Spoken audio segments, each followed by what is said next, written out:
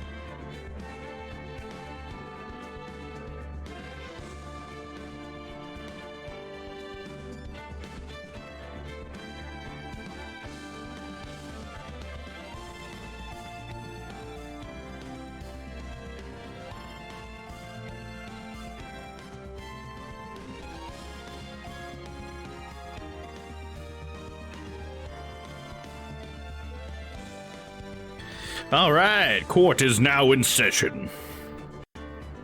Welcome and happy Tuesday. We're about to sit down for dinner, so hopefully I will be looking a bit. Sounds good, Papa? Hello, Moonbreeze. How are you today? And Tyler, what's up, man? He's the first one here with a yo. What is up, my dude? How are you all today? You guys ready for some more court? We're actually about to start, I believe, the second game. Either that or this is an extra episode that was added to the first game. I can't quite remember. I think it said something about that maybe last time we played, but I don't really remember. But I believe that was traditionally, like, from the original game, the last episode that we had played with Edgeworth. That's his name. So yeah, here's to something new. Or just more of the same, to be honest, because we don't need anything new. This game's amazing. Here we go. Rise from the ashes. Hopefully the audio sounds okay. Let me know if there's any stuttering. There was when I tested it earlier and then I fixed it. So, but if it's back, you let me know. A knife. No! Don't do it! Oh, we stopped now. What, two people? In two separate buildings? Murdered someone? I'm a little confused.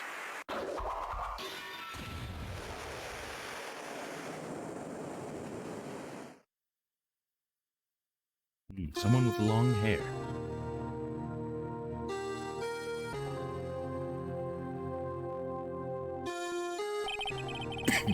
It's been 2 months since Maya left the office. 2 months without a single trial. I've had offers, but none I took. That is, until the day that girl showed up. Oh, what girl? February 22nd, 10:02 a.m., Wright & Co. Law Offices.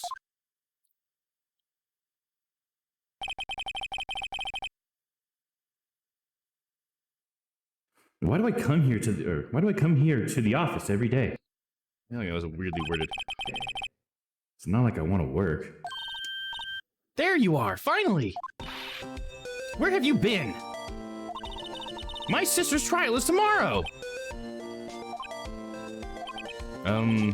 Who are you? It doesn't matter who I am, it only matters who you are! The famous defense attorney, Mia Fey!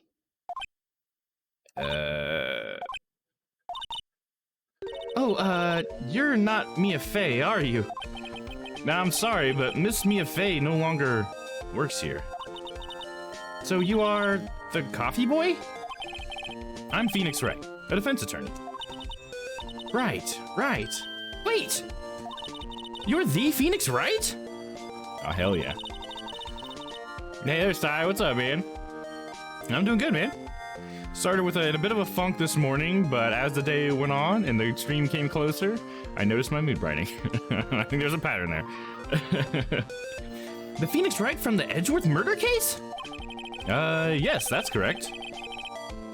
It wasn't Edgeworth who was murdered, though. That's a relief, then. You're better than nobody.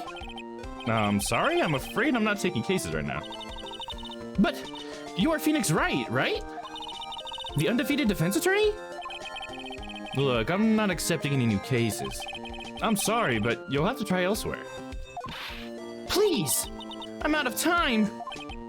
But, please, you have to help! It's my sister! Now he sees Maya in her, huh? Maya? Could it be? Okay, I'll hear you out. Really? Thank you so much! My name's Emma Sky. I'm a scientific investigator. Scientific investigator? Glad to hear. I'm doing all myself, working on assembling my gold farm in Minecraft. That sounds good, man. Get all those gold stacks you needed. You go ahead and start that long road. Let's see. Go and talk to her a little bit. Emma? Emma, was it? So you're a scientific investigator? Yes, that's right. Is something wrong? No, it's just you seem kind of jumpy or maybe just young. Young? I'll be 16 years old this year. Oh, I see. Wait, only 16? I'm set to be formally assigned to forensics in 3 more years. In 3 more years. My work is becoming quite well known. At my age, no less. So what exactly is your current position then? Well, legally speaking, I guess you call me an 11th grader. But I'm ready to do my job, at my age no less. Great, another future professional in training. She's gonna be our sidekick for this game or something, isn't she? Case. So what's this about a case? You said the trial's tomorrow. My sister didn't do it! She wouldn't stab someone with a knife! She wouldn't! So, it's a murder case. I don't care if there's a witness who saw her do it, she didn't do it! Oh, a hydrate from Ty, thank you, bud. Got my lemonade for the stream?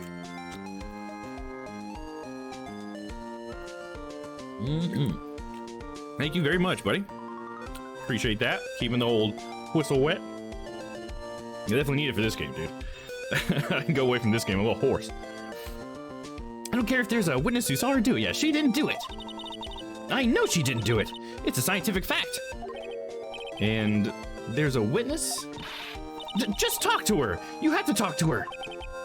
Right. I suppose I will. I promised her I'd bring Mia Fey, but... That's interesting. How would she know Mia? relation to Mia? Let's go straight to that. My sister asked for Mia specifically. This Mia Fey person was a few years below her in school. So they went to the same school, huh? She always told me to go to Mia if I ever needed a defense attorney. And, well, I need one. Incidentally, Mia is a woman. Now that you mention it, I guess it is more of a woman's name than a man's. Well, it's nice of you to help your sister out like this. You must be close. Huh? Well, actually, when she gets like she is now, I kind of hate her. Huh? But she's my only family. Your only family? What about your parents? They died in a car accident when I was little. Oh, I'm sorry. So you want me to, you want to be a scientific investigator when you grow up then? Excuse me? I'm not a child. I'll have you know. Still, it's good to have a goal, albeit a very unusual one. I believe investigations should be done scientifically. Don't you? Yeah. Sure can't fault her for lack of enthusiasm. If this case is handled scientifically, I'm sure my sister's name will be cleared. Your sister? I've been doing research, you know. I'm developing a new scientific method of case investigation. I'll show you when I'm done. I'm looking forward to it. Guess I should get down to the detention center and talk to her sister. Let's go! Let's go meet her sister.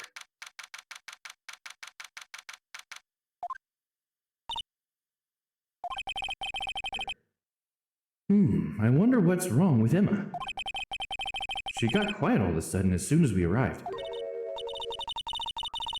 Guard, I thought I told you I didn't want visitors. Sorry, ma'am. It's just your sister. No excuses. Or did you want a raise this year, Understood, ma'am. What was that all about? She's not even facing us. Hi, Lana. Funny. I seem to remember specifically telling you not to come here. Perhaps my memory is failing? Look, I didn't want to come here either, okay? But your trial's tomorrow and you still don't have a defense attorney. I'll be the one in court tomorrow. This has nothing to do with you, Emma. Isn't that right, Mr. Wright? Hey, how do you know me? Mia mentioned you. I've heard quite a bit. I'm sorry. What exactly is it that you do? My name is Lana Sky. I'm chief prosecutor for this district. You're a prosecutor? So we got another prosecutor as our defense person? Huh, interesting. Two sisters, one a lawyer. Could this be a coincidence?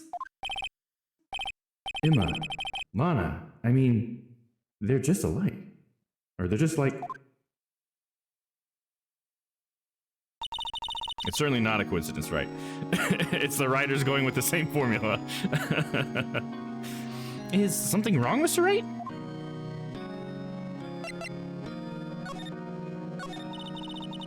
There's something you should know from the start.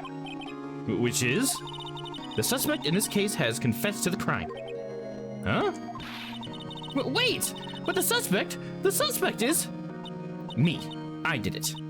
Well, Mr. Wright? Well, why don't you begin by telling me exactly what happened? The crime took place yesterday, February 21st, 5:15 p.m. And that's quite specific.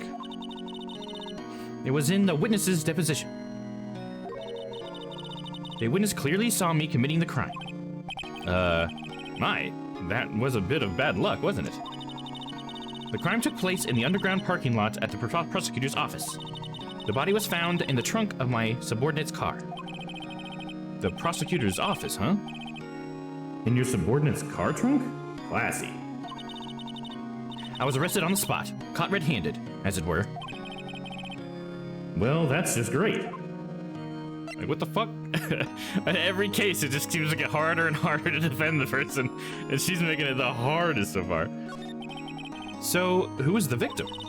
An investigator with the police department. I suppose the correct term is detective. How's it going? Hey, Stella, what's up? How are you? How's your Tuesday? Hopefully you're doing well. Go ahead and take a little sip here.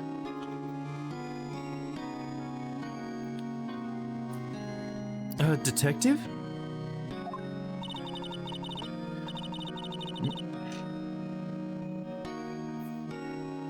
Death was due to loss of blood. He was stabbed once in the stomach. By you? Death wasn't immediate, but the wound was fatal. I see. I'm late? I was napping, I came prepared. Hey, there you go. Sounds good. I'll be ready for a long one this time, huh? You haven't missed too much. I'll catch you up really quick. So, we just immediately met this girl named Emma. Emma is a 16-year-old who wants to be a scientific investigator. So she wants to do like crime investigations in a scientific way, and she's very enthusiastic about that. But she has a sister who needs a defense lawyer, so she came to Phoenix's office to try to find Mia. But Mia's, we know Mia's dead. So we explained to her that Mia no longer is there or whatever, and so she just needed an attorney, so she brought me here to her sister. So her sister is, and that was Emma. I don't know if I said her name. Her name is Emma, E-M-A, I think. And then she brought me to meet her sister. Her sister is Lana. Lana's been accused of stabbing a person. She just kind of like recounted the entire like set of events or whatever, because she was witnessed by somebody. There was a witness, and she was like arrested at the scene of the crime, is what she's saying here. Lana doesn't seem to want a defense attorney, and she's already confessed to the crime, and that's about where we are right there. So that's all you missed. Not much. Allow me to repeat myself, Mr. Wright. The victim was a detective. You know what that means, don't you? Uh-oh. What? Mr. Wright? What does it mean? Well, it means that the police department will consider it a matter of pride to have me found guilty. They will use any means at their disposal to do so. This case just gets worse and worse with everything I learn. So you're the chief prosecutor? That is correct. I am responsible for overseeing every trial handled by prosecutors in this district. I make sure the prosecutors have what they need to do the job and manage every aspect. So this Edgeworth must have known Lana before then, huh? Think I was typing recap when you started to? I knew you needed it. And I knew you wanted it. Those are my responsibilities in a nutshell. That's an awfully large nutshell. Still, I am a little surprised. I would think you'd recognize the district's chief prosecutor, Mr. Wright. Huh? In fact, it seems impossible you wouldn't. Lana? What happened to your hand? Oh, this? I cut myself by accident. When I stabbed him, that is. Huh? I'm not very good at being a criminal, I suppose. How am I supposed to defend this? Time to change the subject. Wait, she was in the class ahead of Mia, wasn't she? Hey, DeWitt, what's up? Hey, buddy, hope you're having a nice night. Hello, everyone. Yeah, what's up, man? I'm having a good one. Hopefully you're having a good one as well. So far, so good. We're starting a new investigation in the second game of the trilogy that we're playing through for Phoenix Wright. And if you want, I can give. I just gave a recap, but I can totally give another one. You haven't missed much, but I can definitely bring you up to speed if you like. You were in school with Mia, correct? A few years above her?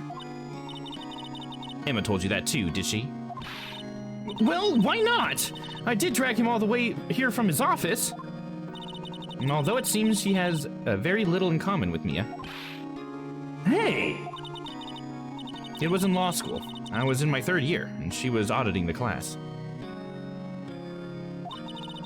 She was different than the other students. Different? She was strong. She'd do anything to become a defense attorney. Anything. That was probably why she was attracted to me. Excuse me? Wait, that's why she was attracted to her, because she wanted to be a defense attorney? Intellectually attracted. Oh, what's that? It was so silly. I was saying, wow, I'm tired. I should rest before the stream. And next thing I knew, 45 minutes passed, right? It can happen. Like, it'll just sneak up on you like that. Absolutely. Thanks, you guys. I had the best stream of my career on Friday. Hell yeah, that's awesome. When I went camping in the wilderness in the Upper Peninsula and did some fishing and caught a giant bass. Dude, fuck yeah. We had to drive 7 hours out there, but it was awesome. That's awesome, dude. Hell yeah. I was going to ask you next time you're streaming how that trip went, dude. That's awesome, dude. Fucking giant bass. That's so satisfying, dude. Get you a big old fish. Hell yeah. Successful fishing trip. So glad to hear that, man. Yeah, we were happy to make that the best stream of your career, dude. Hopefully that's just one of many more, man. Absolutely. Intellectually attracted. Lana was top of her class in school. I was the best there was. Oh. I'm doing pretty good in school too, by the way. Sounds a bit different when Emma says it. Well, Mr. Wright? Excuse me? As you can plainly see, I'm admitting my guilt. I think it's safe to say, there's no way you can take this case. None. But Lana! Why? Why are you doing this to me? You never think of anyone but yourself. I know you didn't do it, Lana, I know! So how can you say you did? If I lose you, I'll be all alone. I hate you, Lana. Oh, taken a bit aback by that, huh? Oh, she just turns her back. Mr. Wright? Yes? I believe our discussion here is ended. The rest, I leave to you.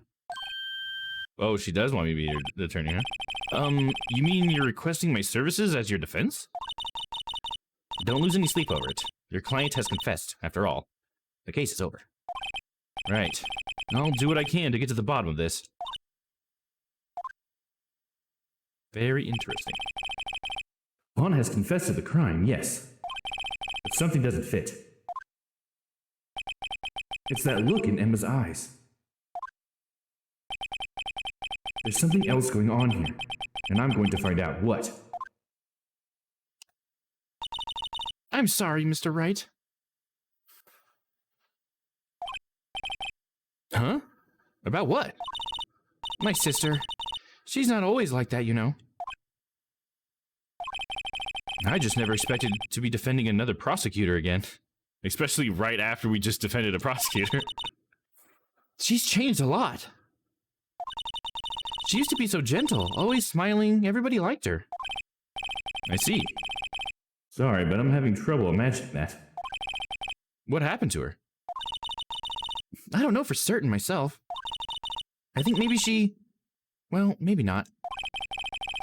Sounds like there's something there that defies a simple scientific explanation. Let's go check out the underground parking at the prosecutor's office, shall we? Okay. Let's do it. So I assume like this is supposed to set up the whole the fact that we are now going to be like doing actual investigations of like I think we're going to start using like, luminol and stuff to actually find evidence and stuff, because I mean that I feel like that's why they made Emma, right? Emma is a character that's supposed to introduce us because she wants to find things scientifically, so she's actually going to want to find evidence or something. So that's my theory. So this is the lot where it all happened. Looks like they're still investigating.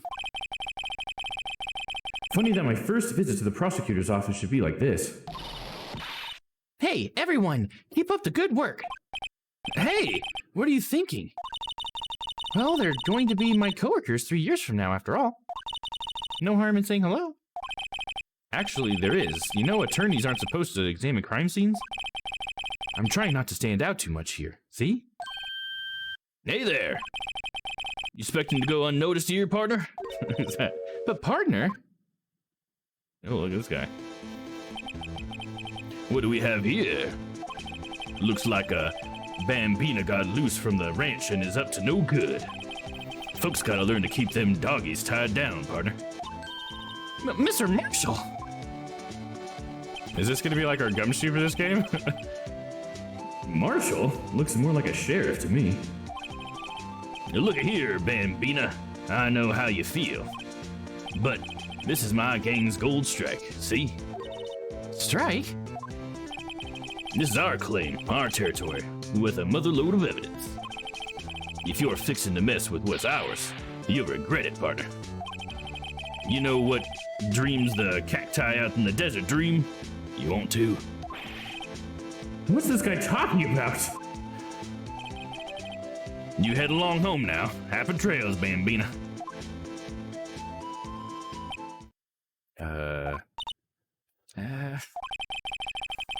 Was that, hombre a friend of yours? Kind of, sort of, yeah, he's a detective. Who thinks he's a sheriff from the Wild West, it seems. I don't do anything ever, so it's nice to get away. Absolutely, dude, yeah. Absolutely, I hear that. I'd probably do for something like that myself.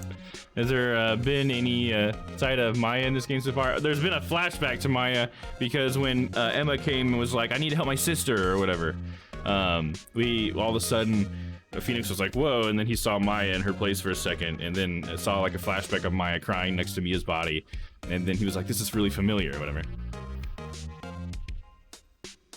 Oh, and the very first text was, it's been 3 months since Maya left. So that's also a mention of Maya, but that's all we've gotten so far. This Mr. Marshall is goofy, cutting his chin hair with his knife. I know. I was just thinking about that, like, why would you want to do that? I can't imagine, like, rubbing a knife against my chin. Like, why would I even want, in the middle of, like, some crime scene, just be like, you know what? Cut a little my beard hair off. It's funny. That's a cool animation, though. Definitely gives him that attitude, right? Looks like there's something on the floor here. What's this? A wallet? Excuse me, officer. Wait! What are you doing, Mr. Wright? What am I doing? I've just found this wallet, so I'm handing it over to the police. I don't believe it. This is real basic. Anything at a crime scene is evidence. This is, let's be scientific about this, please. Just put it in your pocket. How is that scientific? Sounds like theft to me. Foldable wallet found at the crime scene. There seems to be something inside. I'm called to duty already, and at my tender age. Here, I'll teach you the trick of examining evidence in detail, okay? By the way her eyes are sparkling, I can tell she's been waiting for this. Okay, now, look at the court record.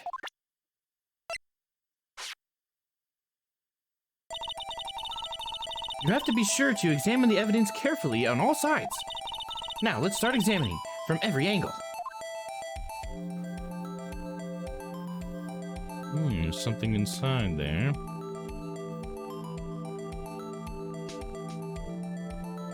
Looks like a clock.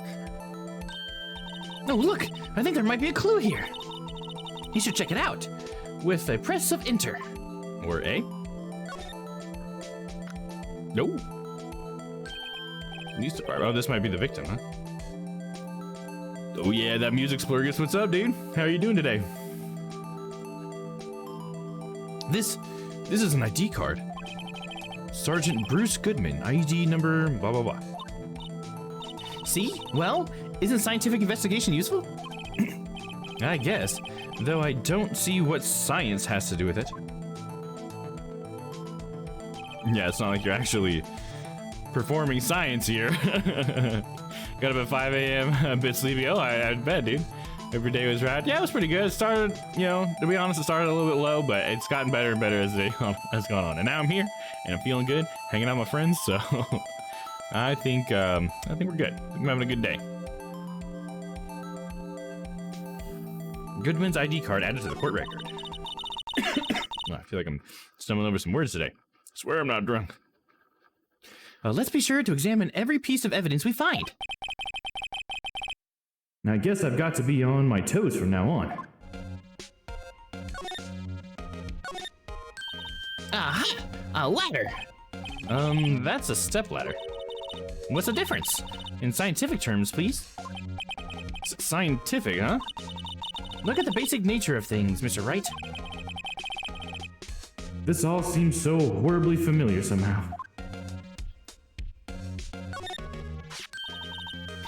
Here, a phone. Let's see if it works. Hey, don't touch stuff we don't need to be touching. I can't hear anything. My ears! No, my ears! Maybe it's due to the barometric pressure? What is she babbling about? Hey! What did you just say? See? You can hear just fine. The phone's broken. Just so goofy. Like, goofier than my OS sometimes, it feels like, at this point. She just gets so excited about investigating. Look, a door! This must mean something. I'm not sure that doors mean anything. No, it won't open. A mysterious lock. I fail to see what's mysterious about it. Mr. Wright, you need to learn to enjoy life more. Let's finish our investigation first, shall we? Need to learn how to enjoy life more. How about I stick to what we're trying to do there, Emma? This wall is in our way. It's got a faucet for water. Wait, I know.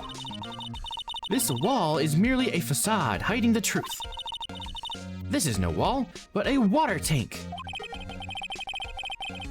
I fail to see how it makes any difference either way. Oh, wow. Oh, this is the car that they found the body in or whatever. Okay, here's a clue. Well, no time to waste. Let's get hunting for clues. I wonder what this is. Well, partner, looks like I got no intention of going home quietly. Marshall. The sheriff! Like I said before, this here's our claim. You'd best be moseying along, unless you're fixing to bite the bullet. Ah, scary! Could you just tell us one thing? Who owns that car? You drinking on the job? Well, the little filly has got a good nose on her. You want to know who rides that red Mustang with the body on, in her saddle, eh? Please. No problem, partner. About time for victuals anyways. Vittles? Oh, I've never heard that word.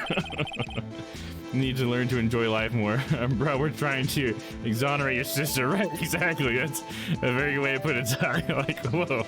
We're supposed to be enjoying life here? Fucking Emma, what the hell? That's so serious. Your sister might get the chair. This guy is scary compared to Gumshoe. Yeah, I miss Gumshoe. I really like Gumshoe. I hope Gumshoe still exists. Maybe even Gumshoe has like some sort of like, you know, professional battle with this Marshall guy or something, you know, like he hates that guy. That'd be interesting. Get yourself to the saloon up to the 12th floor of the prosecutor's office. Might just find you a cerveza you like. A prospector's office? I thought he said prosecutor. Prospector's office? Where does this guy think he is? And when, for that matter? Note to self, look up Vittles, Salon, Cerveza. Maybe we should check out room 1202, the High Prosecutor's office. Okay, so he was calling the prosecutor the prospector, so that was just him. It's fucking with me. That hair, whoop. Hell yeah. I know I need to actually try to do some forming with it, to be honest. I'm not very good at it, and I just haven't prioritized it, but it would be nice to do something more with it. Need to get better at wigs since I'm bald now. Prosecutor is high in his office? You better check that out. That's pretty sus. I'm sure. Nice one. In any case, stay away from the car. You can look around here if you like, but just keep your paws off our claim. Right. Great. Great. Maybe there are some clues around here, Mr. Wright. Let's check it out. Excuse me? I don't know who's saying that. Were you two all set? Us? Oh, okay. That's definitely not the voice I should use. What? She has like rice cakes on her hat? What is she holding in her arm? What has she got there? Like a little basket full of maybe little meals. It looks like they got chopsticks on them. So maybe she works for a restaurant or something. What's this? She couldn't be. You're selling lunches? Here? This is a crime scene. Oh. Hello, half and half, was it? Oh, thanks. And you, sir? Yes? Some crunchy goodness coming at you. Thanks. Interesting way of doing business. This area is off limits to anyone without clearance, especially passersby. Or are you officers? No, but you don't exactly look like the type to have clearance. Well, that's hardly a way to greet someone. Even if my days as the cough-up queen are over. Cough up, huh? You know, I'm feeling kind of full. Maybe I'll pass on lunch? I'm quite connected to this case, you see. The images are burned into my eyes, you might say. Yes, all the sordid secrets. She's the witness. Secrets? Dear me, you are a slow one, aren't you? Oh, then she gives us the evil eye. She's got a nice eye and the evil eye. Let me go and catch up here. That pretty lady is always the the pretty lady is always the creepy one somehow. And maybe it's just the way I do their voices too. I don't know. Studying wigs can be hard, especially if the material is synthetic. Oh yeah, which all of mine I have been synthetic. I always go for the cheap ones so far. I wouldn't like to invest in some good wigs too, like with some believable hairstyles, just because I think it would probably be even funnier if it was a more believable wig that I was wearing, I guess. Because this just looks like I went to Party City, right? You know what I'm saying? Especially for stuff long-term styling that is playable until you get the desired look and then holds firm. Right, yeah. I know Vincent and Miss Vanquish, they had to do Vince's wig when he did his Halloween costume for our last Halloween party. And he was giving me some tips because they definitely learned some things when they did that. I think the main thing that I need before I do it, I think one thing I'm going to get is like one of those styrofoam heads or whatever so that I can put the wig on a head. And so it's because, you know, when it's just in my hand, I don't really get to see what it looks like, you know, and it's like all floppy and shit. So I need to get like a little like mannequin head that I can put the wig on and then, you know, try to start some stuff if I want to start styling it or whatever. I think that's something I need to make some time for. She probably did it just like that last lady that pushed the dude off the stairs or whatever onto the fence. Oh, yeah. At first I wasn't following you, but yeah, you're right. Yeah, you were talking about Jackhammer, yeah. Jackhammer in the case of the Steel Samurai. You might be right. She was around. What's so weird to me is that Lana seems to want to go to jail for it. It almost seems like she's so good at prosecuting that she's like, I just can't win this case. Because she knows her prosecutors. She knows that there's too much evidence to, you know, send her to jail. And so she's like, I'm just going to give up because I know the system too well and I know I can't get out of it with this much evidence or whatever, even if it's false or something. Which, I mean, is a weird thing realistically for a human to do in that situation. But I just kind of a feeling that might be why, because she does happen to be like the chief prosecutor or whatever, like the head prosecutor. So that's my hypothesis so far. But it definitely could be something nefarious with this lady, especially with that evil eye she's got there. Was that the Bobbing for Apple stream? It wasn't the Bobbing for Apple stream, I think, was it? We weren't dressed up for that, were we? Were we dressed up for that one? I remember it was the Halloween when we played a bunch of Halloween games. Did we do the Bobbing for Apples in that stream? Oh man, it's been so long since we did that stream. The dungeon's been opened by Stella. Anybody wants to get in there, exclamation point dungeon. Ty's already in there. Man, this gold farm is so resource intensive. I guess as it should be though, right? If it's, you know, being gold and everything, but yeah, there's just got to be a bit of a pain there, bud. I'm referring to the murder, the stabbing of that detective. What? That witness clearly saw me committing the crime. You mean you're the witness my sister was talking about? Please, cough up, Queen. Tell us what happened. The name is Angel Star. Don't you go forgetting it. She's giving us a soft eye now, huh? Or before you know it, I'll have you whimpering at my heels. And then the evil eye for that line delivery. Yes, ma'am. Yikes, she means it. Phoenix's reaction to things sometimes. It's so silly. Yeah, I remember having the wig and having to take it off. Okay, so it was during that, because it makes sense for it to have been that stream, but for some reason I kept forgetting that I was in the dog outfit when we did that. I must have just unzipped the hood and pulled it down. Well, thanks for reminding me, Vince. It's just so many streams ago, you know? It's so crazy how long ago that feels like it was now. I mean, I guess it'll be a year in a couple months, right? Since that stream. At that point, it'll be like a year and a half since I started streaming. That's pretty exciting, I think. She needs to get her eyes looked at. Just saying, yeah. Yeah, she's got one intense side and one soft. That's probably why she does the whole hair thing. You know, she's got the bangs in front. She knows how to work it for her, for her benefit. The case. Anyhow, I knew. Yesterday was a day of destiny. I knew something was going to happen. That's pretty sus. All right, let's go to the dungeon real quick before we finish this with this little lady. All right, play that music. For sure feels like forever ago, right? Welcome to the dungeon once again. Looks like we're starting with Stella today. Well, Stella, are you feeling lucky? Huh? Yeah, punk. Oh, is that a 20? Ah, son of a bitch, it's a 14. Well, it was worth a shot. Alright, you win this time.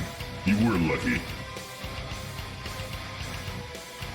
Alright, now it's time for the Lorax. You be telling me about trees today. I almost hope you don't come down here. Tell your mom I miss her dose. Oh, whatever. You haven't talked to my mother. I might have to call her after this. But whatever, I'm rolling. Let's get this over with. Ooh, 14 versus 13. Looks like you will be stuck down here. Now I have to listen to you dribble on about the trees. But that was a close one. Alright, Moonbreeze. Let's see if I get to keep you down here with me as well.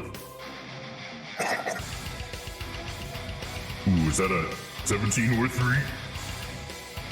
Ah, son of a bitch, it's the 3. I'll be honest. Old honest Dolus never told a lie. Alright, you can leave. At least I have the Lorax as my prisoner.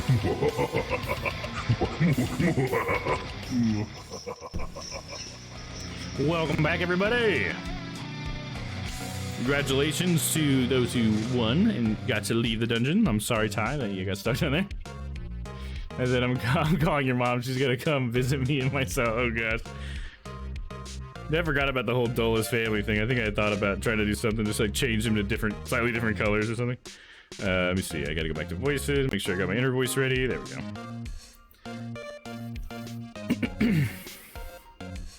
No, I can't send cards out. Did the max it? Oh, it might have. Let's check it out. Let's take a moment to learn something new about how Streamloots has changed. So anybody who wasn't here the other day when we started looking at this, Streamloots has changed their policy to where I'm only allowed to give out 10 packs a week. I don't know exactly how that is enforced, but we're gonna take a look.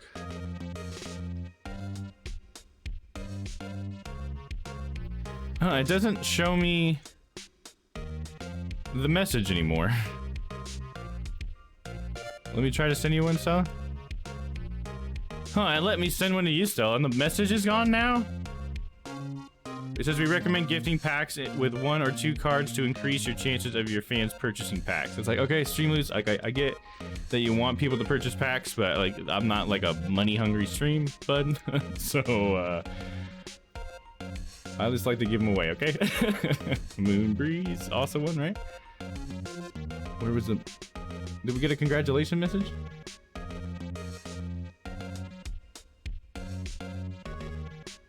I don't see the congratulations message. Did I just have it filtered out here for myself or what? I'm pretty sure it was Stella and Moonbreeze, right? So I'll just go ahead and send them, but it's just weird that I didn't see the message. It should have played. Huh. Something's up. Something's not smelling right here. Well, there you go, Moonbreeze. I got you sent over to you. It didn't give me any errors, so I don't know why it wouldn't let you, Stella. Maybe I need to re-add you guys as mods on here? Did it give you an error, like a specific error or anything, Stella? Just curious about that. Oh yeah, you had said about the auto winners message didn't play. Yeah, I wonder, did I screw something up? Let me, all right. While we're already policy here, I'm sorry guys, but I just want to check something now. I want to see if they made it into the list. Okay, your guys' names are there. I don't know why it didn't. I don't know why it didn't run. Huh, other mix it up stuff works because we had the woe combo stuff earlier. Okay, well I'm just gonna go ahead and clear the list so that it should be ready for next time. And I did get everybody the cards, so everything's fine. Just for some reason the winners thing wouldn't go off, but back to 95% complete. Just slide that back down. Let me see if I missed any chats here. Conjugal visits to the dungeon. I think Dolus will probably allow that. Maybe not if it's his Miss Von Dolomite. You'll learn a thing or two about. Oh, jeez, nice one, nicely done. I see what you did there, Mr. Lorax. I like it. Yes, but I didn't screenshot. Okay, well, if you can get the message to pop up again, definitely let me know. You can just go ahead and try to send yourself another pack or something and see if that works. But yeah, just let me know what it says if you want, and then we can try to troubleshoot it from there. All right, next round from a different browser. Okay, sounds good. Yeah, who knows? Maybe something simple as that might knock it loose. It's so interesting that the message is gone. Like, it doesn't tell me that I'm limited anymore. Maybe I'm just looking in the wrong spot. Maybe I just forgot where to look for that message, but I'm hoping that that's not actually a thing. Dirty puns, let's go! Hell yeah, Rex. Alright, yesterday was a day of destiny. I knew something was going to happen. Just like I know that the daily special on Friday... Just like I know that the daily special on Friday every week is salmon. Destiny? Was yesterday special for some reason? You're a defense attorney, right? You should know then. You should know the foul misdeeds of the evil ones who haunt this den of iniquity. Evil ones? Prosecutors. They have no qualms at all about blackening the name of innocence. And yesterday they paid homage to the most evil one of all. Okay, so this is definitely giving her some motive here. So like frame Lana at the very least, and maybe even kill the detective. So yeah, definitely sus on this lady pretty hard right away. Maybe Streamloots got pushed back again and they changed the policy back. I hope so. I don't even know where to put that pressure on, but I'd like to put that pressure on as well. I'd jump on that train like, hey, I also think that's lame because I use mine differently.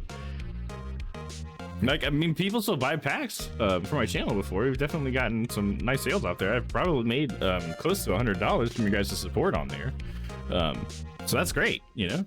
But I just don't like, you know me. I just don't like pressuring you guys to donate or anything. It's great when you guys do, and it helps me out a lot, but I just want this to be, you know, a place for people to come and not have any pressure like that. You know how we don't like pressure about microtransactions in our video games? I don't want that on my stream either, you know? But it is available, should anybody want it. And yesterday they paid homage to the most evil one of all. They gave an award for King of Prosecutors. What a farce. So she's saying there was some sort of prosecutors convention yesterday. I was almost compelled to lace their lunches with something foul. Do you have a personal grievance against prosecutors or something? Or is there some kind of scientific evidence in this, evil? Young miss, mock me at your own risk. You'll soon find out why they call me the cough-up queen. Ew! The most heinous of all the evil ones, the one they awarded yesterday. It was in his car they found the body. Proof that he devours the evilest lunches of all. Really? Really what? I'm totally confused. One thing's clear, this lunch lady has a thing against prosecutors. Yeah, that's definitely clear and definitely sus. So what exactly was it that you witnessed, Miss Star? It was a fascinating spectacle, to be sure. I now feel I know what they say when they talk about a woman's wrath. To see Lana Skye wield that knife so. Her knife flashed in anger, bringing him to a sad end. It was truly a sight to see. You mean you saw the very moment of the crime? The sound of his silvery ties to this world being cruelly cut still rings in my ears. And the rhythmic beat of Lana Skye's knife. Wait a second, you know Lana Skye? Of course, it's quite a feat becoming chief prosecutor. How many lunchboxes of sin did she pack to make that journey, I wonder? She always travels light. Now why would this pretty lunch lady know the chief prosecutor's name? So sus! She's just getting susser by the second. Is the titty lady wearing a hat made of food? Yeah, because I think it's supposed to advertise her food service. It's like, that's how you know she's a lunch lady, I guess, but it's got 2 rice cakes on there. This lady literally is so sus, absolutely. Could we ask you a bit about yourself, Miss Star? I come here every day to sell lunches. I import only the freshest and the best from the Far East. For some reason, the box lunches are a hit here. Do I not make the lunches here rather than import them? Did you say something? No. Only true connoisseurs can understand. That's weird. Emma said that, but it sounded like something Angel was supposed to say. The kind you can only sell someone who has tried General Tso's Trilobite lunch set. Never mind. You win. I don't even want to appreciate part of a Trilobite's flavor. Anyway, I come here every day to sell lunches. My boyfriend works in the security room here at the prosecutor's office. Your boyfriend? See the security room over there? The glass wall booth? I sell my lunches, and since I'm here anyway, I drop in to see him. Since you're here anyway, I guess selling lunches is more important than romance. So, to scientifically analyze the data available so far, you, Miss Star, are a lunch vendor with an ulterior motive for coming here. Useful analysis. Not.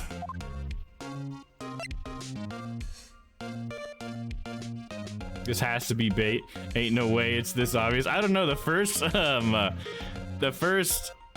case of the last game was also like this obvious, so it could be, dude. I mean, but I'm with you. It could definitely be like a red herring or something, right? They're just trying to make her sus, but she really is just a lunch lady who just has a problem with prosecutors.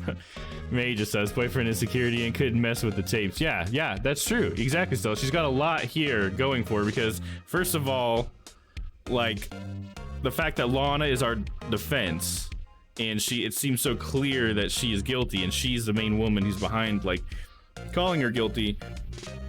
It just seems like everything's stacking up for her to be the person that I have to like question, and at least she knows who did it. Maybe it wasn't Lana, but this lady does definitely know, or maybe it was an Angel even, but this lady definitely knows who did it. You know what I mean?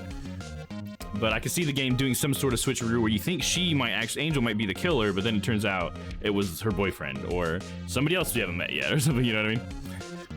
But we'll see. We will see. Hopefully we'll see today, but we'll see how far we get. Did you have a bad experience with a prosecutor, Miss Star? I sense some hostility. Hostility? Perhaps. Prosecutors are all alike, and the bigger they get, the worse they smell. Kind of like a 10-day-old clams in the chowder. I wonder if Miss Star was involved in some sort of legal trouble in the past. That'd be a sure cause of food poisoning, scientifically speaking, of course. I mean, now you're talking, cough-up queen. I thought she was just a lunch vendor, but now I'm not so sure.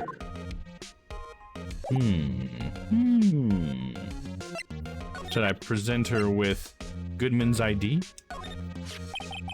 About this card. Lunchland vendors only accept cash, no cards. Especially not a card belonging to someone else. No, this isn't a credit card, it's an ID card. It belongs to a detective. And you're showing this to me, the lunch lady, why?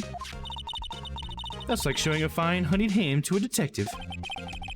I always feel like I'm being mocked. Hey, I'm just checking.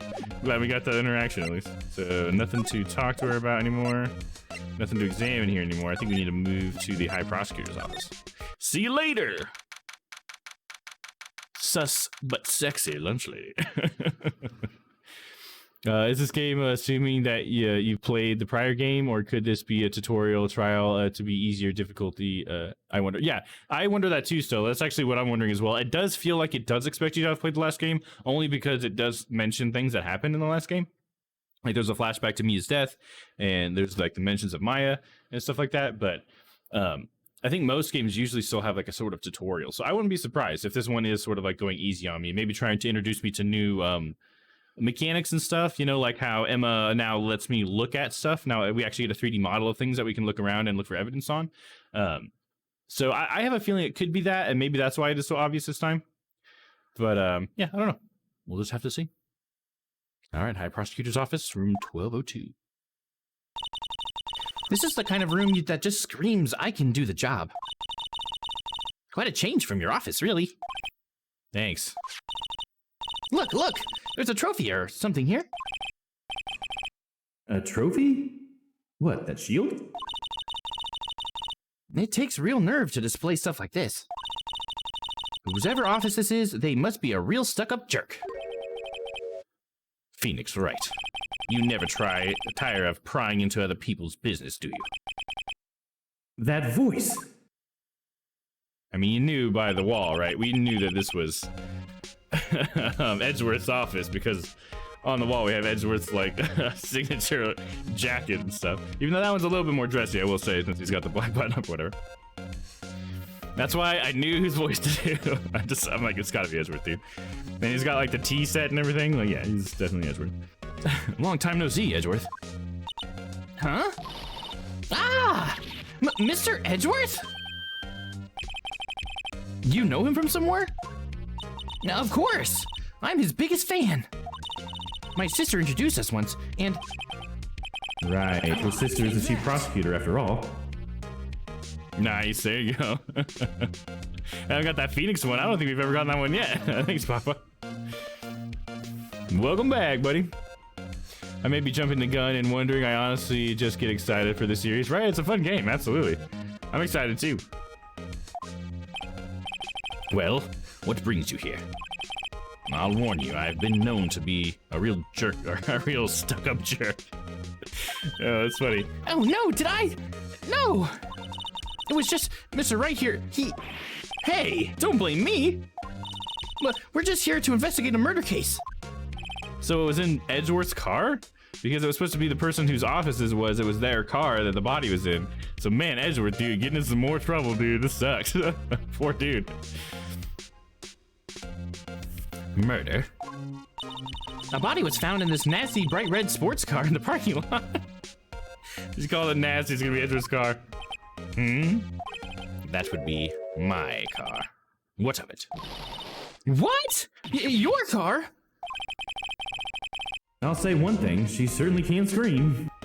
And she's not very good at connecting the dots because we already knew that was his car. We had all the evidence or whatever. Oh, Papa says new camera came in. Nice, dude. Hell yeah, getting that shit set up right now. Are we gonna be able to see that tonight?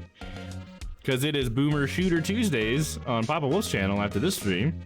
Right? Well, I guess you start before the stream ends, but yeah, tonight. Tinker with it? Yeah, exactly. That's what I'm excited to know. Yeah, this fucking guy. Yeah, I definitely like Edgeworth a lot more after that last episode. I think they really help him grow on you, especially when you have like Von Karma up against you. It's easy to appreciate Edgeworth a lot more because Von Karma is a fucking douchebag. He's a stuck-up jerk. Yes, indeed, working on it now. Nice. DOS games are a nightmare to capture. Oh yeah. Is it because they mess with your resolution or something? It does like it forces some scaling or something. I can see that happening. Let's talk to old edgy boy. The case. So the body was found in your car? Go ahead, say it right. You think I did it, don't you? After you went through all that trouble to help me last year, no less. No, we don't think you did it. I mean, it was my sister who stabbed him. Wait, no, she didn't do that. I mean... Wait. So you're the chief prosecutor's little sister, then? Yes, sir. Emma Sky. It's nice to meet you again. No, that didn't sound forced at all. Ah, now I remember. You've really grown. I'll admit it was a surprise for me, too. To think that my own car would become the scene of a murder. More surprising still, I'm being forced to prove my superior's guilt. I can understand. Wait, what? What did you say? Lana Skye is the chief prosecutor, the top prosecutor in the district. She can't prosecute herself, so I'll be the prosecutor at the trial tomorrow. Aw, damn, we gotta go up against Edgy Boy again. You? Mr. Edgeworth?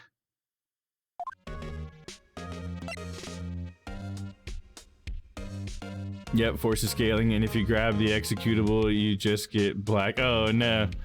I learned a little bit recently when I was messing with this capture card today that or the past week, that I can go into, I don't know if you have a NVIDIA card, but in the NVIDIA control panel, you can tell it to, you can set the way, you can tell it like just let the GPU do the scaling, and you can tell it to not scale. You can cancel that from happening in those settings. So I wonder if that would help you at all. But you just go into a video control panel, and I think it's under the adjust the resolution of the display. Then there's a couple checkboxes there. And you can tell it to either go by aspect ratio, or there's a couple different ways, or you can just say no scaling. And I think that should help that. I hope that helps. It didn't help me all that much with my capture card stuff, but I did learn that, and I hope it helps you. This guy like turned into a titty lady in the last game, and she was like his client, right? It turned on. Oh, she turned on the titty lady. Oh, you mean April Love or whatever, the girl who would always put her, the cat girl who would put her hands on her boobs or whatever, I think. I remember because this outfit looks like they robbed Austin Powers. Yeah, absolutely, it does. You got the frills or whatever. Yeah, this Edgeworth was the guy I went up against for the entire last game except for the last episode, because he was the person I was defending. So yeah, this is definitely the guy. The titty lady, right, Papa? Absolutely. Edgeworth might actually ask questions that help Phoenix, or at least I hope so. Right, yeah. Hopefully he'll actually be on my side. That actually makes us feel like it's going to be even easier if Edgeworth is, you know, sympathetic to my defense.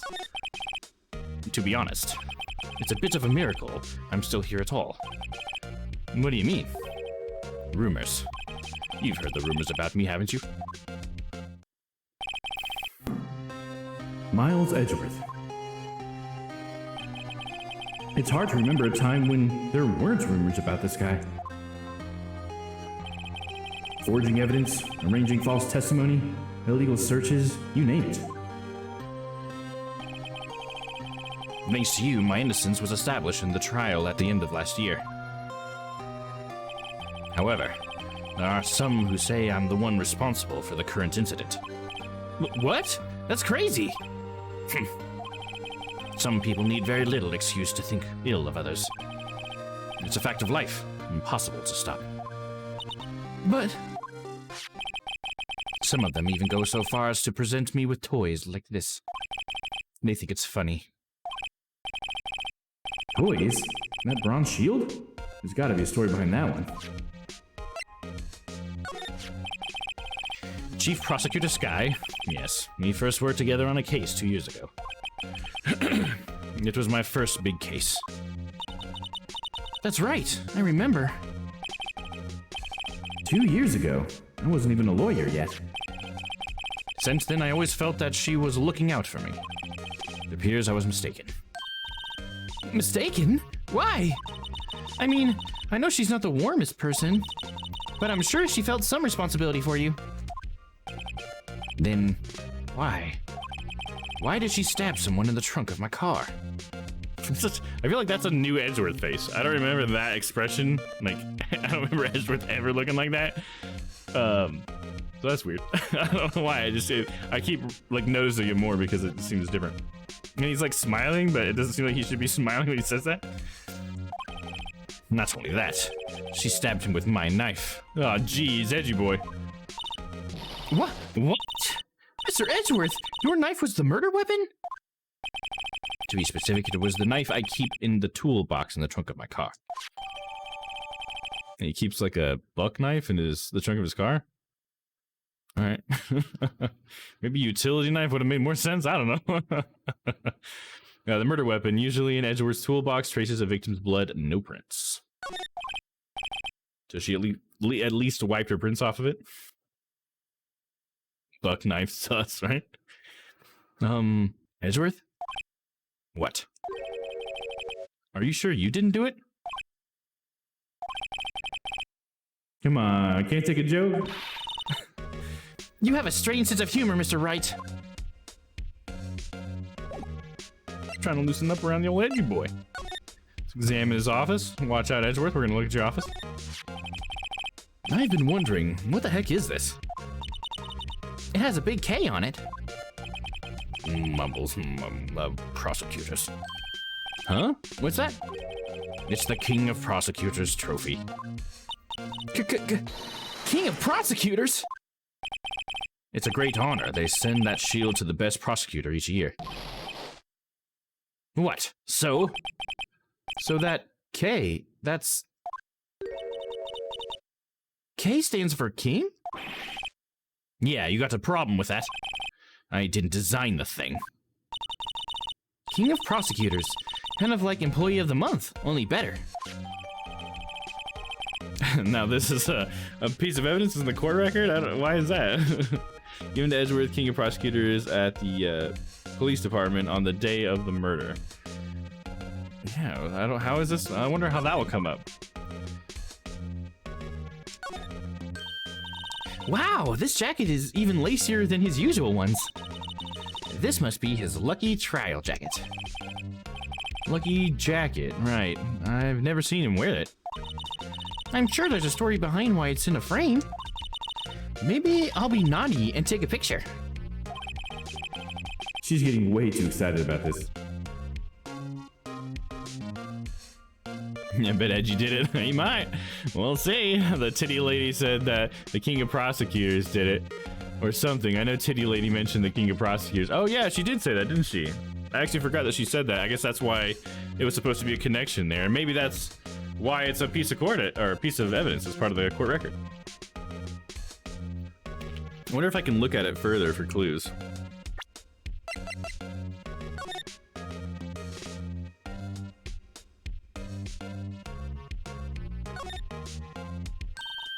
Hey, check it out! There's a metal plate here. It looks like the names of all the previous recipients are engraved on it. Wow, one guy's listed a bunch of times.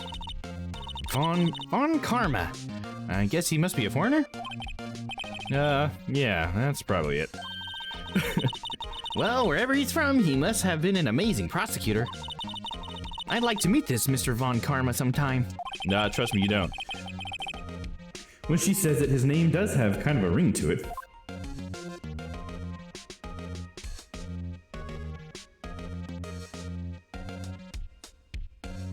Nothing else sus about it?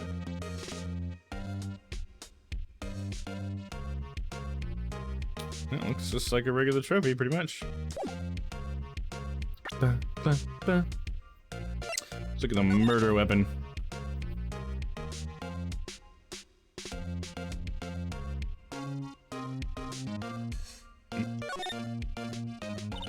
This must be the victim's blood, right? Either that or Edgeworth cut himself peeling an apple. What's Edgeworth doing with a knife like this anyway? Nope, Stella opened the dungeon. Anybody wants to jump in there? That's Mace Boy Dungeon. 2 minutes. Go. Hurry! Swiftly to the dungeon. What's Edgeworth doing with a knife like this anyway? Hey, maybe he spends his weekends roughing it in the wild. Edgeworth? In the wild? I think my fruit peeling theory is more likely. Are you kidding? I always pictured him as an outdoorsman. Now there's a scary thought.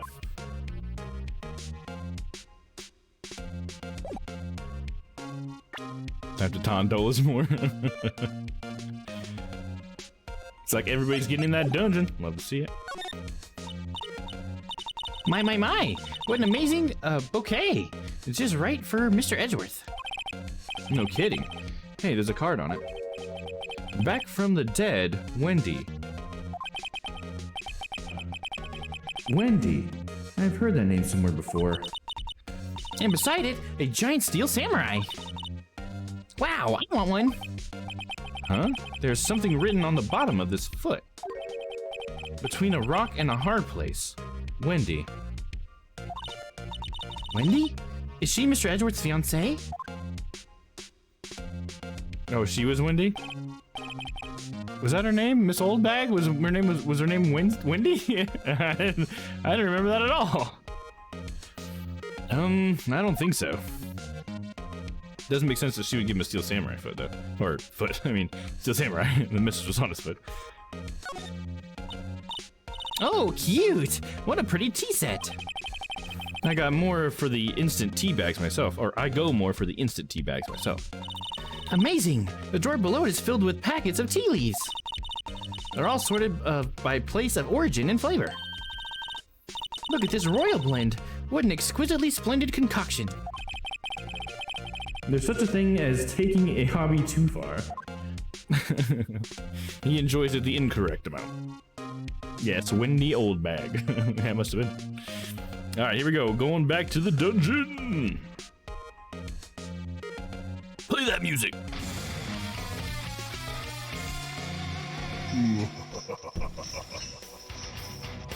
Yes, yes, welcome back. I knew you'd all be back. They always come crawling back. Starting with you, in front of the crawling line. Come on, Stella. I know I can beat you. Oh, let me fix the camera a little bit. There we go.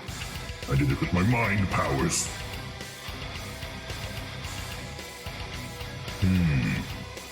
Looks like the black one is...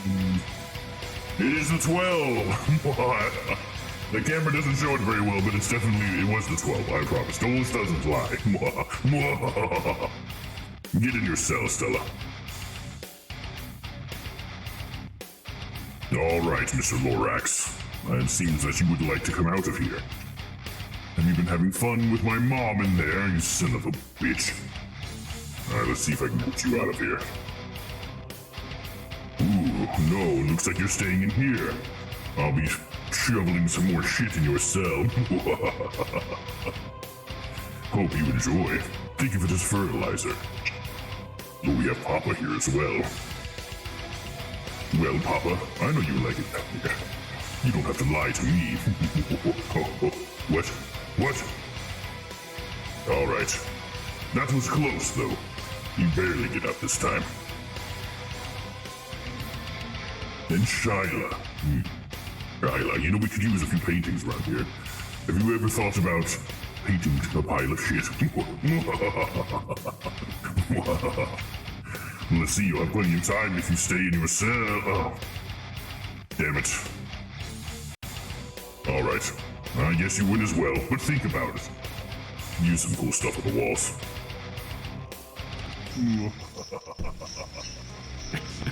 Welcome back. No cuddles tonight. Yeah, I guess not. Yeah, we had a great time. We planted some seeds. If you know what I mean. Oh, damn, Ty. Damn, dog. He's going hard on some dose. Hey, look, and then it said congrats. Okay, so it's just a fluke last time. Maybe it was just mix it up, derping out. There we go. So you want to try to get those cards out this time, so let's see what happens. You let me know. And I'll see if I have to do my magic. All right, let's see. Hey, thanks for playing in the dungeon, guys. Appreciate it when you guys participate. I think one day I'm going to have to make like, once we get enough people like joining the dungeon every time, I'm going to have to make like a limit to like how many people can actually enter the dungeon. So I'll be like the first 10 people or something. You know what I mean? Because I like to try to like make sure I, you know, talk to each person or whatever as I go. But if there's too many people, then it's just like, it's going to take forever. I think I used up all my funny points for the month. Nah, I think you got plenty more in your time.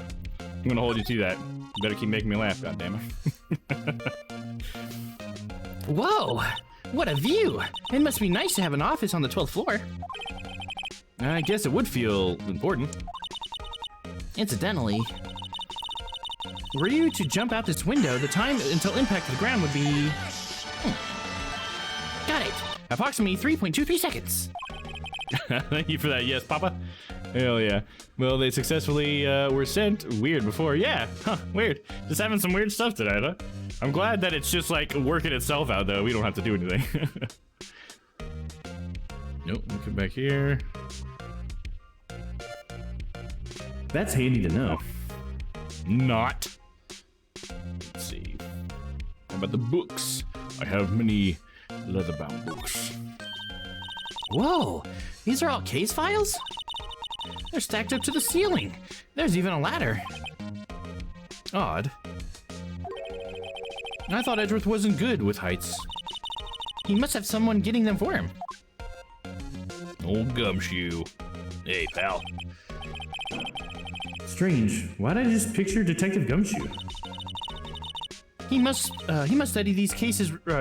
He must study these case reports so closely. He's so cool. What's funny to me is like, how does he have so many case reports or whatever? I mean, he's only been a lawyer for like what, 3 years?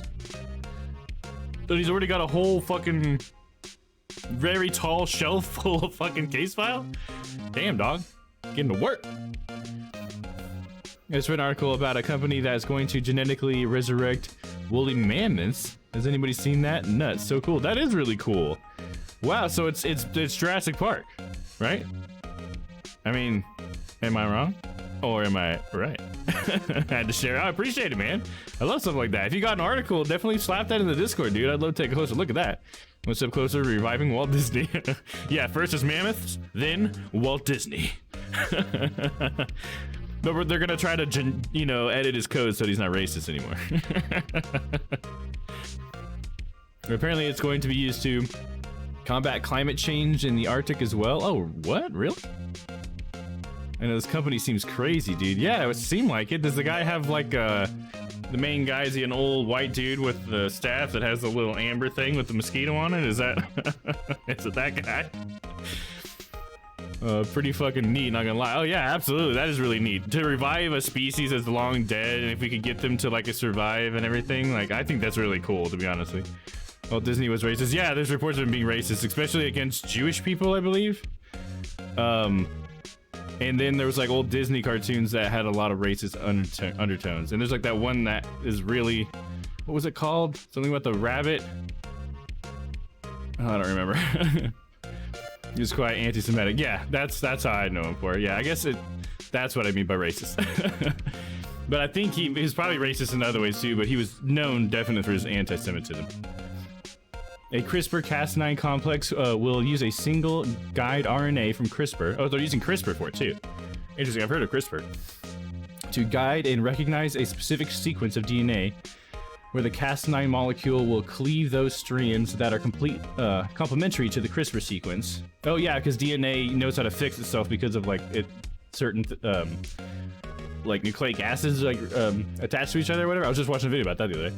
This allows for the reinsertion of the laboratory engineered DNA, ultimately giving us the ability to insert cold resistant characteristics into elephant DNA, leading to the de-extinction of the woolly mammoth. Oh, interesting. So they're even using elephant DNA, I guess, because that's an ancestor or whatever, or it's, you know, whatever. You know what I mean? They're connected on the tree. That is very interesting, dude. Huh. I have to search that stuff up later. But yeah, if you got any articles, I would definitely love to see them posted in the Discord. Is it miscellaneous or something? Whatever you think fits it. Watch some old Disney cartoons, right? Yeah, some of the oldest ones especially. Crazy that viable mammoth DNA still exists. Right, that's kind of what I'm thinking too, Ty. It's like, yeah, they had to get that somewhere, right? And it almost sounds like I wonder if we could call it a true mammoth because it's made with partial like elephant DNA. Like, I mean, there's got to be something in there. Even if it's junk DNA or whatever, it's DNA that we don't know what it does or whatever, it doesn't actually do anything big. There's gotta be some difference, but I guess maybe to the tree of life, it doesn't matter. But it'd be kind of interesting that we're editing the tree of, like evolutionary tree, like we're creating a new branch in a way that attaches in some strange way, I suppose. The Crows and Jungle Book, oof. Oh yeah, yeah, I forgot about the Crows and Jungle Book, yeah. I wasn't aware, maybe went over my child's mind. Oh yeah, I mean, it's not really something you know unless you watch something on it later. It's not like it was super obvious when we were kids, I feel like. Especially when we're kids, we don't really recognize that kind of thing, you know? Like stereotypes and how they're applying them or whatever. Like the crows in Jungle Book to us as a kid, I mean, they just seem like characters or whatever. But then when you grow up and you learn more of the context, you can see some of the other elements that might not be so savory or whatever, you know what I'm saying? But yeah, I think that's one thing that's like good to separate the art from the artist type of thing. You know what I mean?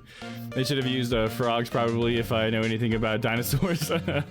It's got to be a new species technically, right? Yeah, I feel like that's what it is. It's got to be a new species technically. Yeah, on some technical level, but I guess speciation, usually the way we categorize things is by like bone, in like the way things were structured, you know? And so I don't know, there might be some weird scientific reason why it's still viable as like in the tree of life or something, but I don't know. That would make it like a true mammoth, I guess. It's different. Look, we made a thing. Exactly. Well, if you think about it, everything shares the most DNA with everything else. Elephants just share more specific DNA with mammoths, so I imagine it wouldn't be genetically different at all. Right, it's just that elephants have evolved since mammoths, so their DNA is different. But they do share some, yes, but there is a difference, even if it's very, very, very small and maybe even undetectable. That just makes me wonder, because, you know, like, science gets. I feel like it gets very technical. And so I could see that being like, technically, it's, well, yeah, Woolly Mammoth 2.0, like DeWitt says. You know, you can't exactly say it's a further Woolly Mammoth, but, yeah. I mean, I don't know. I'm just spitballing here. He must study these case reports so closely. He's so cool. You wouldn't say that if you saw him sweating bullets up on that ladder. No little chessboard here, huh? Middle of a game? Looks like there's only one piece for the blue side. Hey, a chessboard. I'm not too up on my chess, but it looks like blue's in a bit of a tight spot. The red knights have surrounded the blue pawn. Huh? Those horses are mounted knights, and their swords have really sharp edges. Like Edgeworth? And check out that poor pawn. His head is kind of spiky. Kind of reminds me of you. Okay, I get it. Edgeworth, and the blue one is the defense attorney, which is me, and I'm just a pawn while he's a knight. Okay. Mr. Edgeworth must be an avid chess player. What's wrong, Mr. Wright? Edges surrounding a pawn with a spiky hair. Nah, it's not.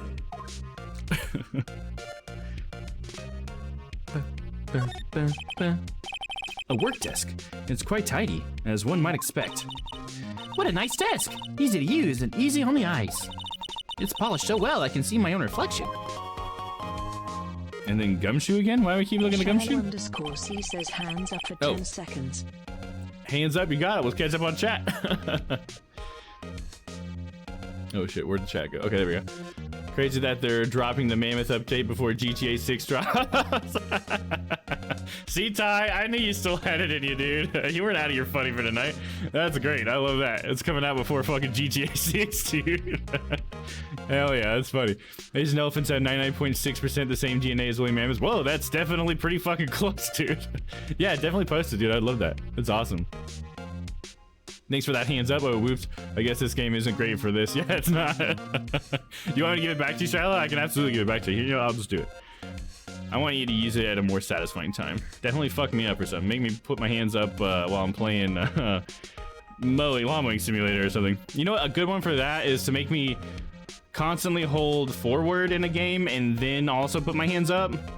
Because that means that I can't like direct myself. I would just have to hold forward and not press any other button. And especially in Lawn Mowing Simulator, that would fuck. So I know that Papa did it once.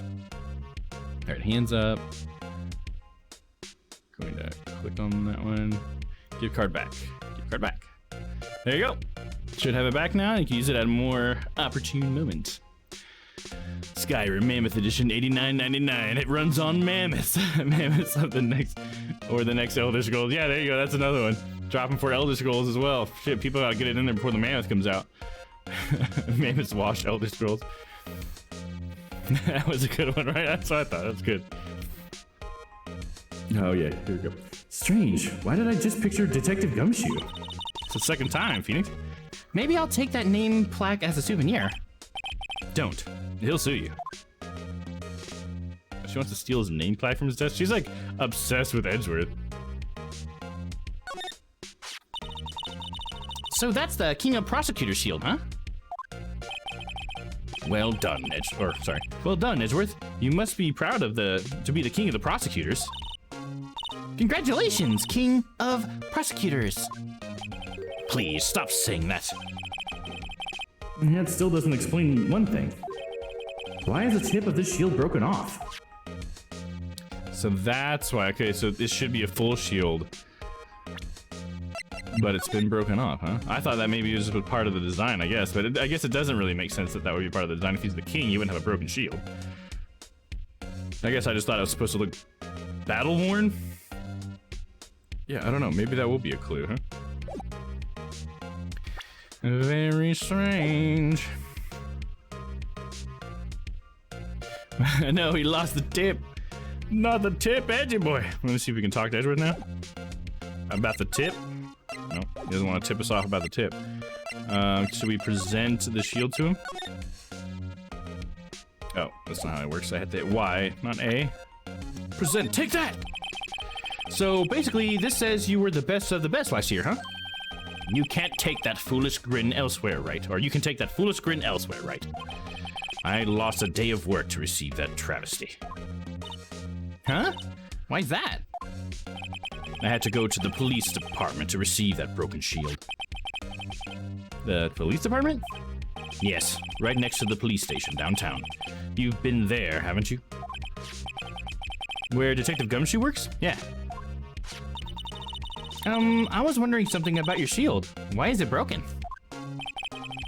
What does it matter? I've got more important things to worry about. Oh, right. He doesn't seem too concerned about his award, for better or for worse. Yesterday was a very busy day for the prosecutor's office. Maybe we should ask him more about yesterday? Should I present him with a knife? I think he gave it to us. I'll present it to him. See what he says. It's against my policy to discuss evidence with the defense, especially with you. He doesn't like you much, does he, Mr. Wright? Nah, with Edgeworth, it's never personal. It's all about winning tomorrow.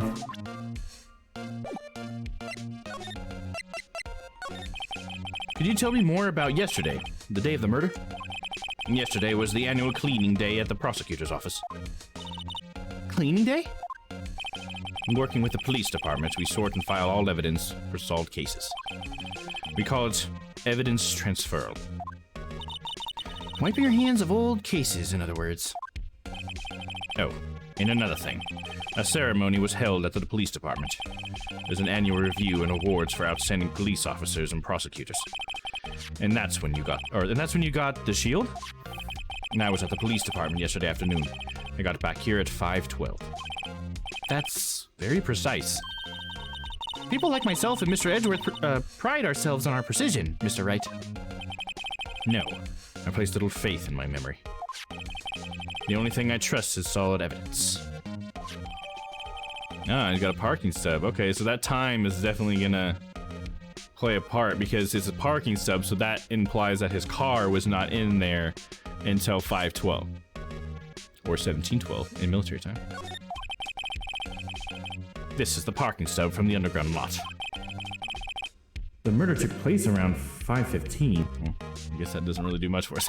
Someone's gonna claim that car was there before then, right? And we're gonna say, take that! So the murder happened right after you got back? What, right? I'd appreciate it if you'd direct that suspicious glare elsewhere. Who is it? Oh, what the fuck? Who's this guy?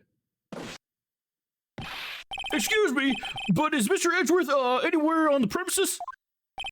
I'm Edgeworth. What is it? I'm here, sir, at the request of Chief, sir. I've got your report, sir. Report? What? Did you find new evidence in the case against Chief Prosecutor Sky? I don't like the way this conversation is going at all. Sky, sir? No, sir. No name of that kind, sir. Not on this report, sir. I think I just heard Edgeworth's lid blow. Mr. Edgeworth's lid isn't on very tight, is it? I made a clear request to the police department, did I not? I need to focus on the trial tomorrow, so don't bring me anything unrelated. Sir, but sir! I'm just following orders, sir. They told me to bring this to you. His hand's all like bandaged up too. I just realized that. Give me your name. Yes, sir. Meekins, sir. Officer Meekins. It's Eek. Right, Officer Meekins. Take your report and leave. And good luck with that raise next month. But, sir, I didn't know.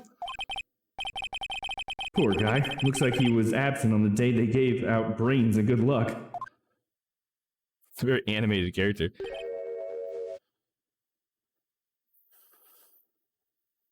Murder weapon, perhaps? Oh, was that for something earlier trial? Sorry, I think I missed that.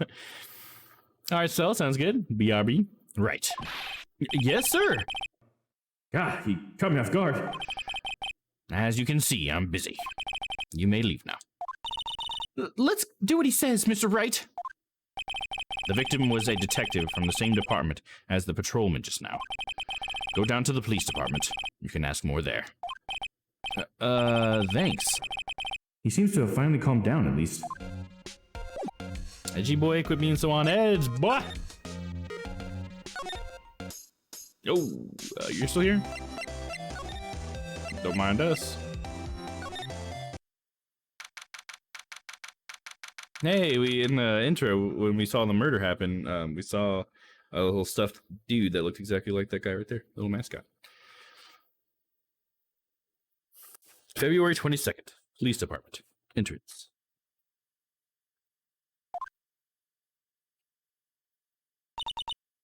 Phew, we're finally here. Why would they put the police department so far away from the prosecutor's office? Beats me.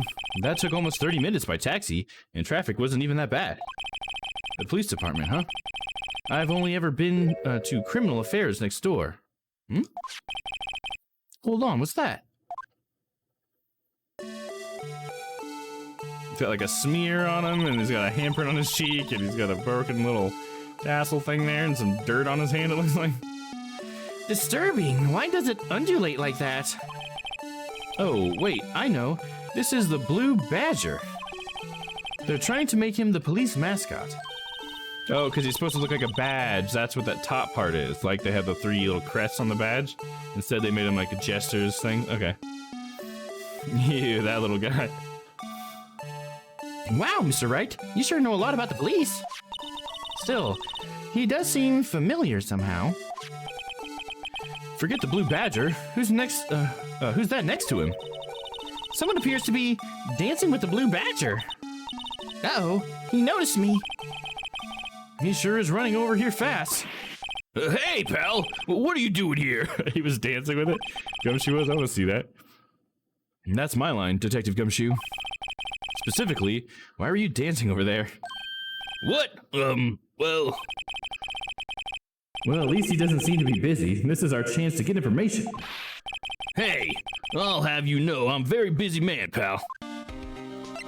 Busy enough that you can't talk to me about the case? I'll give you one word of advice, pal. You'd better not agree to defend the suspect in this case. Why not? Huh? Well, it's just that the chief prosecutor has confessed to the crime. She says she summoned the detective to the prosecutor's office and she killed him. But what if she's not telling the truth? Yes, well, no. Come on, pal. There's plenty of evidence against her. But what if the evidence was faked? Hey, pal. Can I speak to you for a second? Huh? Me? Why is this little girl so peeved at me? She's a relative of the suspect. She's Lana Sky's sister. Whoa! The chief prosecutor's little sister! Just please investigate this case carefully, okay? Scientifically. Yes, sir. Oh, by the way, you might want to keep your voices down. You don't want to be overheard using words like faked. Huh? It's a sensitive issue with us these days. Weird, huh? That seems suspicious. So, what are you doing here, Detective? Me? Oh, well, nothing, really. They kicked me out of criminal affairs. Detective Gumshoe, what did you do this time? What do you mean, this time? Then what happened? I know things are busy right now. I mean, with my sister's case and all. That's true. We've never had a chief prosecutor murder anyone before. Only the highest ranked people are being let into the criminal affairs now. The lowest ranking guy in there is our chief of detectives. They're not letting any of us rank and file detectives in at all. None of you? I know this is an important trial, but isn't that a little odd? So, anyways, I thought I'd spend the day getting the Badger dance down pat. Isn't there anything else you could be doing? The chief of police himself is directing this investigation, pal. And the officer marshal was assigned to the underground parking lot. Officer Marshall. Now that I think about it, Emma did seem to know that Marshall guy. The patrolman in charge of the crime scene. It's unheard of, pal. Yeah, when they want a detective, why did they put a patrolman? Interesting. So you try to present something?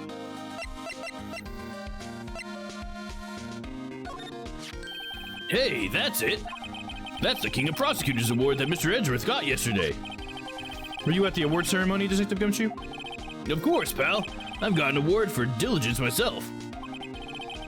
Ah, congratulations. I was wondering, why is the award a shield? And why is it broken? Oh, there's a reason. Oh, hold up. Is it because he's the prosecutor, so he broke the defense? Which the shield represents the defense that he then took down?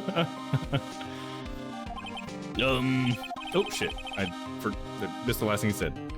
Oh, he forgot, apparently. Apparently, he's forgotten. But I was proud of Mr. Edgeworth for winning that award. Even with all the naysayers in the prosecutor's office. Naysayers? It must be because of the rumors. Let's see what he says about the parking stand. Found in Mr. Edgeworth's car, stabbed with Mr. Edgeworth's knife, huh? What would drive Chief Prosecutor Sky to do such a thing? Wait, I mean, sure, of course someone else really did it. Someone who must have a grudge against Mr. Edgeworth. The car and the knife do seem a little too well organized to be a coincidence. Poor Mr. Edgeworth. What could have happened? You have to find out a little more about what's going on with Edgeworth. Yeah, this is getting really confusing, because it's like Lana wanted to frame Miles, I guess, if we're believing that Lana certainly actually did. Why is she confessing about trying to frame Edgeworth for it then? You know, because that's certainly what the evidence points to.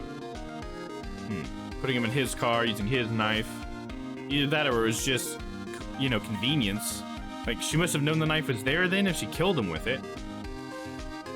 But then someone said that she called the detective all the way to her office and killed him. So that sounds like she killed him in her office, but then how did she get Edgeworth's knife out of his trunk? Which was the place the body was then found. And you know, I just say, like, there's definitely some weird stuff happening there. Of course, calling him back to her office and then killing him doesn't necessarily mean that she killed him in the office. So, I don't know. We'll have to continue. Brain hurting. Yeah, that's how these things are designed, man. All right, I'm going into sitting mode. Mint.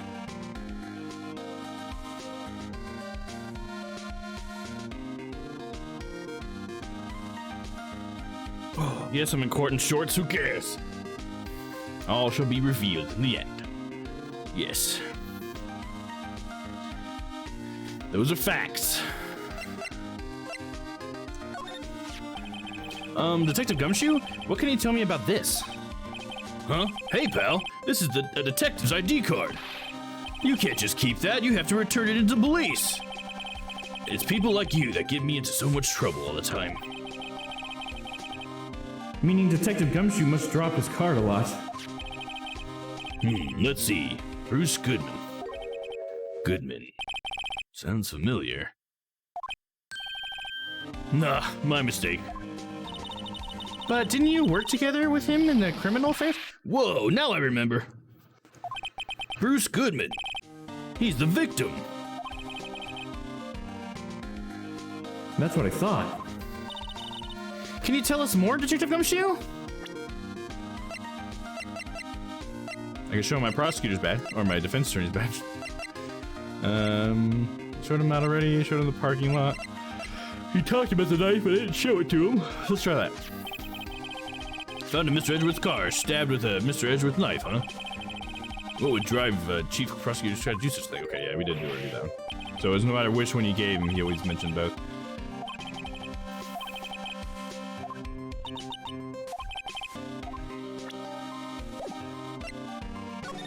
Okay, Bruce Goodman.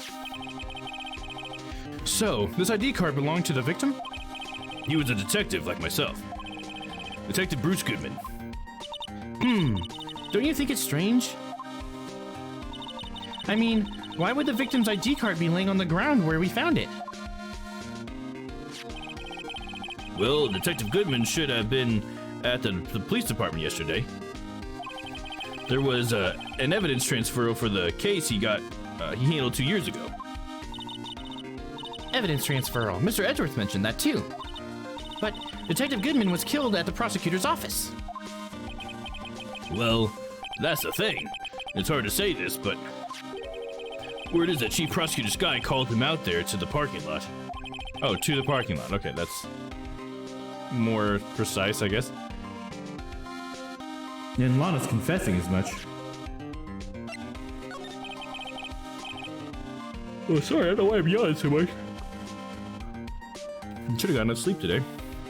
My bad. He's in a tough spot again. Again? Yeah, because you know. Well, you don't have to say again, Phoenix. You know. Well, it all started with the murder of that defense attorney, Hammond. But Mr. Edgeworth was found innocent. Listen, pal, there have been rumors about Mr. Edgeworth.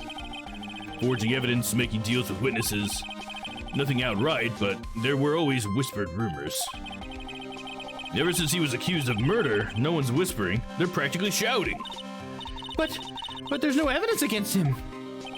Well, Mr. Edgeworth has always had unusually strong ties to the department higher-ups. It's only natural that people would be suspicious. I had no idea he was under the gun. Anyway, this latest case has started a new rumor. People say the only reason he took the case is because he's aiming for the chief prosecutor position himself. What? But I know the truth, pal. Nobody wants to be the one who has to prosecute the chief prosecutor. Mr. Edgeworth is biting the bullet on this one. He's doing this for all of us.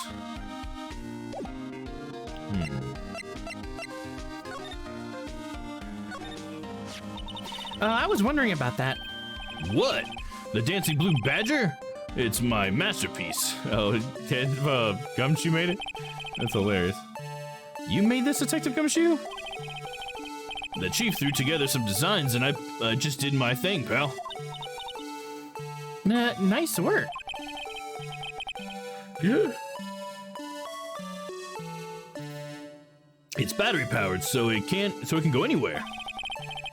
There's no switch, so it just dances until the batteries die. Poor Blue Badger fated to dance until he drops. And the court record? Okay. I don't know why. That's all I know about that. I'm not officially on the case, you know. Thank you. Why aren't you handling the case, Detective Gumshoe? We met the guy who is. What was his name? The guy in the parking lot. That'd be Officer Marshall. He was appointed directly by the chief of police. Officer Marshall. Is he some kind of Wild West sheriff or something? No, Jake Marshall is just a regular officer. From West LA. For a moment there, I wasn't sure. Look, pal, let me try to make things a little easier for you. Show them this and they'll let you examine the crime scene, maybe. Letter of introduction received from Detective Gumshoe allows Bearer to investigate the crime scene. What is the name that's crossed out there? I wonder if I can look at that closer. Yeah, one second. Here we go.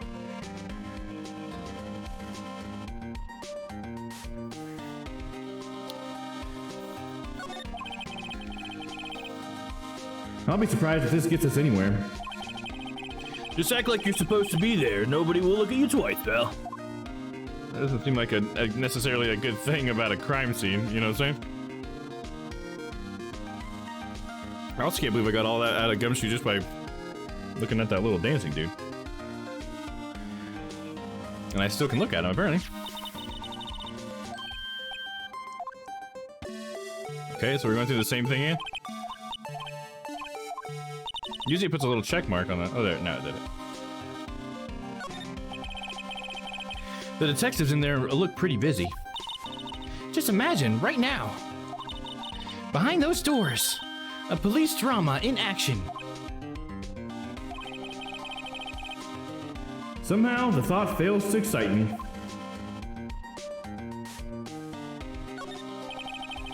Look, that patrolman is saluting the other guy. He must be a detective. And then I said, hey, you do that, your soup will get cold, buddy. That's hilarious, sir. I laughed so hard I cried. I guess he wasn't saluting, he was wiping tears from his eyes. they make a good pair. Mr. Wright, do you know why patrol cars are painted black and white? No idea. Why? Well, I think they're designed after a panda. Panda? Not that I have scientific proof, it's just a theory. Do you mind me asking how you came up with that theory?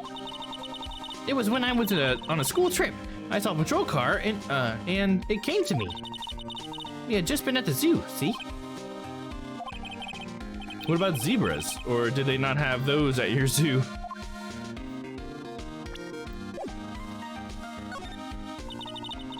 The banner here is announcing the crime fighting campaign. Nice slogan.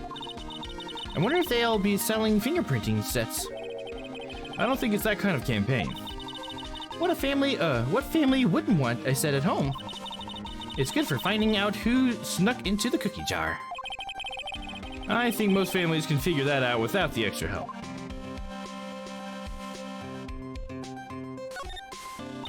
I always get excited when I come to the police station.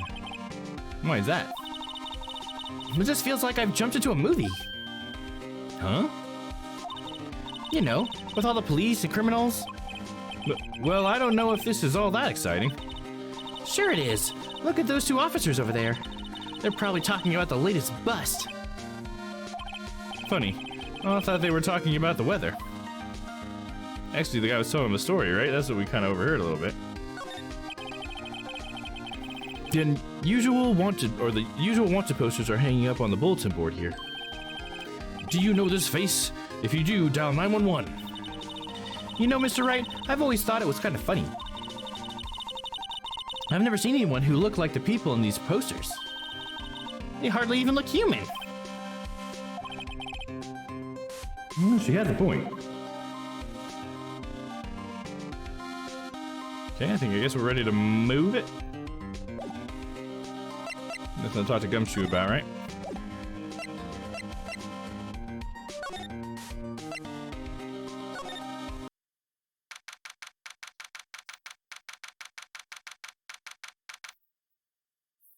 Dehumanizing criminals. Yeah, not the best thing to do, right? Not if it's supposed to be innocent until proven guilty, I suppose. Or people are supposed to be able to get rehabilitated. I guess it depends on what the crime is, right? I mean, if you've murdered somebody in cold blood, I guess I don't mind dehumanizing those people, because fuck those people, dude. I watched that chapter, and every time it's like when they catch the guy who did like this horrible thing to somebody, I'm just like, you know what? Fuck that guy. He took someone's life for no fucking reason, really. Like, it's never a good reason. There's no good reason. Yeah, there's certain sets of criminals that can right, exactly, dude. Some of those fucking nasty crimes out there. And then there are victimless crimes, you know? Some crimes where people probably could redeem themselves later in life, maybe shouldn't be dehumanized. Looks like the investigation is still going. I have to get getting back to the shop. I don't know who's saying this. Sorry, looks like I'll be stuck in this pit till the sun sleeps. I'll see you in my dreams tonight then, baby. Is that the security guard or boyfriend? Oh, still here? Ah, hello! Why the surprised looks? Didn't I mention? I've got a boyfriend in criminal affairs, too. Oh, okay. More than one boyfriend, huh? What happened to the security guard? Hey, what's wrong, Bambina? You're looking like a doggy that's lost his herd. Are we? Jake Marshall. Strange guy to put in charge of a crime scene. Yeah, I agree. Why are you shaving your beard, dude? There's no time to be shaving that there beard. You're gonna shave some skin off here in a minute. There's something I wanted to ask you. The scene of the crime. A cold grave for men who've lost their dreams. And me, I watch over them as they sleep, dreaming of the desert's harsh judgment. He's asleep. Well, should we just show this hopeless case, or should we show this hopeless case something to catch his interest? Oh, he's calling him a case. I kept thinking like we're working on a case. I was like, what? Let's just try Marshall first. There's something I wanted to ask you. Seen the crime. Cool. Okay, so he's gonna say the same thing until we show him the thing. Take that. No, I can't do it like that. Can't be in that. You gotta go to present. Take that. Hey, Lemur, what's up, man? Hey, Mayday. Hey, Mayday. How's it going, man? Let me know if you want a recap of the story. And that goes for anybody else who maybe has come in late or anything. If you guys want to recap, just let me know. Exclamation point recap if you want to use a command. Would you mind reading this for me? What's this? I warn you, fan letters to me go right to the spittoon. It's a letter, an introduction from Detective Gumshoe. Maybe investigate? Gumshoe? That old cow dog. He holding a birthday party or something? Huh? Look, where it should say letter of introduction, it says invitation. I think he just miswrote it. Wait, why am I getting all defensive here? No worries, this proves it's from Detective Gumshoe. Better than a blood test. Guess I better let you in then. Thank you, Officer Marshall. Oh, that's right. He's a patrolman, not a detective. Which reminds me.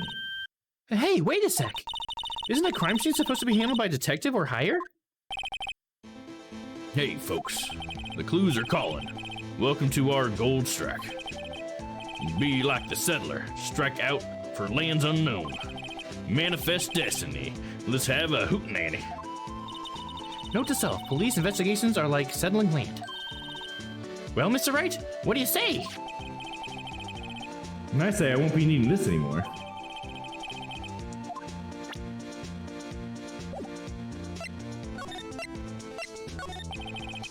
Officer Marshall, could you tell us more about the victim? Pretty good. Hey, Ty. You're still on this, on the first game, right? Nope, I just started the second one. This is the very first one for the second game in the series. That whole Edgeworth case was the last one for the first game. So yeah, Maya's gone, and now we have Emma. Emma is, she's like very into science, and she wants to be a scientific investigator. She wants to investigate crime scenes, but using science, I guess. It's like she wants to be a forensics person, I assume. But this first case is Emma's sister is being accused of murder, and Emma's sister happens to be the chief prosecutor.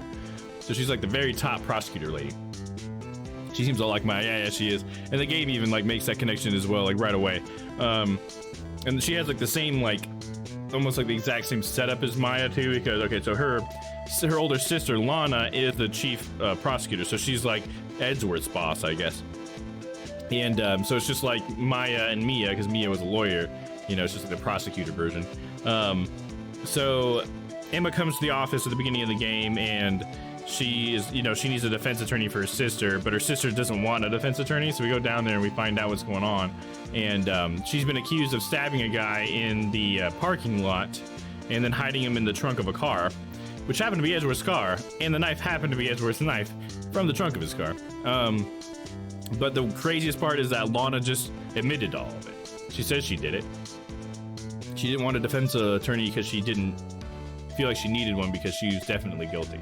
And so, but because Emma was mad at her just giving up on this case, she allowed us to defend her, I guess. And so now we're out here trying to see if we can actually find clues to defend her or not.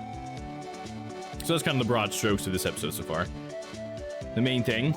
And so far we've met this guy, which is Jake Marshall. He's like sort of like the Detective Gumshoe in this, this, I don't know what you want to call it, this story or whatever.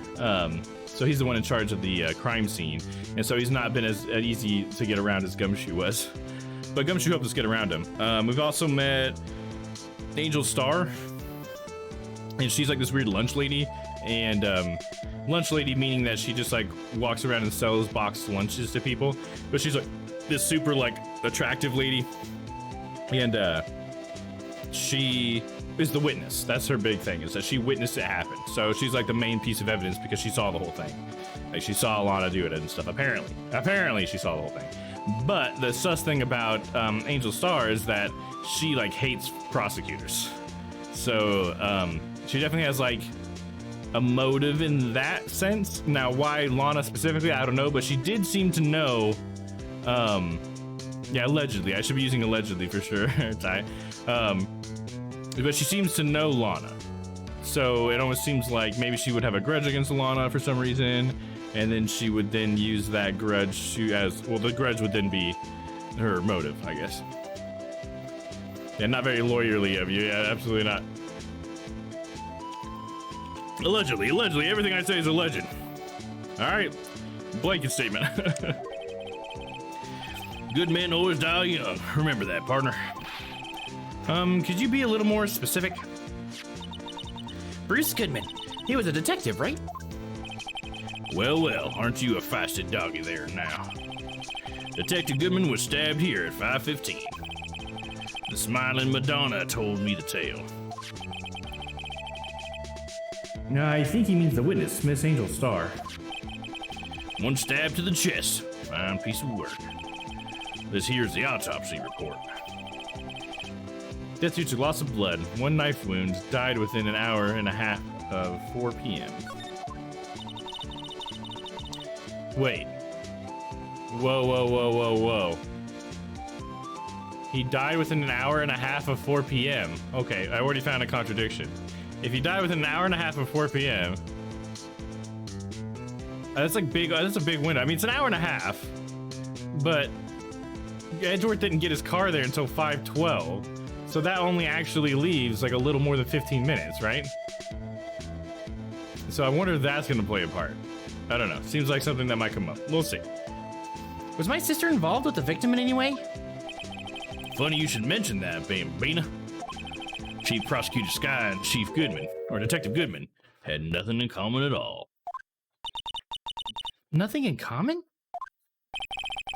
They apparently worked together on a case a few years back. So there's no motive. Goodman wasn't a particularly gifted detective. That's one reason why he didn't do much work with the chief prosecutor. But my sister called the victim here on the day of the murder, right?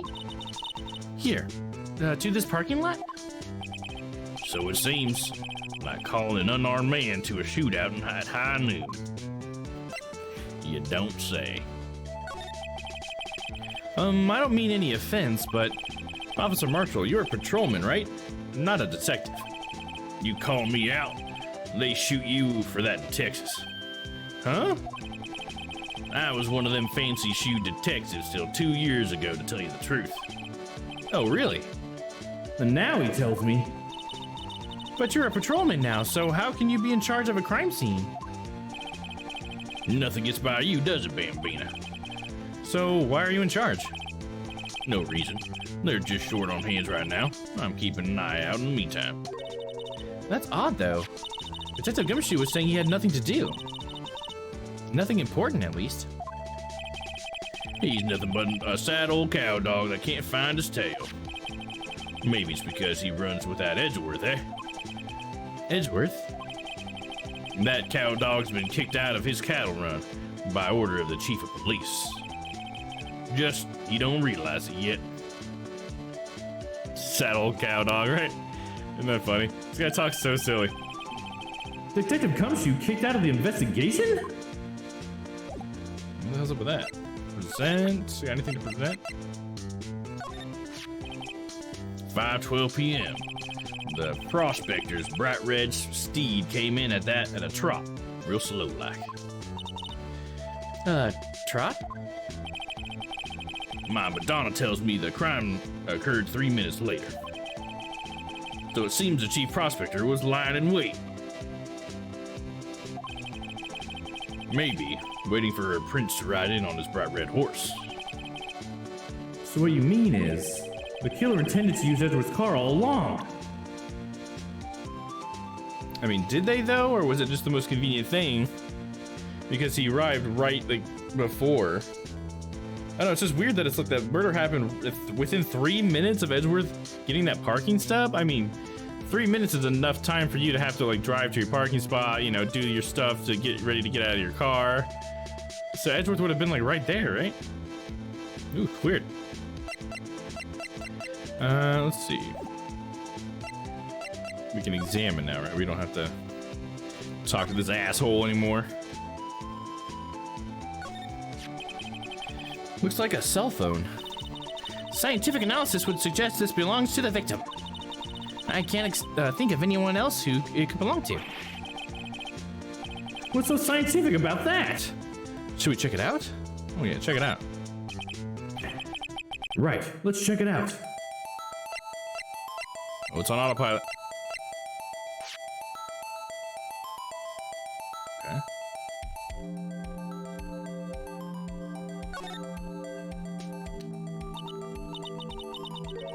It doesn't have like an end call button, just I don't know, is that a start call button? The little phone with the little hook off. This phone's still on the redial screen. Redial? Mr. Wright? Most phones can keep a record of all the calls you made and received. You just press the blue button to display the last number you called. Convenient, isn't it? I'm surprised you didn't know about that. Sorry to disappoint you, but even I know about things like redial. Huh? Oh, I'm sorry. It's just you never know with people from your generation. Whatever, let's check this phone out.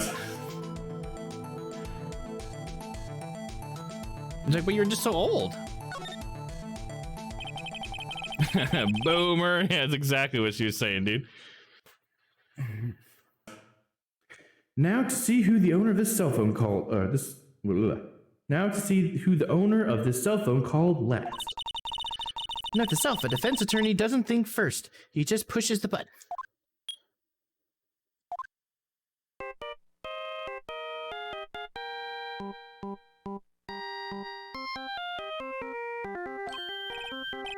Hey, that song! I know that! Hey, what's going on over there? Sorry. I see you, partner. You pressed redial on that there phone, didn't you? Well, yeah. Whose phone is this anyway? It was on the ground over there. Whose is it? That belongs to Chief Prosecutor Sky. What? It's my sister's? She apparently dropped it when she was taken into custody, right after the crime. Look, the last call was made right when the murder occurred. Looks like she was fixing to call someone. Except she only spoke for a few seconds, according to this. Who did she call? No idea. Sorry, partner. Now I got a question for you, partner. I heard a phone ring just now. One of those newfangled ringtones. Oh, that? Oh, I'm sorry, that was my phone. What? Your phone? Yeah, it's kind of strange, but someone called me right as we picked up the other phone. Wrong number. I hope you're not lying. They shoot you for that in Texas, partner. Get shot for lying in Texas. They shoot you for anything the marshal wants you to be shot for in Texas. Uh-oh, I've incited the wrath of the Lone Star Patrolman.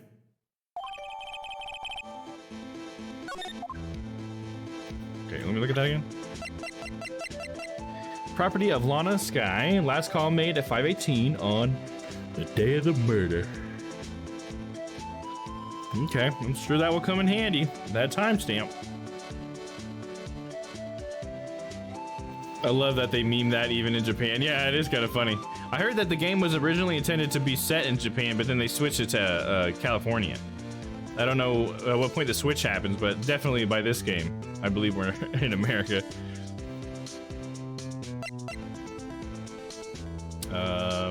Yeah, look at that.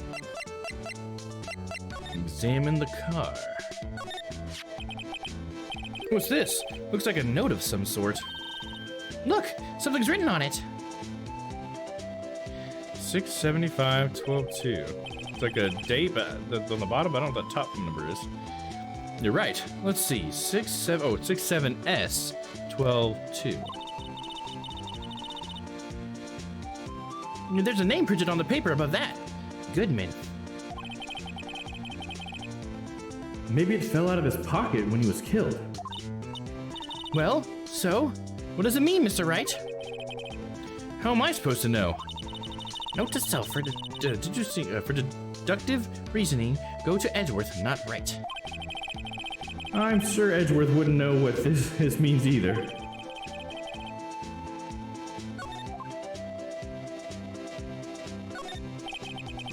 This appears to be the car where the body was found. Oh yeah, I thought the first one was in Japan. Did they not say that the city you were in? No, they never say what city you're in, ever in this game. It's just, you're just a lawyer and you go to certain places or whatever. But I just read somewhere, I think maybe on the wiki or something is where I read that, so I'm not even sure exactly if it was ever supposed to be set in Japan, but because they always make jokes about America, but especially seems like especially so in the second game. That's why I thought maybe the second game was when they did like the switch or whatever. Because yeah, we assume they're in Japan, right? Because he's got the attorney's badge, and that's a Japanese thing, not an American thing. So yeah, I don't know. It just seems to be set in America now, but it doesn't even have to be set in America. It just seems that it would be because of a lot of these like little pieces of evidence, whatever, like the guy from Texas or whatever. Now, I don't know, he's not even from Texas. He's actually from West LA, is what Gumshoe said. But yeah, so I don't know exactly how that goes, but I guess it doesn't really matter to the story. So, but yeah, for what it's worth, the first one I always considered to be in Japan while we were playing it. So he's a concrete cowboy. Yeah, exactly, dude. Exactly. It's so funny that he talks about Texas, but then Gumshoe told us he's from LA. So it's like, so how do you know that they shoot people for that in Texas, dude? I think you're just trying to go with the whole cowboy theme. It looks like a lock on the trunk is busted. The crime scene took place in the underground parking lot at the prosecutor's office. The body was found in the trunk of my subordinate's car. Subordinate, huh?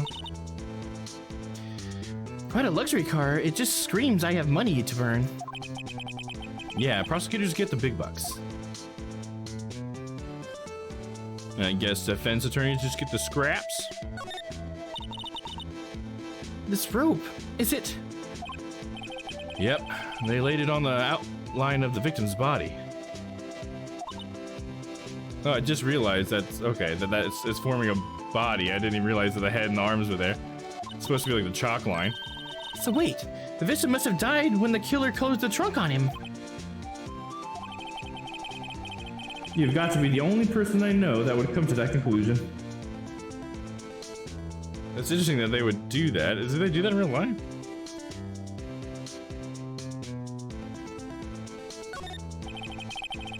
B block. It's through there. That's where the visitors park. I can see the Lunchland car over here, or over there, far in the distance. Hey, you're right. I like the cute design on the door. I can see a cartoon cow munching down on a juicy looking steak. Doesn't that strike you as a little creepy? Just don't think too deeply about it and you'll be fine. That cow eating a steak, that's kind of funny, isn't it? Let's see here. Any other clues for us? Okay. A block? This area is reserved for prosecutors. Defense attorneys are regulated to B block. I dream of the day when I will be able to park my car here. I'll go over to B block to buy my hamburgers from you, Mr. Wright. I'm not planning on giving up my job that soon. She's like rude to Phoenix. Oh, yeah, there's a clue right there. An old oil drum. Looks like it's filled with water. It's heavy. I can't even budge it. The drum over here is on its side. Wait, I know. I'll hide in here and do a stakeout. I think you'll probably just get arrested. In fact, you may not even have to hide in the drum to get arrested. What? I'm not suspicious.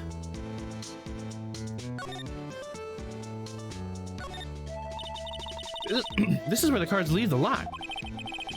The air on the ground makes it look more like the entrance. What are you talking about? It's plainly the exit. Well, maybe it's both. Kind of a dual purpose. Aha! The theory of relativity. What? I've got to write this down. Hey, Mr. Wright. Maybe you know, was Mr. Relativity German or was he British? Mr. Relativity?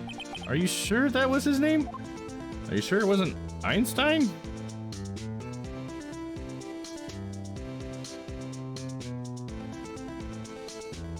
I think we looked at everything.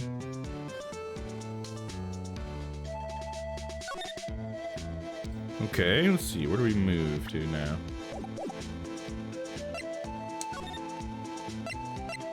Should we go back and talk to Lana? Nope, she's not gonna see us. All right, fair enough. Right in Cool office? No.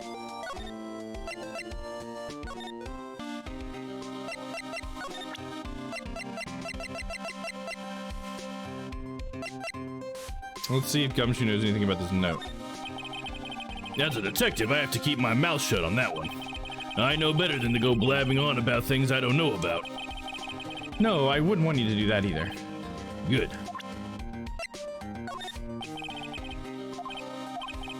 Okay, same thing. Oh, didn't mean to do that. Probably gonna say the same thing for this one, but we'll try it. Yep.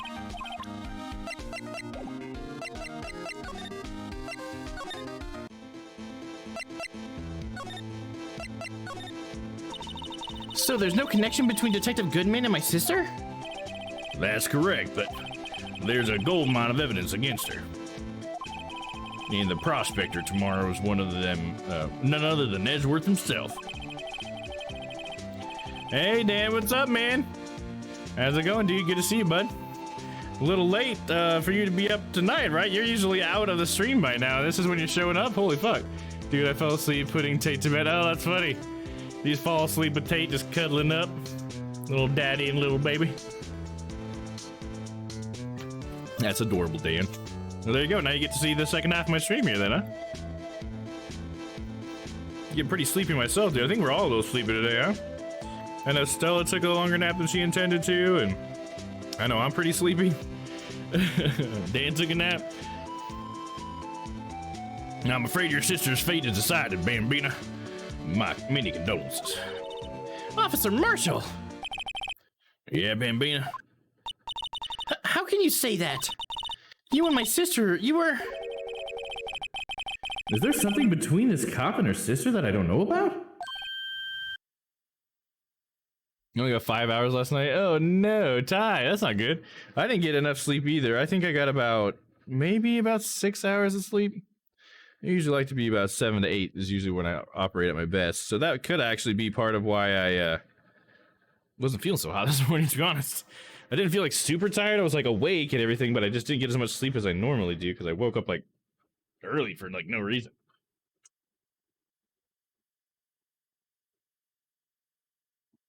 All right, just want to switch to standing mode again and make sure I don't sit for too long. How's stream been? Stream's been good, dude. I'm really liking this. We're in the second game of the trilogy that we're playing through for Phoenix Wright. And it's the first episode of the second game. And it's been pretty cool. A lot of new characters and stuff, dude. And just like some new mechanics and stuff that have been pretty cool. But all in all, you know, Phoenix Wright doesn't fail to deliver. So. I apologize, Bambina. Something must have gotten to me. Maybe it's that dry wind that's a-blowing through the prospector's office. Dry wind or ill will, someone's up to something here, but who? Suspicions about Mr. Edgeworth have been flying around for nearly 2 years now. Forged evidence and arranging testimonies, you mean? He was unbeatable because he did whatever it took to win. Unbeatable, that is, till he met you. But rumors are just rumors, aren't they? These are prosecutors we're talking about. Oh yeah, we are talking about. Okay, I could not read that. These are prosecutors we're talking about. Evidence is everything to them. If you follow the rumors about Edgeworth to their source, you find one person. Nice man, sorry, dude. Going to have to lurk. 9 out of 10 if I'm going to fall asleep. Oh yeah, no problem, dude. I just woke up because Emma is coming to bed and woke me. First thing I do is log in to the big dog. Hell yeah, dude. Well, thanks for coming by to say hi. I appreciate it, dude. Certainly didn't need to do that, but you did, and I appreciate you for it. You have a good night, man. Always good to see you pop up in chat. There you go, is a lurking. Nope, had to pop out one more time, didn't you? But they're off limits, untouchable, you might say. One person? Who? Hate to say this, but it's your sister, Bambina. Chief Prosecutor, Lana Skye. What? My sister? Edgeworth couldn't rustle all those cattle by himself. Some people load their guns with bullets. Some people load them with deals. What are you saying? Edgeworth was making deals to win trials? Where there's gunshots, there's bound to be bullets. And that's what the old-timers say. There's a big old secret hidden around here somewhere. Everyone knows it. Is that why Detective Gumshoe was taken off the case? Did they target him because he was close to Edgeworth? So, well, how are we doing, Mr. Wright? I guess we've got some clues. We have an autopsy report, a note from the victim, and a cell phone. So, you think we'll be okay? Well, the only thing still bothering me is that Lana is confessing to the crime. She says she did it. No problem. I can guarantee that she's not the criminal. Oh, by the way, Emma? Yes? I know that song your phone plays when it rings. What?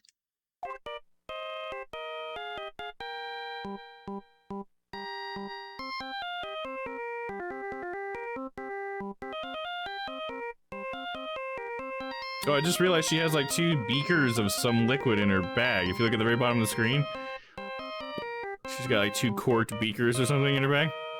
I just noticed that. It's the Steel Samurai theme song, isn't it? That popular TV show for kids. The phone that rang earlier wasn't mine. It was yours. At 5:18, just after the murder took place, your sister called you, didn't she, Emma? I'm sorry. Can you tell me what you talked about? She hung up right away. I see. Is that why she thinks she's so innocent? Because she called her, maybe? A detective is murdered and the suspect is the top prosecutor in the district. I've got a bad feeling about this.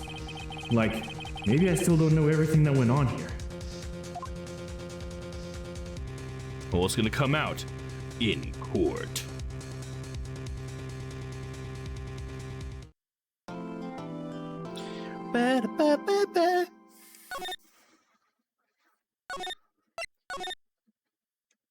Save that game.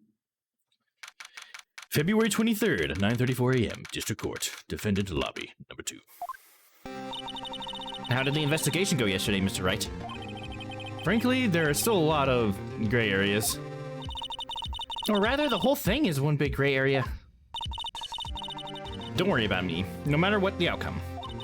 I'm ready to accept my fate. I believe in you, sis. Mr. Wright, let me offer you a word of advice. Yes? A defense attorney should never believe their client. The defendant is called to trial because they are suspected of wrongdoing. Never forget that. Miss Skye, you remind me a lot of Mia. But there's one decisive difference between you and her. And that is? You're not a defense attorney. I believe it's almost time for the trial. Good luck, Mr. Wright. Because you should always believe your defendant. That seems like the worst advice you could give. It's just like a prosecutor speaking, you know what I mean? It's like, yeah, as a prosecutor, you should probably always believe that they're guilty, and then as a defense, you should always believe that they're right. I mean, it's probably more complicated than that, but I mean, for this video game world, we should definitely believe the defense, right? Why is she dressed like a 19th century military officer? She's the head prosecutor, so that's the only thing I can tell you is why she's dressed like that. She was like Edgeworth's boss, so she's like the top of the prosecutors. My first trial without a Fae helping me. No one's going to bail me out this time. Oh, Mia, in your huge rack. I'll be alone in there. So I have to discover the truth all by myself. Let's do it, Mr. Wright. I'll be with you the whole way. I like how Emma is so like gung-ho about everything. It's kind of cool. Like Maya just found everything interesting all the time, but she didn't really ever have like much to add. But I like how Emma is like really trying and stuff. I think that's kind of cool. It's like Moth playing some Battlefield 4. Oh, you guys can't see that. It pops up right here. Court is now in session for the trial of Miss Lana Skye. The defense is ready, Your Honor. It's almost like weird to see Phoenix after we've like been Phoenix for so long, like in first person in a way. And then we see it and I'm like, oh yeah, there's Phoenix. It's like he was never with us the entire time somehow. The prosecution has been ready for a while, Your Honor. Edgeworth. It's been 2 months, but I haven't been in the courtroom since his trial. I hope that personal feelings will not be a part of the proceedings today, Mr. Wright. And I will choose the path I think is right, regardless of what those around me might say. The judgment is to be made here in our hands, not those of anyone else. Very well, Mr. Edgeworth. Your opening statement, please. Chief Prosecutor Lana Skye has committed an unpardonable crime. Not only this, but she was rash enough to commit it in the prosecutor's office slot. Wow, he's much more forceful in person. I suddenly feel like confessing to everything. I think it's because you have a crush on him, Emma. you want him to press you in some way. However, she will now pay for her rashness with her life. There was a witness to her crime. A professional witness. Wait, a professional witness? How does that work? Well, then, call your witness, Mr. Edgeworth. The prosecution calls its first witness, Miss Angel Star, to the stand. The cough-up queen. Maybe that's why they call her the cough-up queen, because she's a professional witness. Haven't I seen you somewhere? You ordered the caviar lunch, right? Oh, caviar! I've never eaten caviar before. The judge is really wolfing it down. Ah, and for you, I have a Fiesta Bowl. Thanks. Will the witness state her name and profession? Ah, and you, sir? Did you order the fingerprint lunchbox? It is too early for lunch.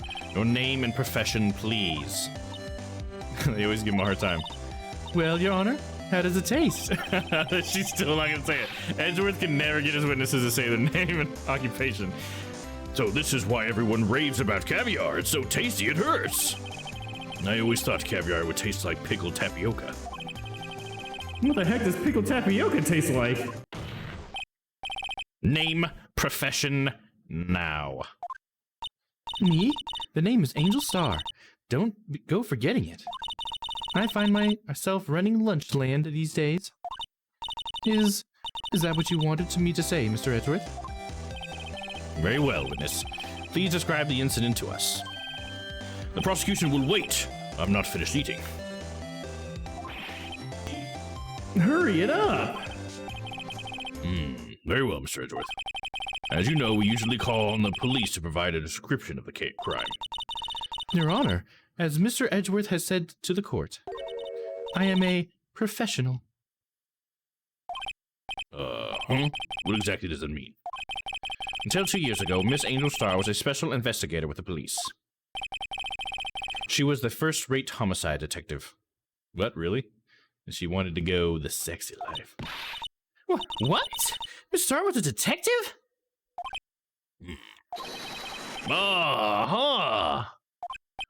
I know who you are. Cough up. Cough up Queen Angel Star, Your Honor. Long time no see. Very well. You may continue with your description, Miss Star. Just who is this lady? If I might, I have the court's attention over here. The parking lot at the prosecutor's office is divided into 2 blocks. A block is for the prosecutor's office personnel. B block is for visitors and clients. A chain divider separates the 2 blocks. I suppose that's to keep visitors from taking up prosecutor spaces, yes? Oh, sorry, that was the judge said that, my bad. The crime took place by a car in the back of A block, in the car's trunk. The killer stabbed the victim with this knife and went to drive the body out.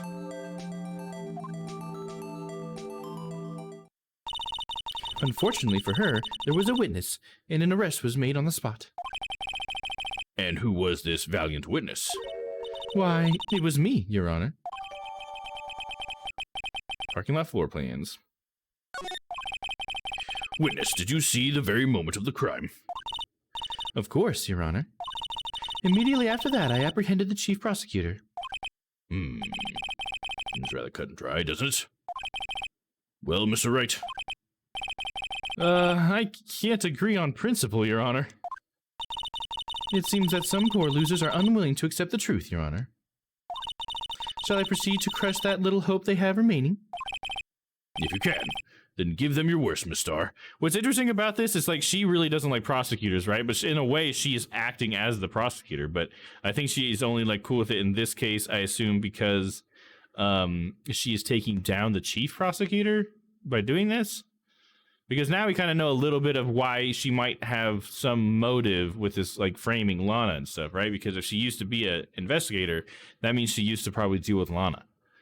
You know, so that's definitely it's definitely very suspicious that she was the one that witnessed it. You know what I mean? If you can, give it your worst, Miss Star. Wait, are they talking about me? All right. Somehow, I always knew a day like this would come. I was on my way to deliver a lunchbox to my boyfriend when I sensed something. Perhaps it was my finely honed detective's intuition at work. She's like in a trench coat or something.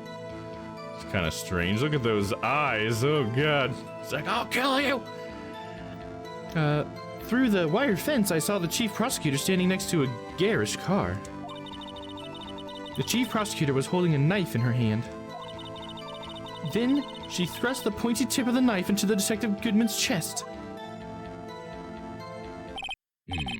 Bringing a lunchbox to your boyfriend. How touching. As you can see, there is no room for doubt. The key point of your testimony seems to be nothing other than the point of the knife which you saw being stabbed into the Detective Goodman. So, how does it feel to be so utterly crushed? I'm still thinking about that.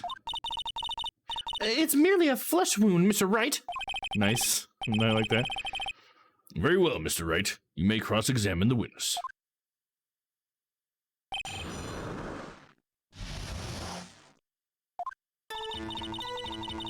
Somehow I always knew a day like this would come. How did you know? I respect the prosecutor's basic abhorrence of crime. Yet, their methods are ugly and twisted. Twisted methods will always lead to tragedy. The lunch lady's uninformed opinion is duly noted. Uninformed, but she was like a star investigator for a while. 'Tis but a flesh wound. Yeah, exactly, Ty. You know what I'm talking about. Oh, that was a great illusion or whatever. Given that they are used to erasing inconvenient evidence at their whim, killing of a detective that knew too much is merely an extension of that.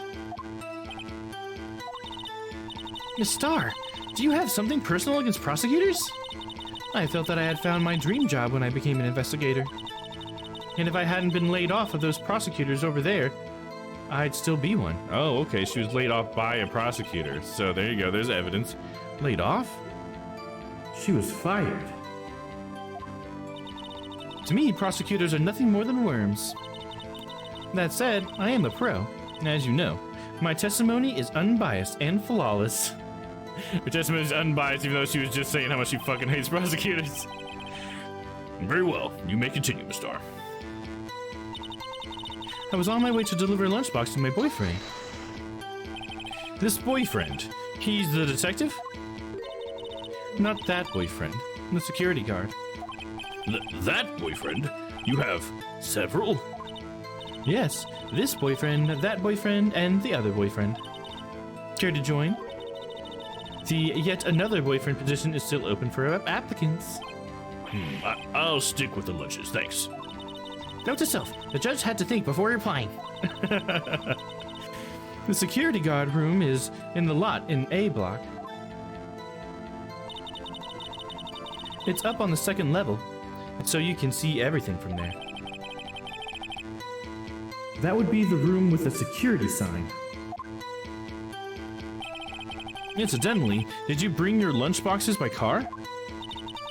Since I'm a visitor now, I parked in B block. So, she was in B block when she witnessed the crime. Okay. She was in B block when she was the crime, but the security guard's in A block. But she was bringing it. Okay, so she hadn't brought the lunch to her boyfriend yet, I guess is what we're saying then, huh? When I sense something, perhaps it was my finely honed detective's intuition at work.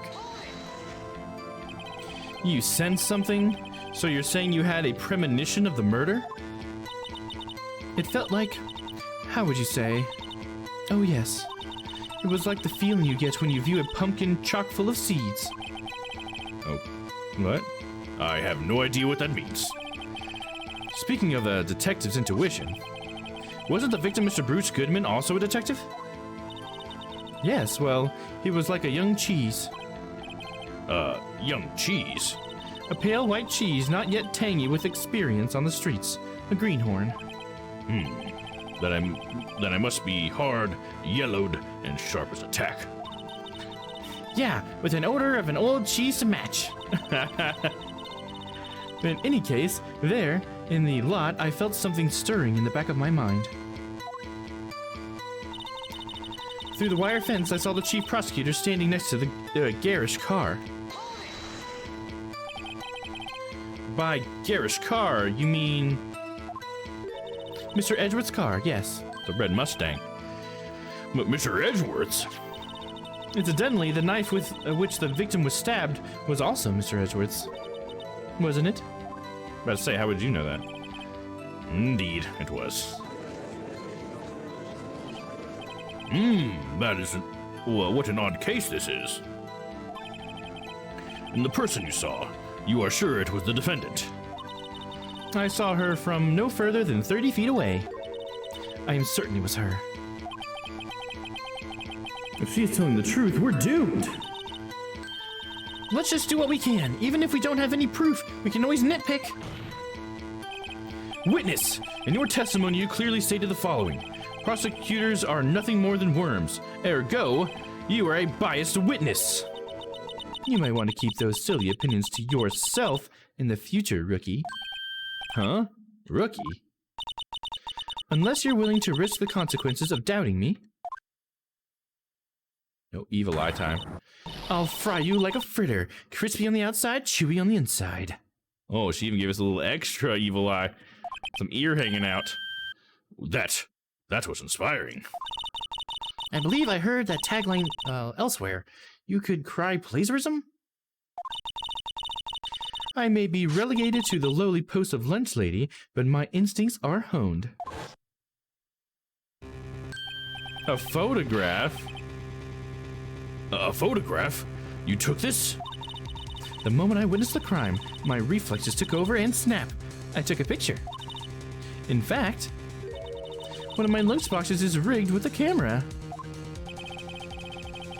I suppose that's more exciting than just hanging it around your neck. Witness, why am I only seeing this photograph just now? You think I'd show it to you, a prosecutor? Think again. My boyfriend works in the photography division of criminal affairs. Well, this is most certainly the defendant. Oh, fuck, dude. Is there like a timestamp on this bitch? Look at that. Uh-oh, that is unmistakably Lana Sky. So, what was the defendant doing at the time? The chief prosecutor was holding a knife out in her hand. Tell me more about this knife that the suspect was carrying. Well, I'd say the blade was about 4 inches long. And that... is that right, Mr. Edgeworth? It's your knife, after all. Yes, that's about right. Prosecutors are, by nature, well versed in the location of a man's vital organs. I'm sure it was easier than boiling an egg for my egg salad surprise set. You can testify as to her ability to kill an egg. I mean, a person. Or you can't testify as to her ability to kill an egg or a person. Okay. Mess that up. Perhaps a chicken salad set would have been a better metaphor. So, the defendant was holding a knife. What then? Then she thrust the pointy tip of the knife into Detective Goodman's chest. Tell the court why you didn't try to stop this crime. Did you see her raise the knife to strike? You did see her raise the knife to strike, no? The defense has a point. Unfortunately, by the time I realized what was going on, it was already too late. Too late. Yes, the next moment, the chief prosecutor brought down the murder weapon. I see. It's only a flesh wound, Mr. Wright. We can make it. You said that before. Anything else? Scientifically speaking, Miss Starr's testimony is flawless. Sounds pretty fatal to me. What do we do? Is this it? Is my sister guilty? Let's just keep our heads cool and press the witness a bit, shall we? For some reason, having her panicking next to me makes me calmer. Don't smile like that. Somehow, I always knew a day like this would come. Okay, so I pressed her a lot. Can I present something at this point?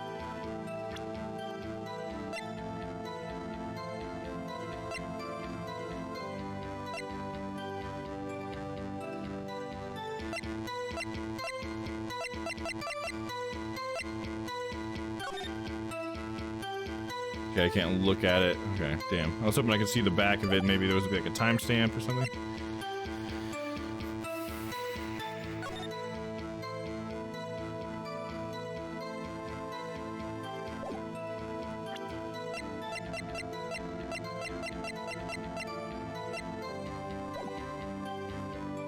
I really wonder what that paper is.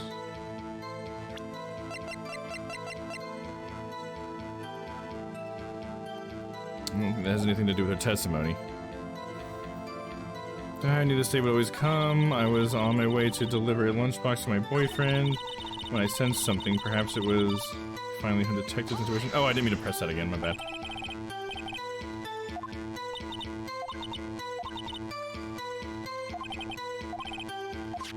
Sorry, just skip through this because we already read it.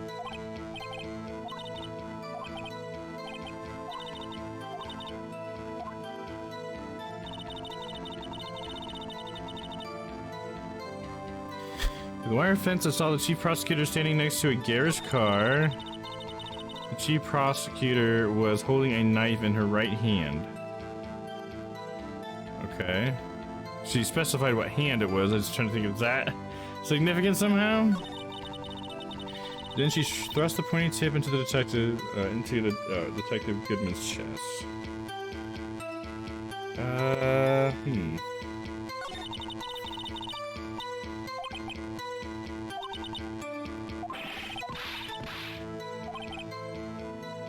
Press the witness a bit, shall we? I've already pressed her. I guess I gotta press things twice sometimes.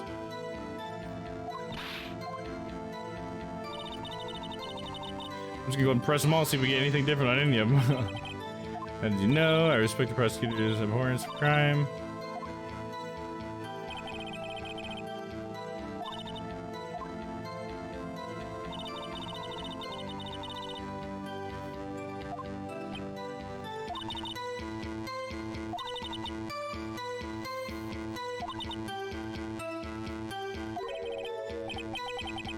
laid off, she was fired. That seems like that has something to do with stuff, but I don't know. Usually when it does the bruh thing, that means like that's a clue or whatever.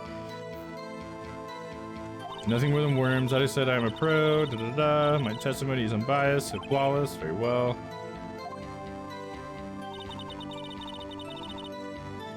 Let me look at the autopsy report again. Was there anything about the autopsy that's specific? She wants to get revenge because she was fired. That's what I'm thinking, Lemur. She's definitely like, I mean, she expressed that she would still be an investigator if she wasn't like laid off, so I definitely think that's motive. Death due to loss of blood. Let me go ahead and check on this. Daytime between 4 and 5:30. Cause of death, loss of blood from chest wound. Wound was caused by a 4.5-inch knife. A single stab wound was found. So she said 4-inch knife and it's 4.5 inches. Does that matter?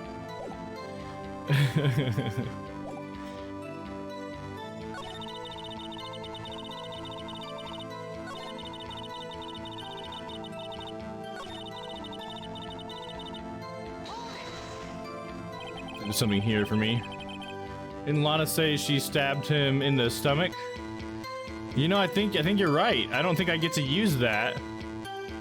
But that's true. Sounds good. Stella, let me see. So maybe returned into a much bigger deal, and I thought it would be. I've missed everything since Edgeworth's office. Thank you. Okay, cool. I was just about to ask, so where should I start? Okay, so since Edgeworth's office, let me see what happened after that. Edgeworth's office. We went from there. We went to the police station. We met with Detective Gumshoe. Gumshoe let us know that he has nothing to do because they took him off the case for some reason. I guess we're assuming because he's close to Edgeworth. He let us investigate the crime scene, so by giving us a letter so we could give to Jake Marshall, which is the name of the cowboy guy. And we learned that Jake Marshall is a patrolman, not an investigator, but I guess he used to be an investigator, is what Jake ended up telling us. So that's interesting, I guess. Nothing too big as far as the case goes.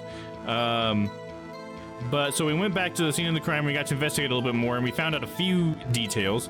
We found out that what was the first thing we found out? Hold up, 1 second. Gears are turning. When we went there, the first thing we found was, well, we found out stuff about Jake Marshall because we talked to Jake Marshall, and then we found the cell phone. We found Lana's cell phone at the scene of the crime, and we found out that Lana had called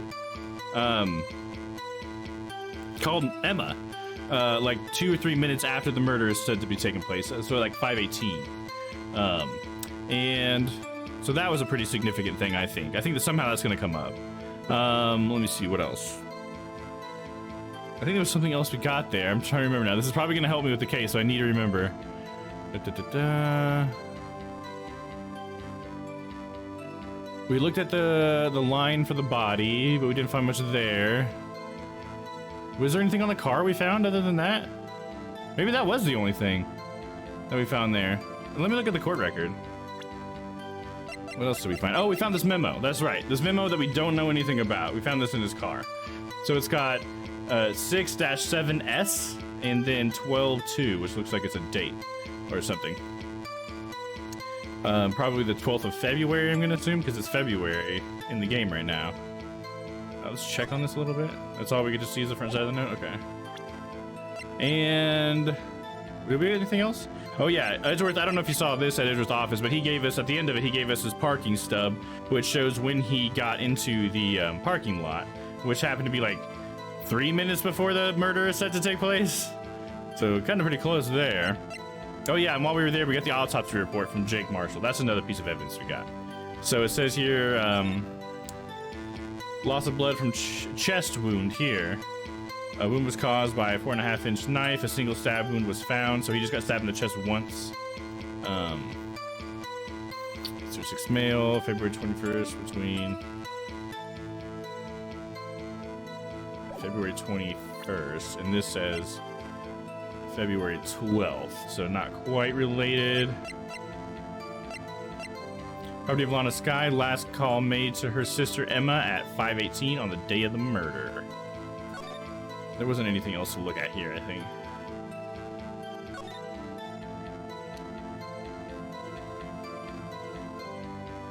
Why is it letting me look at that again as if I hadn't seen that evidence? Yeah. There's no need to push this again. What's wrong? You look like I do during finals. Never mind, it's nothing.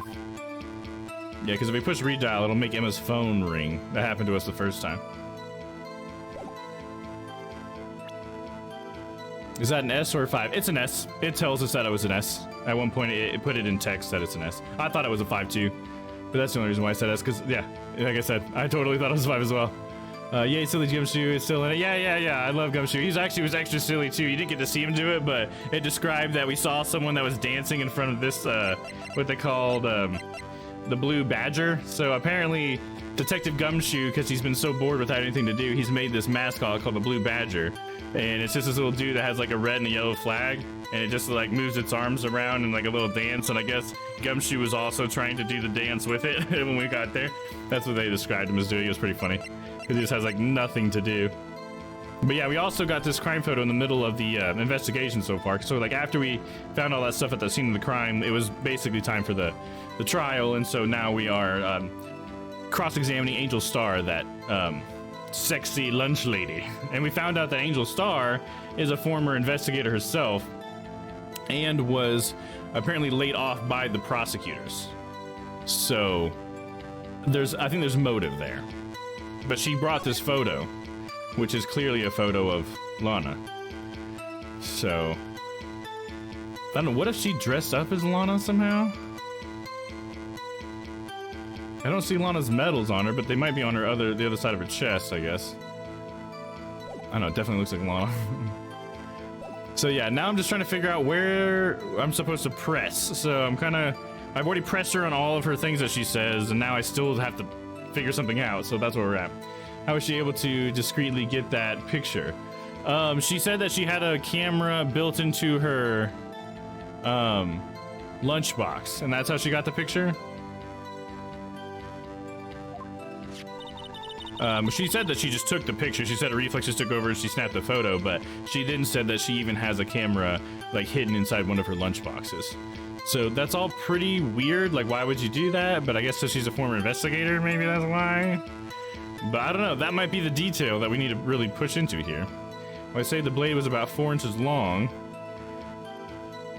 And I can't present this now, right, when she says the 4 inches thing. But she says about 4 inches, so 4.5. That's close enough, right?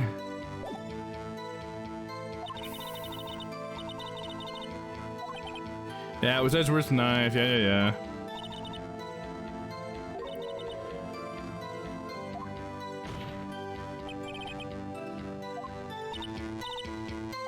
Sorry, I'm not reading this because we already went through it, guys. Just if anybody's just coming back. I just already read through all this stuff, so that's why I'm not reading it again. I'm just trying to find something new here. We're in that point. I guess I'm just gonna keep pressing. We're gonna click through and see if they say anything different than last time. Tell the court why you didn't stop this crime. Did he raise the knife strike? No? The friend has a point. Realized what was going on. It was already too late. Too late? Yes, the next moment. The prosecutor brought down the murder weapon. I see. So we'll get flesh room, Mr. Wright. We can make it. Yeah, this is the end of her testimony then. And he says, let's just keep our heads cool and press the witness a bit, shall we? Well, we already have, Phoenix.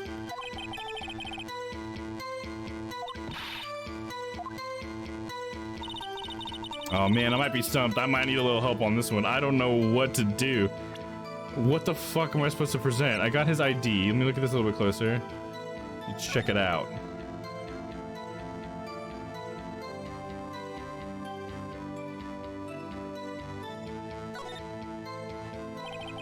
Name and ID number are written here.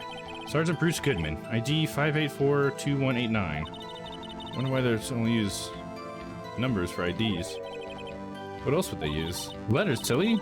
They're the reason we have written language in the first place. True. Sergeant Bruce Goodman, ID Yabadab. See? Wouldn't that be better? Yeah, yeah, bad ab? Well, it does have a certain ring to it. Exactly my point. Doesn't take much to amuse her. Yeah, I hadn't seen that yet, but that's not helping me.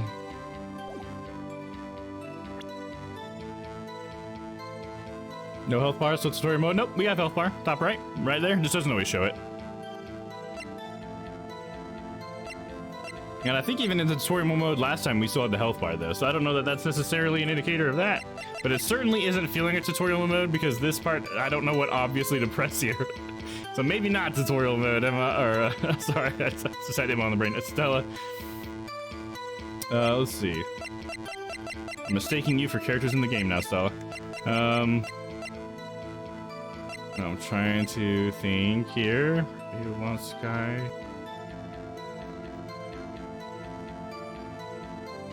Does this have anything to do with she called her sister?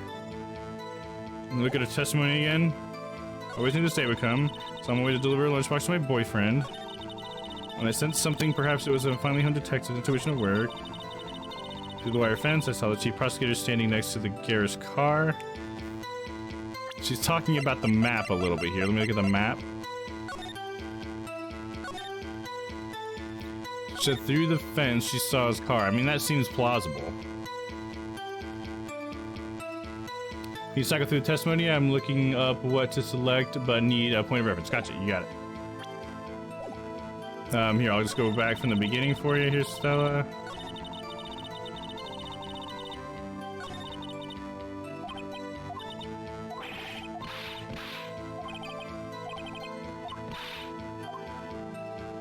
Okay, somehow I always knew a day like this would come. I was on my way to deliver a lunchbox to my boyfriend. Then I sensed something. Perhaps it was my finely honed detective intuition at work. Through the wire fence, I saw the chief prosecutor standing next to a Garrus car. The chief prosecutor was holding a knife in her right hand. Then she thrust the pointy tip of the knife into Detective Goodman's chest, and that's it. That help you out, Sal? Try to give me a little hint. I hope it's not like something I should have obviously thought of. But I don't see any evidence that I have that directly contradicts anything she says. Went to Edgeworth, King of Prosecutors. I don't know why that would do anything. Murder weapon, usually an Edgeworth toolbox. Traces of the victim's blood, no prints. Maybe it's a murder weapon somehow? Wait, so she was going to give the lunchbox to her boyfriend and had a camera in it? Not in all of them. Yeah, okay, I gotta explain a little bit more, Lemur. The way she works is she has a basket full of lunches because she sells them. Like, her job is to go around to places and hand people, like, it's like a whole joke when we first started where she was handing everybody a lunchbox full of, like, prepackaged lunches. So it's not that she only had one lunchbox. She was just there to sell lunches, and she happened to be there where her boyfriend was at, so she went to see him. That's how she put it, her words. So yeah, it's just like, I think it's like a Japanese culture thing, you know, to do this kind of thing, because we don't have that kind of thing here in America, like where someone goes around with these packaged lunches, you know what I mean? Present crime photo to the statement the chief prosecutor was holding a knife in her hand. Okay, so because in the photo she doesn't have the knife in her hand, I guess. So it's like, where did the knife go? But I don't know. Isn't that like kind of a weird thing? I mean, I'm not like arguing with you, Stella. I'm just trying to, like, you know how there's always like a weird thing, like how I don't know how I'm supposed to make that connection, because I mean the knife could be anywhere. She could have put it down in the trunk. It's still in his chest. Like, fuck, I don't know. You know what I mean? Because she said she would have taken her a second to take the photo, right? So okay, it says the chief prosecutor is holding a knife in her right hand. Okay.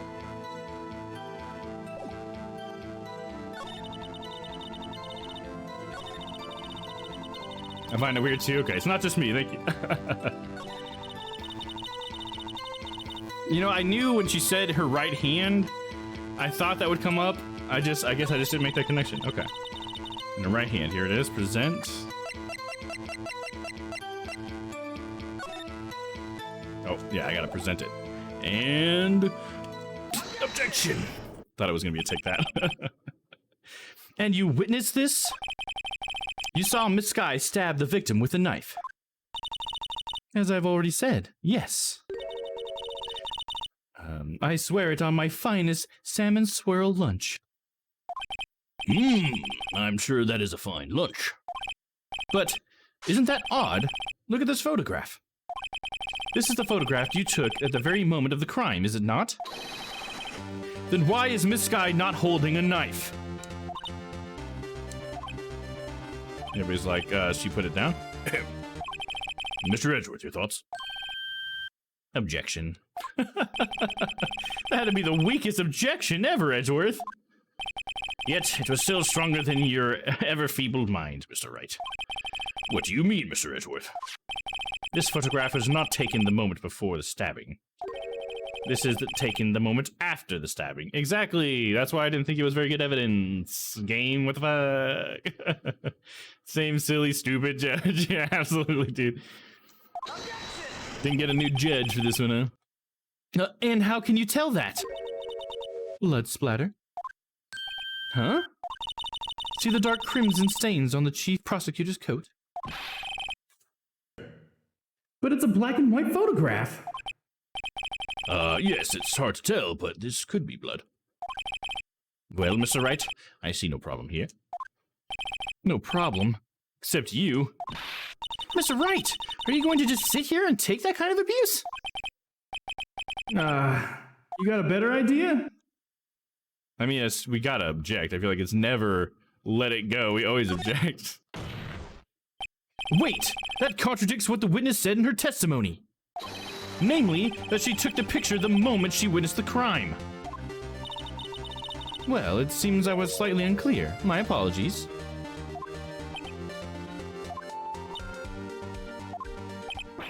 That's it?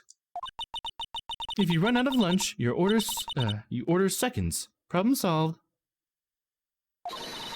If you don't like it, try ordering the jumbo-sized lunch for the get-go, or from the get-go. I guess that's what I was trying to do. Her fucking weird metaphors. It's like I'm just like trying hard to follow here.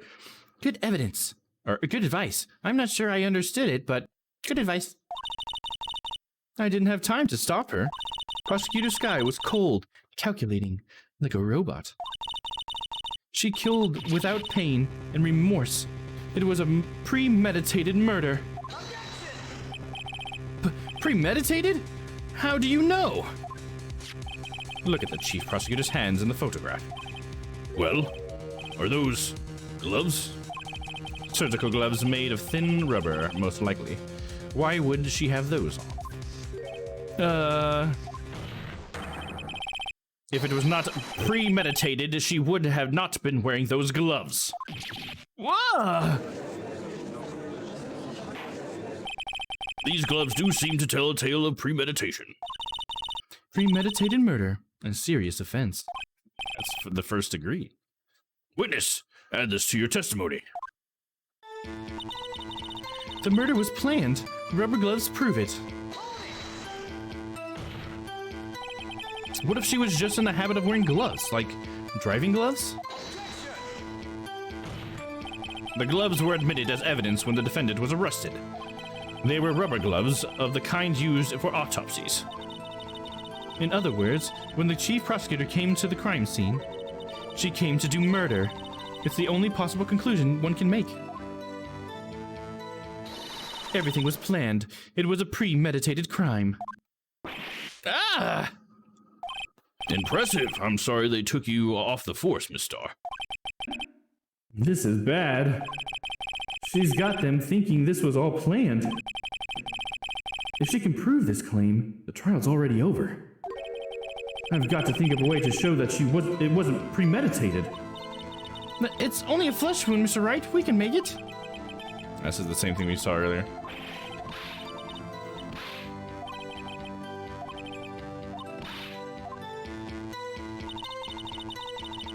Okay, we'll see if there's something I can present for that newest one she had with the gloves, I guess.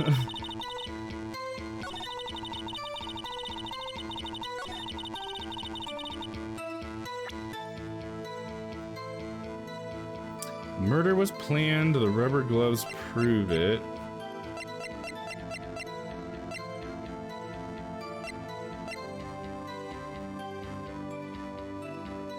Would it be the cell phone? Because we don't know why she would then have called her sister.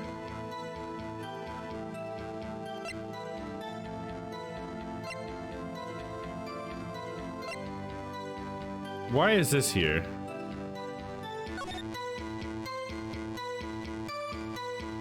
Why do I need this guy? Right? How the fuck is this a part of this? Blue Badger, you have something about you. Gerda parking in the prosecutor's office lot, entered at 5:12. That's not, time is not a thing now, right now.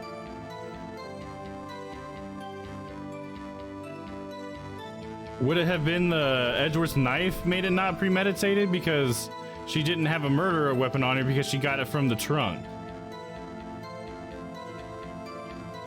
Isn't that after the murder occurred though? This is not. A 5:12 is not. It's like 3 minutes before the murder occurred. Or is thought to have occurred. 5:12, and it says here that died within an hour and a half of 4 p.m. So between 4 and 5:30, and he got there at 5:12. So it's still possible that he was there at that time. And then she made a phone call right after she's suspected of killed at 5:18. So I think all that checks out, if I'm not wrong. I know the answer, so I'm not weighing in unless requested. Is it the cell phone, Stella? Just a yes or no on that? Is it because she called her sister on this rubber gloves one? Because that, oh no, actually I think it might be the knife. I mean, answer for the cell phone first, I guess, and then the knife. Because I'm thinking it might be the knife, because if it's Edgeworth's knife, then how is it premeditated? Because she got the knife from his trunk, because it says right there, usually in Edgeworth's toolbox, traces of the victim's blood, no print. So she would have had to have gotten into his trunk, gotten the knife, and then killed him. And that doesn't sound so premeditated? No, not the cell phone, no, not the knife. All right, I don't know, just tell me. Because if it's not those two things, then it's going to be a stupid one, I bet. Come on, game.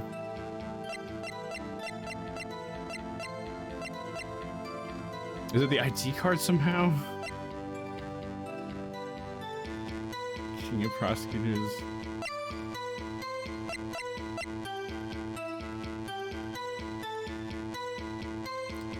Yeah, I got nothing then. Human's autopsy report to the statement nothing else could drive a human machine to plunge a knife in again. That's not where I'm at. That's not one of the choices, Stella. I think you're on to the next one already. We're on the same testimony. She just added a piece. Because I would have caught that, Stella. So that kind of sucks. A little bit of a spoiler. It's okay, but yeah, I don't have that as an option to present anything for. So we have just the same options. The only new one is the rubber gloves thing. So I feel like maybe it is the knife then. There's still a chance. It might be the knife. Because that's the only thing I can get that makes sense. This is the only thing that's new on there. The murder was planned. The rubber gloves prove it. Other than that, we're on the exact same testimony. But I bet that's what happens next. Because, yeah, it definitely says only with a single wound. Sorry, I got lost on the page. Hey, no problem, so yeah, no worries. It's all good. it's all good. No worries here. That one was one I think I would have been obvious enough to me that I don't even want to call that a spoiler. Sorry, I even said that. But yeah, so could it possibly still be the knife? I'm gonna go ahead and try the knife because we got health. So let me just try it.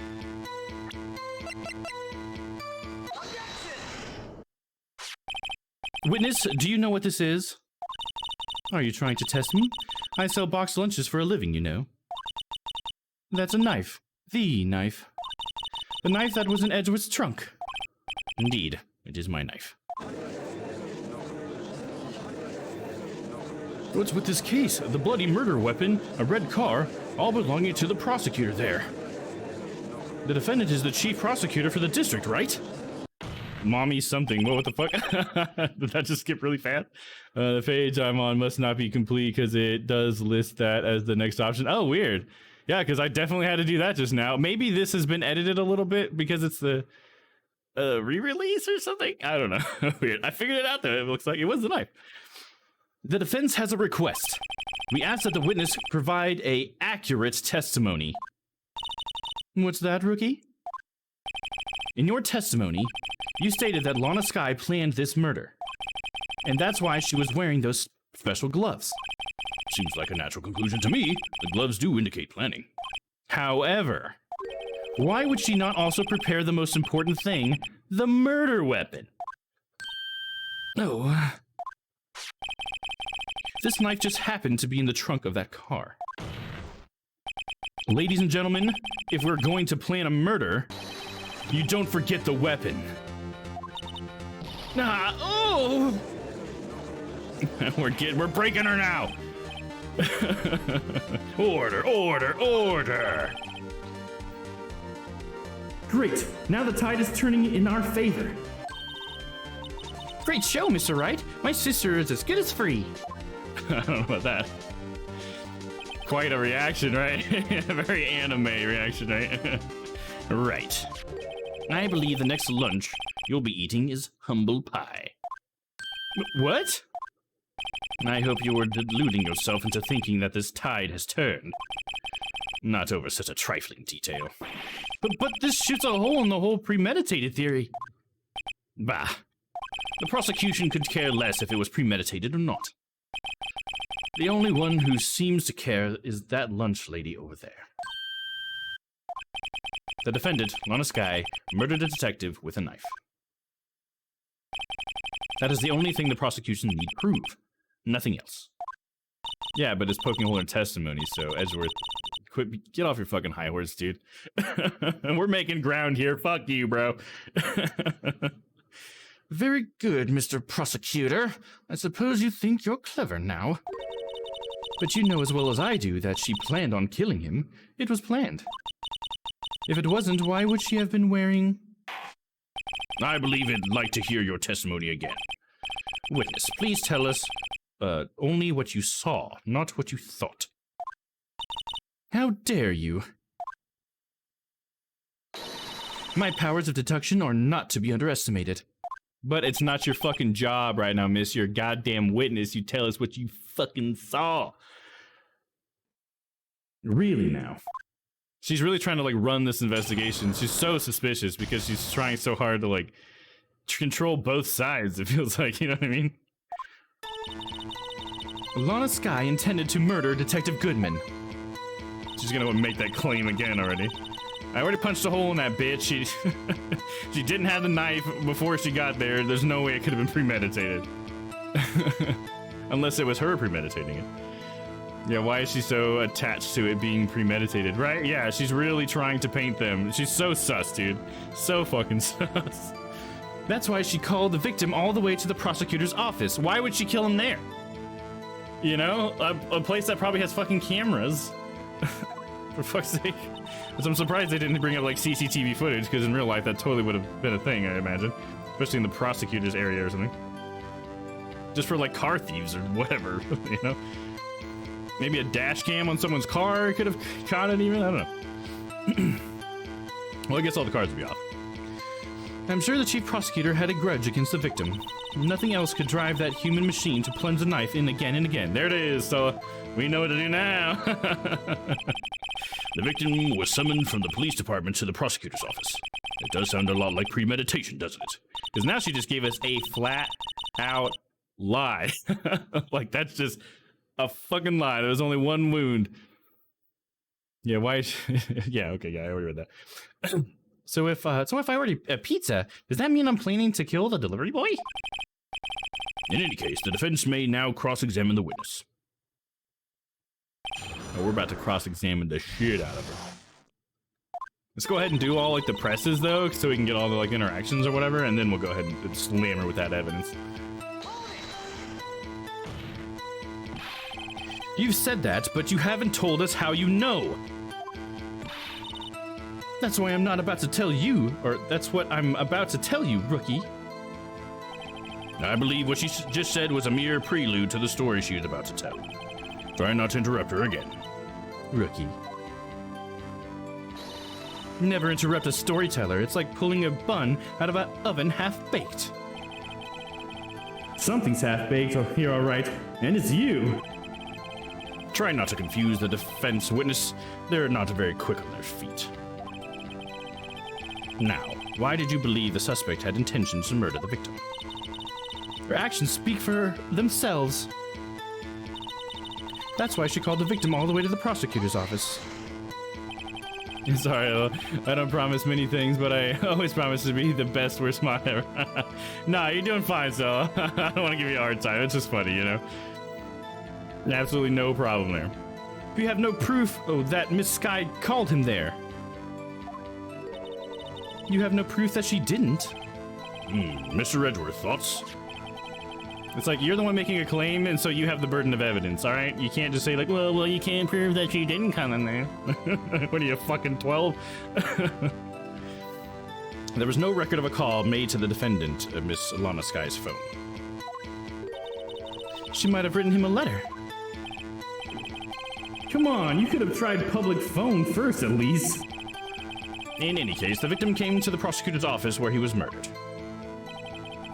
I'm sure he had a reason to be there. Witness, Why do you think it was a suspect who summoned the victim that day? I'm sure the chief prosecutor had a grudge against the victim, but she didn't even know him. What kind of grudge? well, I wouldn't know that. Of course you don't. That's because she didn't have a grudge. Rookie. I have a lunchbox here. Now, what's inside? How am I supposed to know? See, we agree there is a lunchbox here, but we don't know what's inside. A person's life is like a lunchbox with pretzels. Don't you agree? This is like a Gish Gallop or something. I get it. That's why my lunch was so salty. This judge isn't very good with metaphors. The suspect had a grudge against Detective Goodman. Will you tell us your basis for thinking this? It's simple.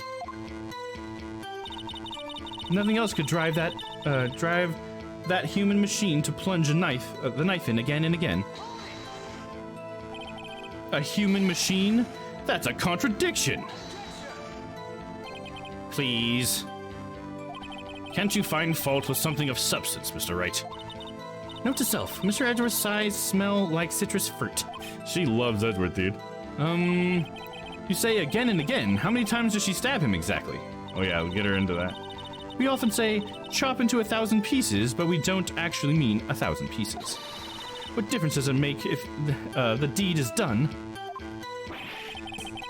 How come she's getting mad at me?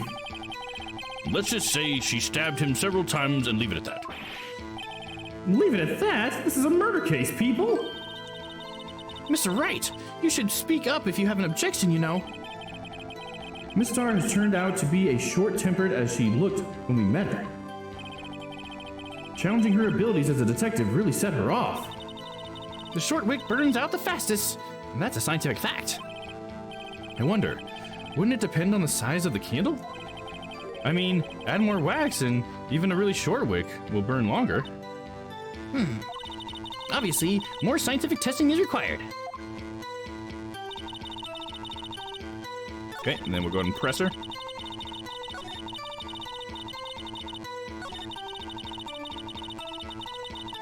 And I present to you the autopsy. Objection! You say she stabbed him again and again, But you couldn't have witnessed that. Are you testing me? Then I'll test you. With my moss surprise. I'm afraid the moss is growing under your feet as we wait, Miss Star. Evil look again. What do you mean? I shouldn't have to explain this, but take a look. The autopsy report states that death is due to a loss of blood from one stab wound.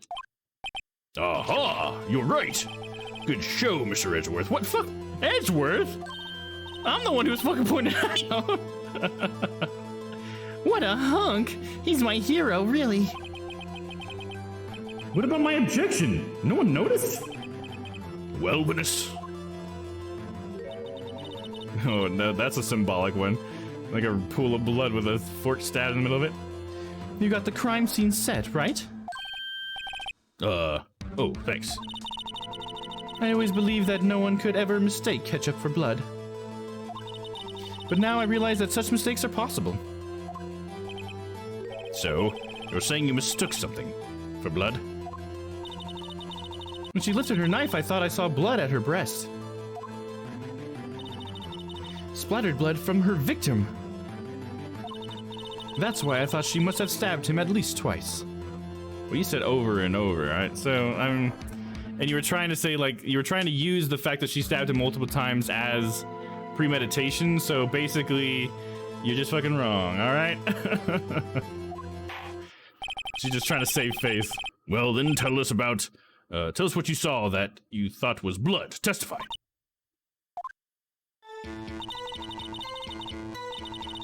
Her red muffler looked like blood to me.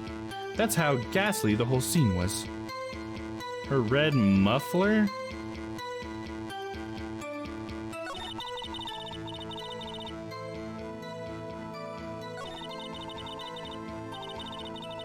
That's how ghastly the whole scene was. Miss Stars turned it out to be as short-tempered as she looked when we first met her. Okay, I already read that.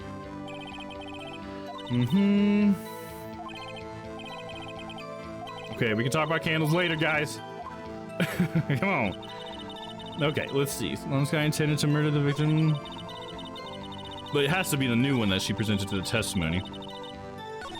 Her red muffler looked like blood to me. That's how ghastly the whole scene was. Her red muffler. I don't know what the fuck the muffler is in this context. I don't know what a muffler is on a car.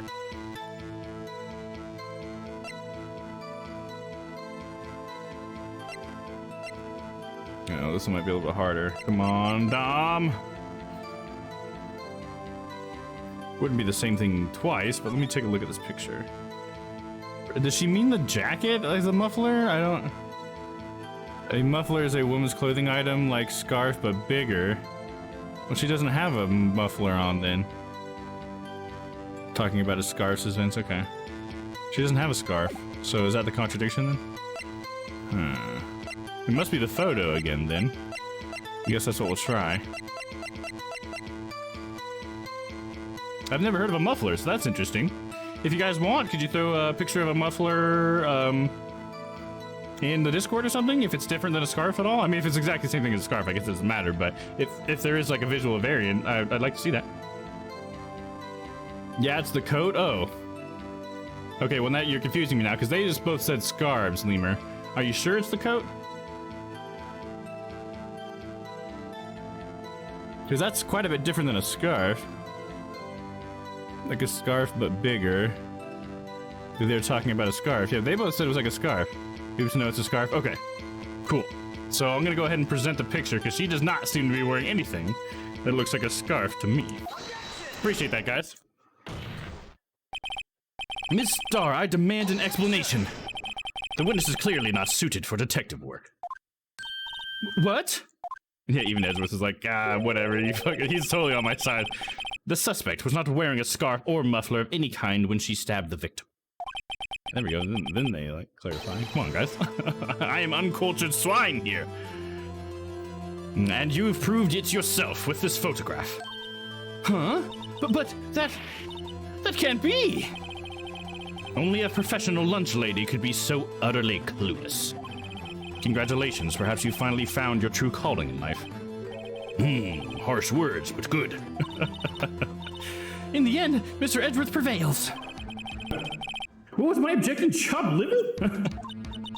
It just ignores fucking Phoenix. It's all about Edgeworth after I fucking object and bring up the goddamn evidence, dude. But it was there. A scarf. No, not that. But something red, really. Well now, where were we? The witness has given us an entertaining interlude, but back to business. What? Very well, witness. Continue your testimony. You saw the crime and apprehended the suspect. Tell us about that. Very well. I do remember some things accurately, at least. You're looking stupider by the moment, lady. Ultimately, we couldn't shake the most important part of her testimony. The most important part?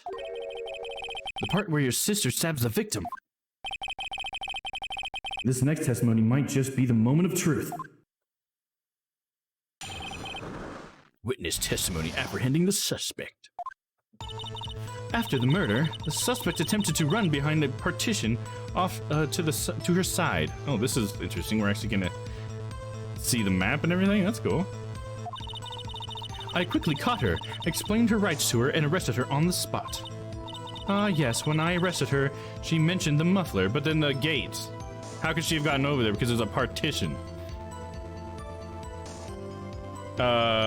Lady?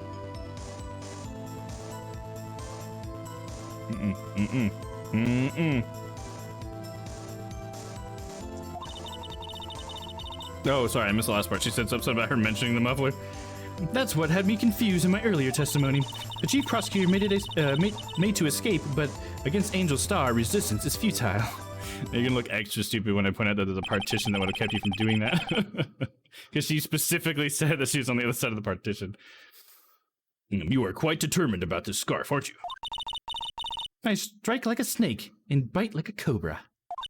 You're just looking stupider and stupider. That's me, Angel Star. That wasn't a very good metaphor. First of all, a cobra is a kind of snake. Don't bother me with details unless you want to get bitten.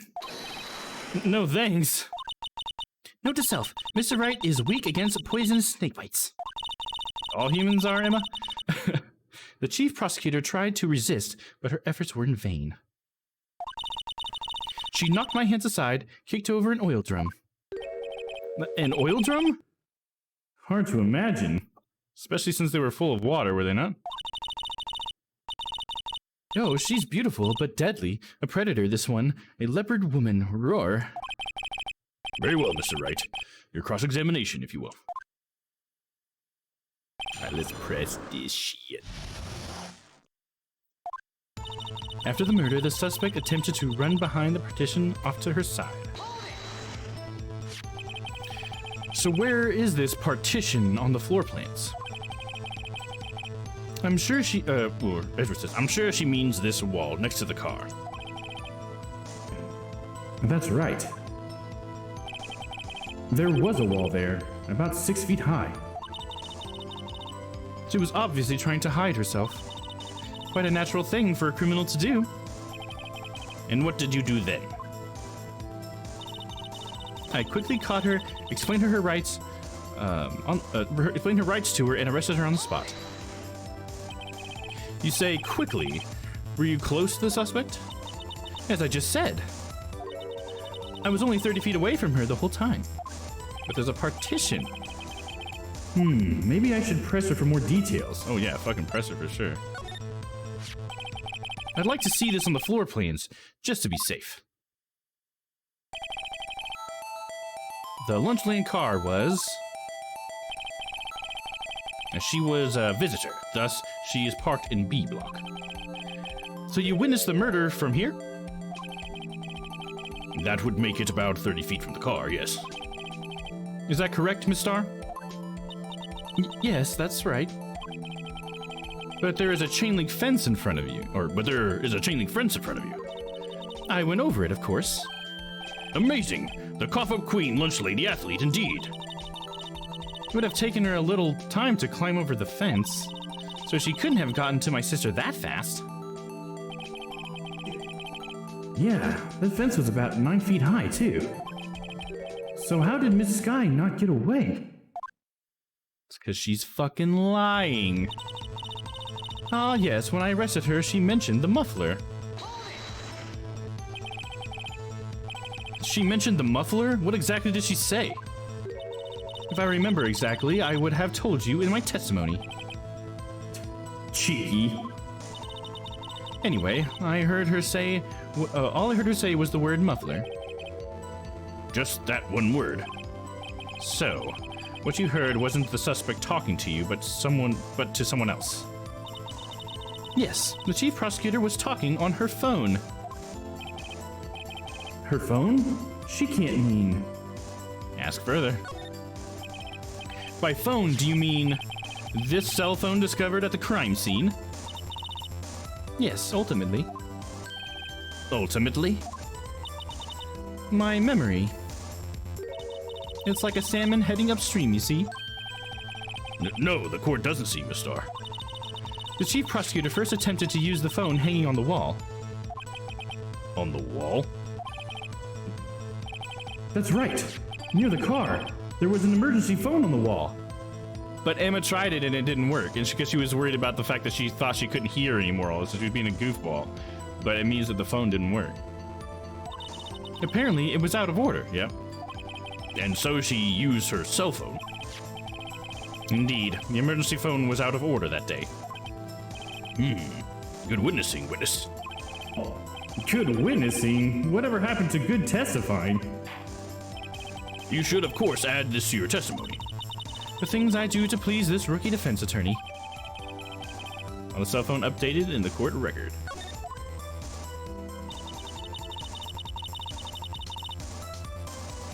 I saw it all.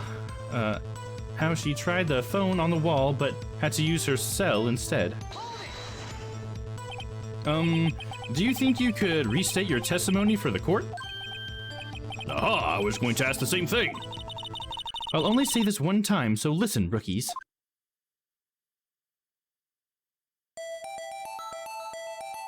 Being very specific now. The chief prosecutor stabbed the victim and ran behind the partition. Then she picked up the emergency phone on the wall, but it was out of order. So she pulled out her own cell phone out of her So she pulled her own cell phone out of her pocket. And then she did like an Olympic leap over a 9-foot wall to apprehend her. Okay. And during that time, you climbed over the chain link fence.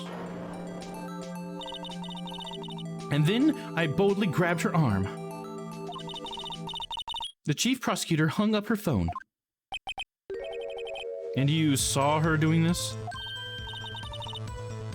What is it, Mr. Wright? I mean, the partition would have kept her from seeing her get on the phone, right? Like, you can't see that because that partition was there, right? The chief prosecutor made an escape, but against Angel Star, resistance is futile. She made to escape? Can you be more specific? She brushed aside my hand and ran. It was a terrible sight to see, like a dollop of lard on a pâté of foie gras. Huh? She even kicked over an oil drum at me. An oil drum? There was an oil drum lying on its side at the scene of the crime. But it's strange. What's that? If she wanted to escape, why didn't she run the other way? The other... Ah! The parking lot entrance. But that's right! It doesn't make any sense that she would run from behind the partition to the oil drums. Excellent. More mysteries. I wish I could solve a few before finding more, though. So Miss Guy tried to run. I'm sorry my sister is so suspicious, Mr. Wright. Not as sorry as I am. But she didn't do it. You have to believe me. Okay, so that was the end of that. So now we gotta present something here. And she's made a few things that are kind of hard to believe here. After the murder, the suspect attempted to run behind the partition off to her side. We caught her, explained her rights to her, and arrested her on the spot. That's just so fucking suspicious. Ah, yes, when I arrested her, she mentioned the muffler.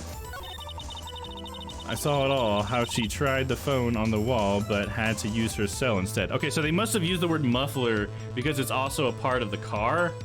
And so maybe there was something about the muffler she was trying to tell Emma. But because Emma said they talked for like a second, but then she hung up. And so maybe she was trying to tell her something about the muffler of the car. So when we go and investigate, maybe we'll be able to check the muffler. I don't fucking know. Just throwing it out there. Saw it all out. She tried to the phone on the wall, but had to use her cell phone. She says, I saw it all. And that's got to be where we present the map. Because you can't see that. Bitch. I said, bitch.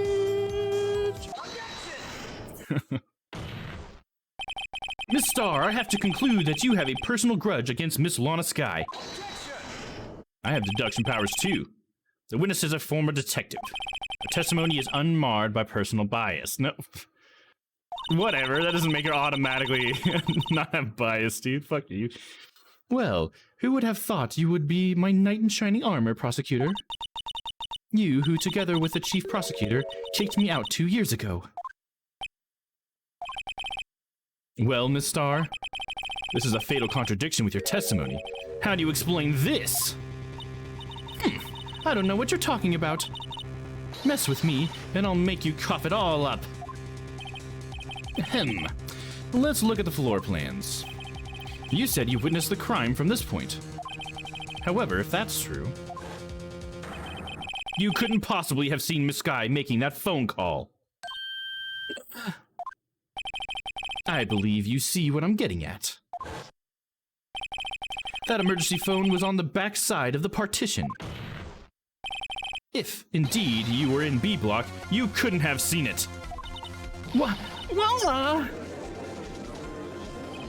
Order, order. What is the meaning of this? It's simple, Your Honor. She's not coughing up lunch, she's coughing up lies. That's quite a claim, Mr. Wright. Perhaps you will allow me to question. Tell us exactly what lie this witness has told the court. Here's where the counterattack begins. I can't afford to get this wrong.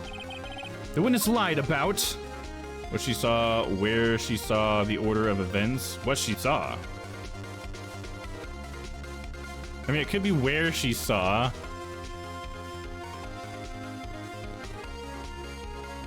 Huh. Because she did see it, right? Because that did happen. Because we know she called her sister.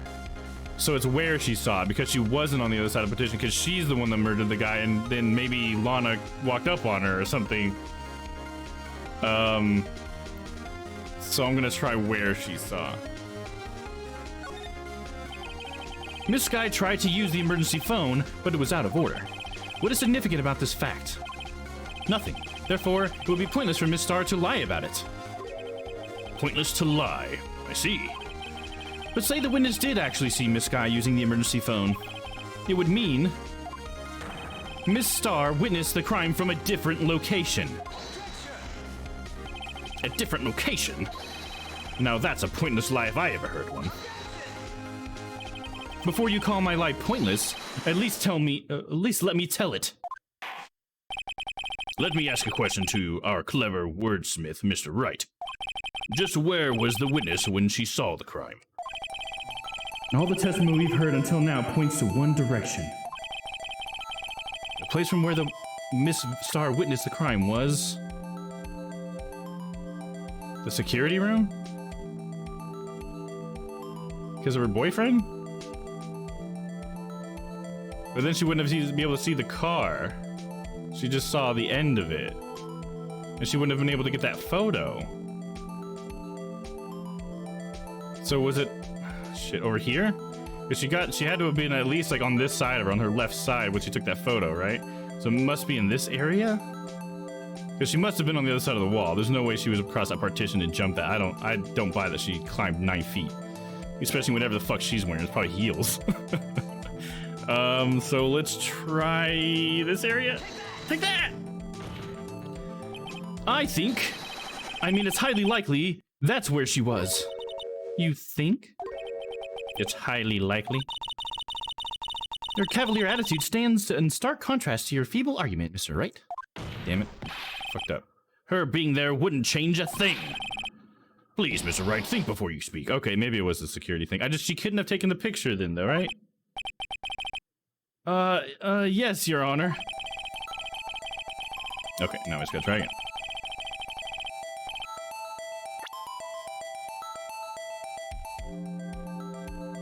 Unless the photo was security camera. Right, that's true, Vince. Yeah, maybe that's why the security room makes sense. Because I think, like, when he says all the evidence, one of the biggest pieces is that she talks about how she's there to see her boyfriend, right? And he's the security guard who she says sits in the security room. So I think it must be that. So let's try that. This is the only place where she could have been. Well, that must be it. The security guard room? Indeed, the security room is the underground parking lot is well positioned. It's built on the second floor so you can see the entire lot. She would have been able to see the emergency phone from there. But why there? There are many other places where she could have seen the phone. Not in this case, Your Honor. The witness, not being part of the prosecutor's office, couldn't park in A block. The only place where she could have seen the crime in the back of the partition was here. I remember in your testimony, you said you brought a lunch for your boyfriend in the security room, yes? Well, Miss Starr, how many years have I been getting the better of men? To think that the tables could be turned.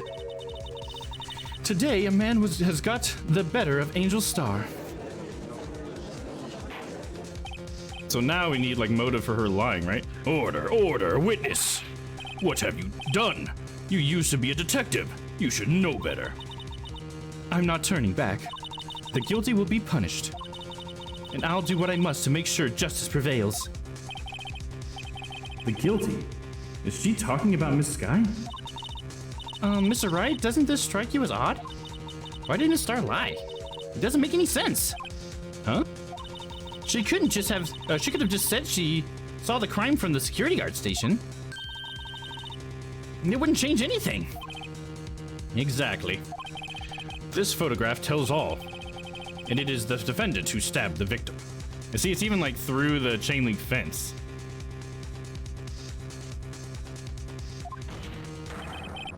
That truth still stands. It still stands. I disagree, Mr. Edgeworth. Well, I mean, if she was the star witness and now her testimony's all fucked up, so I don't know. Does she go to jail now for perjury or whatever? What? If a witness is found to be lying, they're guilty of perjury. She knows this. She wouldn't risk that without a good reason. So tell us what her reason was, Mr. Wright.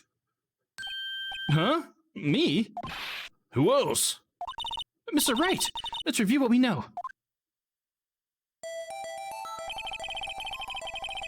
Miss Starr witnessed the crime from the security guard station. But she lied and said she saw it from B block. It must make a vital difference. But what? What would change? Difference in lighting. Distance to the crime, right? Angle of view to the crime is I mean, yeah, that's true.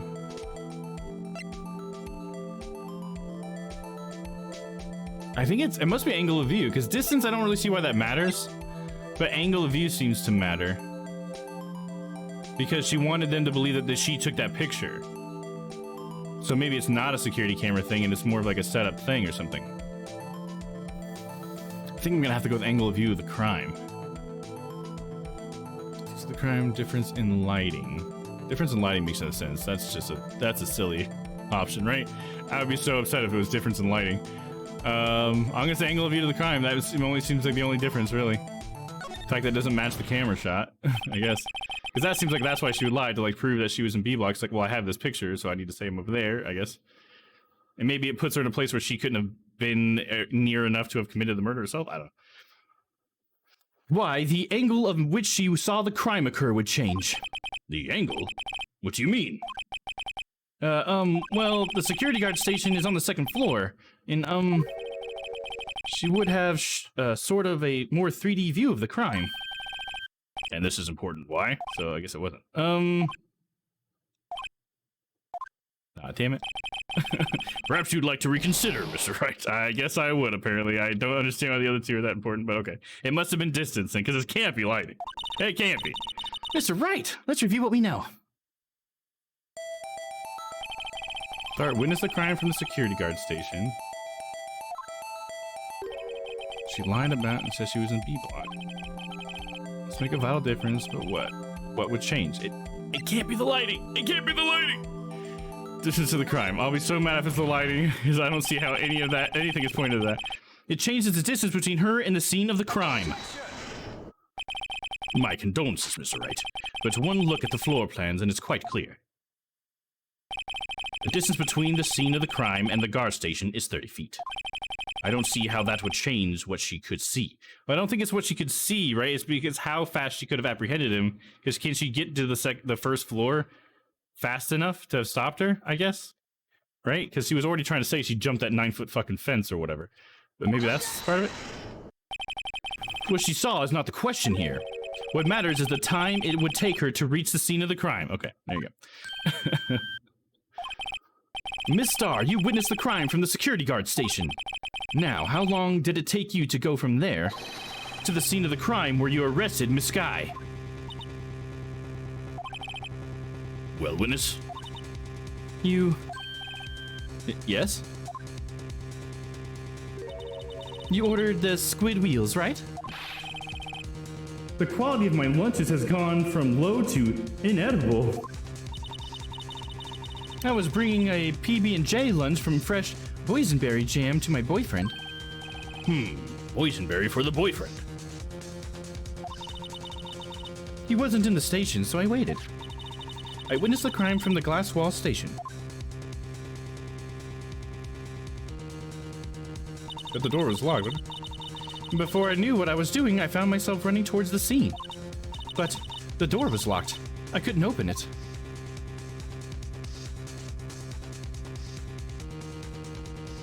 Oh, what? So she went all the way around and then jumped the fence still? That's why I had to go through the visitors parking in Block B block. That's quite a detour. So we're supposed to believe that she didn't get away? It probably took me at least 5 minutes to get to the scene of the crime. Oh, now we finally have time because she ended up using her cell phone at a certain time or something, right? For 5 minutes? Finally, a timestamp. This changes things considerably. But it was that woman over there in the defendant's chair who stabbed him. I know it. I have photographic evidence. I swear it. I swear it's on my finest plastic spork. You have a point, and the spork is a wonderful invention. Would you like another caviar lunch? Absolutely. Uh-oh. Mr. Wright, you have to do something. Do I have evidence to stop this?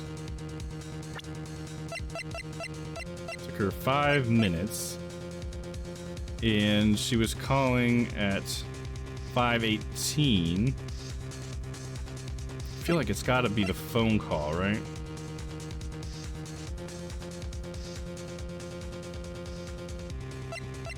That's the only thing that has a specific timestamp other than this. But I don't think Edgeworth pulling in his car has anything to do with it. I think it has to be the phone call. I mean, how would it be the parking ticket, right? It also has a timestamp, but I don't... That's when Edgeworth got there, which was before the murder happened. I don't know, do you see how that could fit, Vince? Because that happened before the attack, and she's saying that she moved after the attack, so I don't think it would have anything to do with this, what she's talking about. I feel like it would have to be more the cell phone call, because she does mention that. And that happened at 5:18, which was not... That's not 5 minutes after the attack happened, because it should have happened at 5:15, I think. And then, so she had 5 minutes, but the phone call was 3 minutes. I think that's the only thing I can see. There's no, it has to do with the time. Oh, gotcha. Yeah. It's got another timestamp on it for sure.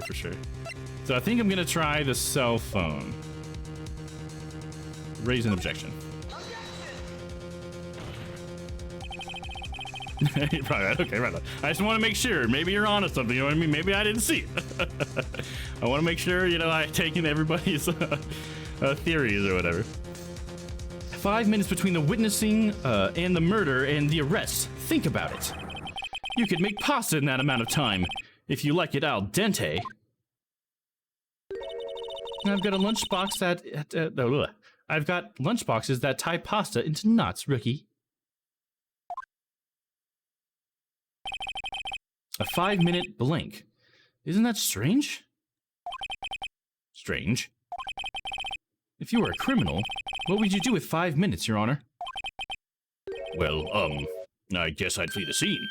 Hey, don't get the wrong idea. I didn't kill anyone. Judge, sorry, dude. But you have the instincts of a killer. You would run, but this time it was different.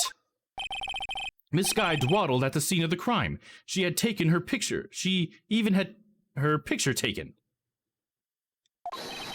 No true criminal would act this way. It's inconceivable. Okay, so maybe I didn't have to present something. I just had to object. I thought I was gonna have to present something. I think we were both wrong. Well then, seems we've come to the end of this testimony. The witness has a grudge against the defendant and a blank in her testimony. It's weird that they have a blank. I don't know what you mean by a blank. It's just like that she wasn't witnessing anything for 5 minutes. That's how we mean by blank. So we don't know what actually happened for those 5 minutes. Mr. Edgeworth, is the next witness ready to go? Unfortunately, I appear to have overestimated this witness on account of her professional history. We did it! We screwed that, We screwed that can shut, Mr. Wright. We screwed that can shut. Okay, is this supposed to be like more food metaphors? I've never heard that phrase. But that was too close. Now I'm afraid that the cough-up queen has been dethroned. And with that, court is adjourned. Oh, not a hold it. What? Mr. Edgeworth, you ordered the squid wheels, right? That's the one she tried to foist on me. Foist off on me. I prefer not to take the defense team's leftovers. Anything else to say? I might be able to save you. I have decisive evidence. What was that? Is this another one of her trick lunchboxes? My apologies, but we have no further questions to ask of you, Miss Starr. Yeah, we know that you're a liar, liar, pants on fire, so why would we listen to a fucking thing you say? Is this your jumbo lunchbox? Woohoo! A triple-decker! Out of deference to the witness's determination, I'll allow one more testimony. Let's hear about this decisive evidence. Like the Lunchland motto says, you won't be disappointed. What's she going to pull out of her lunchbox this time? Decisive evidence. Okay, let's see your fucking decisive evidence. You said that with a fucking photo. This judge is just straight up terrible. Oh yeah, dude, absolutely. Agreed. I should have mentioned those 5 minutes when I wasn't looking at this crime scene. And now, to the matter of the victim's shoe. Did I not bring this up? 2 types of blood were found on the shoe. One was, of course, the victim's, and the other blood type matched that of the defendant, Miss Lana Skye. This shoe proves it. It's flawless. Decisive evidence. I thought you were an investigator. That is not decisive evidence. Come on. What? There was blood found on that shoe. So she got blood on her shoe because she was at the scene of the crime, apparently. We're already placing it there, but that doesn't mean that she's necessarily trying to, like, that she was the murderer. She may have even just came up and found the body, you know what I mean? This judge is so ass. Absolutely, dude. Try Lunchland for all your lunch and decisive evidence needs. Witness, what's the meaning of this? Why is this the first time I've heard of this evidence? Simple. As I already said, I don't trust you with evidence, Mr. Edgeworth. That's why I took the liberty of investigating this myself. No, the reason why you took the liberty is because you have a grudge against Lana and you're trying to frame her. And you had blood tests performed. Didn't I mention? I have 3 boyfriends in forensics. In any case, Your Honor, I can't accept this as evidence. What? You must know the 2 rules of evidence law. Rule number 1, no evidence shall be shown without the approval of the police department. In other words, this shoe is illegal evidence, and at least for the time being. Is that right, Mr. Wright? It seems so. Edgeworth sure is celebrating. Not so fast, Mr. Edgeworth. Don't forget, I used to be a detective. I mean, we've definitely already forgot that because you've shown us that you were an ass fucking detective, if you ever were one. Why would she even have blood test results? Right, yeah. And like, I feel like her just automatically taking that, and she's not an investigator, she's tampering with evidence, like evidence tampering. And there's too much like especially since she brought it out as a witness without letting the prosecution know. I just feel like that definitely should be thrown out because we don't even know if that's valid. We can't just take her word for it. You know what I mean? We would have to do tests to like validate her what she's trying to say anyways, and it's still like, it was really suspicious that she would keep that with her. She's not an investigator now. She used to be an investigator. Doesn't give you permission to just take evidence from the scene of a crime. As I mentioned previously, this shoe has already tested by a member of the forensics department. As you can see, it was approved by the police department as of today. Even the general public can produce official evidence, Mr. Edgeworth. Nah, she did do her due diligence then. Damn it, her boyfriends. Nah. Is that right, Mr. Wright? It seems so. Edgeworth is looking pretty sullen. You could at least study some evidence law, really. If there are tampering with evidence of a crime scene laws like everywhere, I think she would be getting arrested, right? Yeah, that's what I feel like. She's not an investigator. You can't take it to a forensics team or whatever. You can submit it as evidence probably, but you can't like take it from a crime scene and do shit with it. Especially, why would she have it on her like right now? And she just happens to have the shoe in her pocket. The prosecution complaint notwithstanding, it appears that the evidence satisfies the first rule of evidence law. However, it seems you have yet another count against you, witness. Anything to ensure that the guilty are properly judged. White enamel shoe bears traces of blood from Goodman and Lana Sky. Very well, Mr. Wright. You may cross-examine the witness. All right. This is the boss battle for Miss Angel Star. I'm assuming this is the last one. I should have mentioned those 5 minutes when I wasn't looking at the crime scene. Why did you lie about those 5 minutes? I guess you could say I just wanted people to look at the results. The results? How many times do I have to say this? I saw the chief prosecutor stab the victim before my very own eyes. Compared to that, a 5-minute blank seems nothing. Then why didn't you just tell the truth? Don't make me laugh. We're dealing with the most untrustworthy of vile lot known as prosecutors. Falsified evidence, arranged testimonies, erasing and manipulating evidence. Are you sure you're not doing that? You a little projection going on here? When you fight monsters, you need to use every trick in the book. This when the suspect is admitting she did it? But false testimony is the most despicable crime of all, Miss Starr. Let's just get this over with.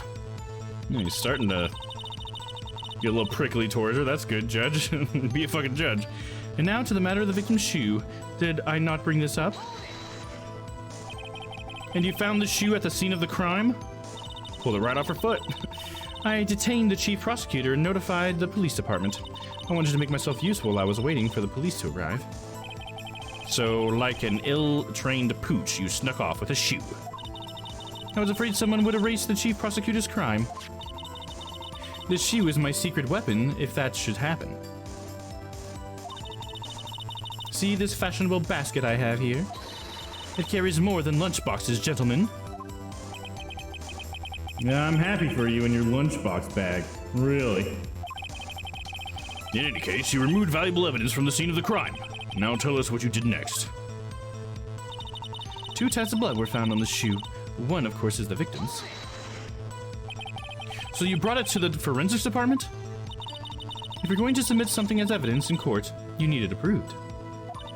To do that, evidence must be analyzed by a forensics expert. And she got away with her little coup because she used to be a detective. The shoe does appear to have bloodstains on it. Well, the man was stabbed after all. And that blood belonged to the victim, Detective Goodman. As I said, there were 2 types of blood found on the shoe.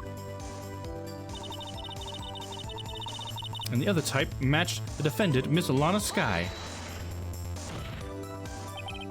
You can't say for sure that blood belonged to the defendant with a blood test. You claim to know something about blood tests, rookie. Huh? Well, speak up. Well, blood comes in 4 types. A, B, O, and AB. However, you can't tell from a blood test whether a murder was committed in cold blood.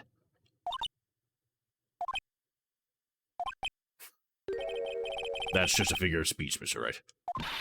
Actually, we can differentiate between millions of types of all blood tests out there. Which means that we can more or less narrow any sample of blood down to just one person. Or so I hear. That's pretty specific. If I had a little more time, I would have gotten DNA test results. But they said there's very little doubt it could be anyone but Miss Lana Skies. So the suspect's blood was found on the victim's shoe. That ties her directly to the death of Detective Goodman. I was afraid he was going to say that. This shoe proves it. It's flawless, decisive evidence. I can't let this evidence go through without a fight. You ordered the peppered fish guts, right?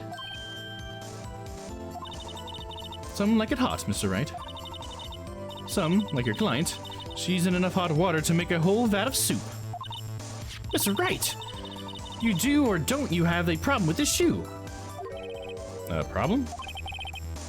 This is critical. Is there a problem with the victim's shoe? Is there something that we can prove?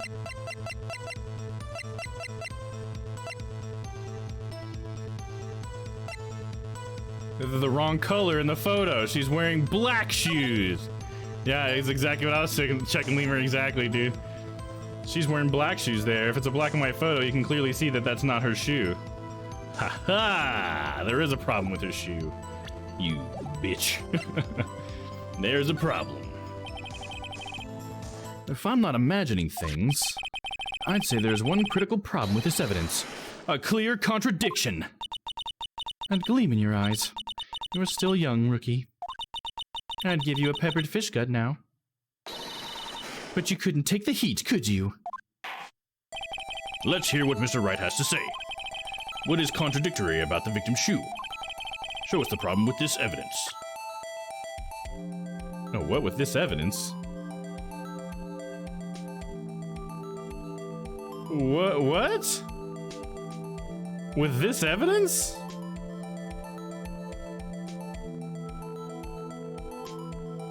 Is it the blood on the bottom? Oh, fuck. I thought I was gonna be able to use the photo. Because she wasn't wearing black shoes. I mean, she wasn't wearing white shoes, she was wearing black shoes. Well, shit, dude.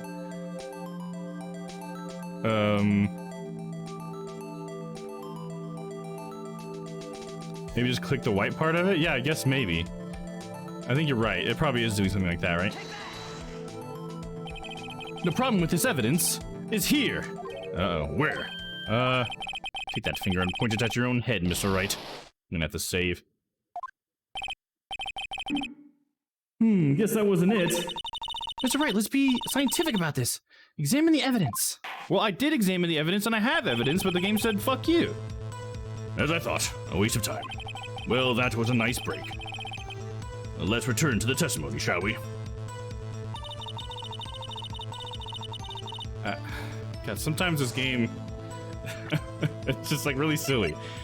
Like, how was I supposed to know it's only gonna let me use the shoe there? Like, fucking, who throws a shoe? Honestly. Okay, I would have mentioned those 5 minutes, but I wasn't getting a single crime, and now the matter of the victim's shoe.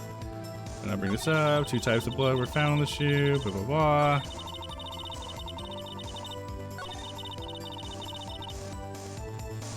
Can I maybe present the photo here?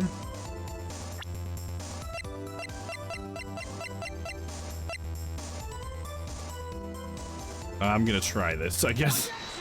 I just wanted to talk about it. Unfortunately for you, this shoe is far from being a perfect evidence. What? This shoe directly contradicts what we know about the crime. The shoe doesn't fit. Order, order! You're claiming there's a contradiction with this shoe. As I said, the shoe doesn't fit what we know about the scene of the crime. Very well, let's hear what Mr. Wright has to say about the shoe. What about this shoe contradicts what we know about the crime? So what's the problem with this evidence? You're not gonna fucking make me...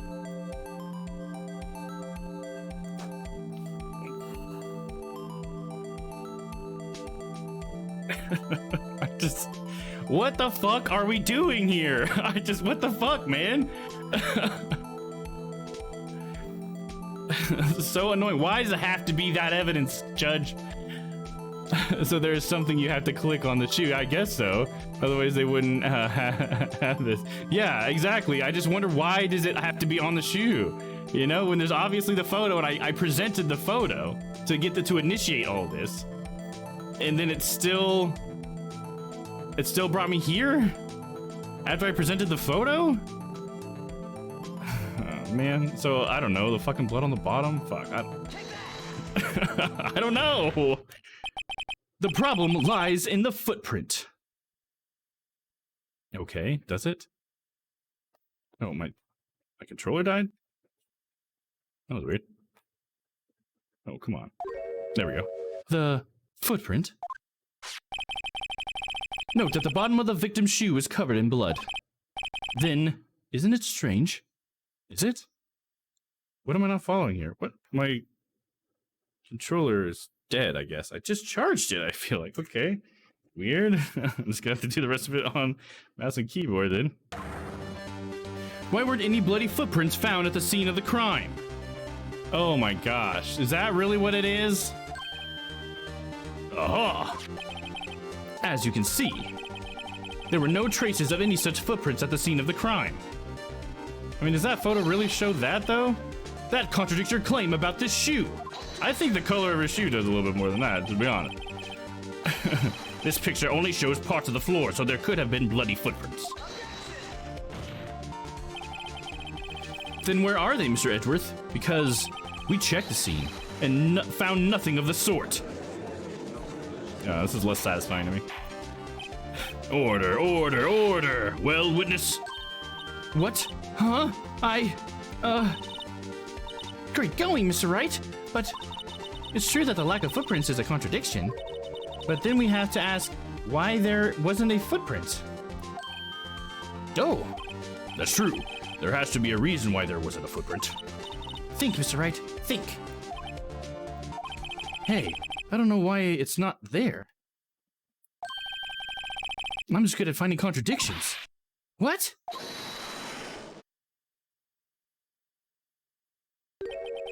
I see.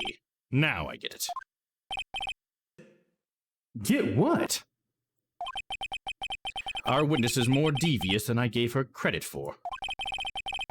We were hoodwinked to the very end. But she slipped. There is one vital hint to the truth in her testimony. What are you talking about? Think back to when she told us about apprehending the suspect. The chief prosecutor tried to resist, but her efforts were in vain. She knocked my hands aside and kicked over an oil drum.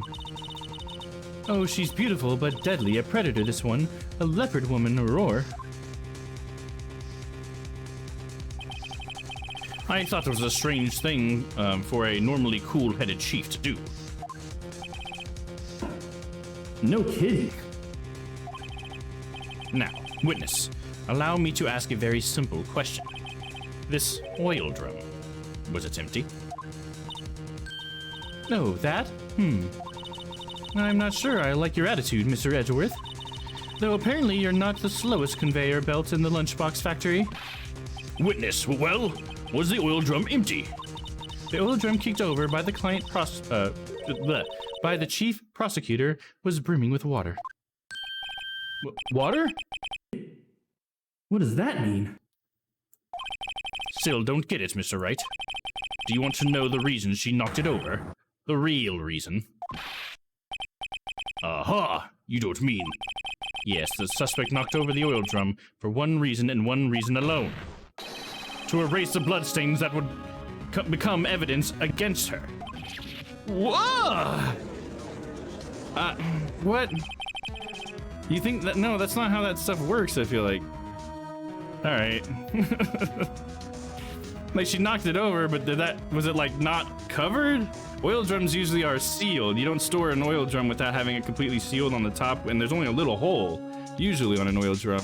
I mean, I messed with some when I was a millwright, and there's a little hole that you get everything, you usually pump out of it, the oil or whatever, and it was full of water, but that doesn't really make any difference of how you would treat the storage of it. So what, it knocked over and a little bit glugged on the floor and that was enough to wash all the fucking blood off the floor? What? Doubt it, dude, doubt it. That ties things up quite nicely, does it?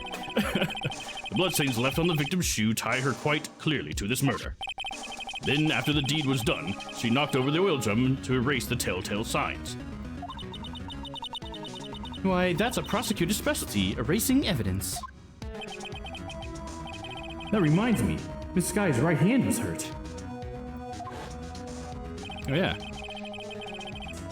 Didn't she say she cut herself when she stabbed him?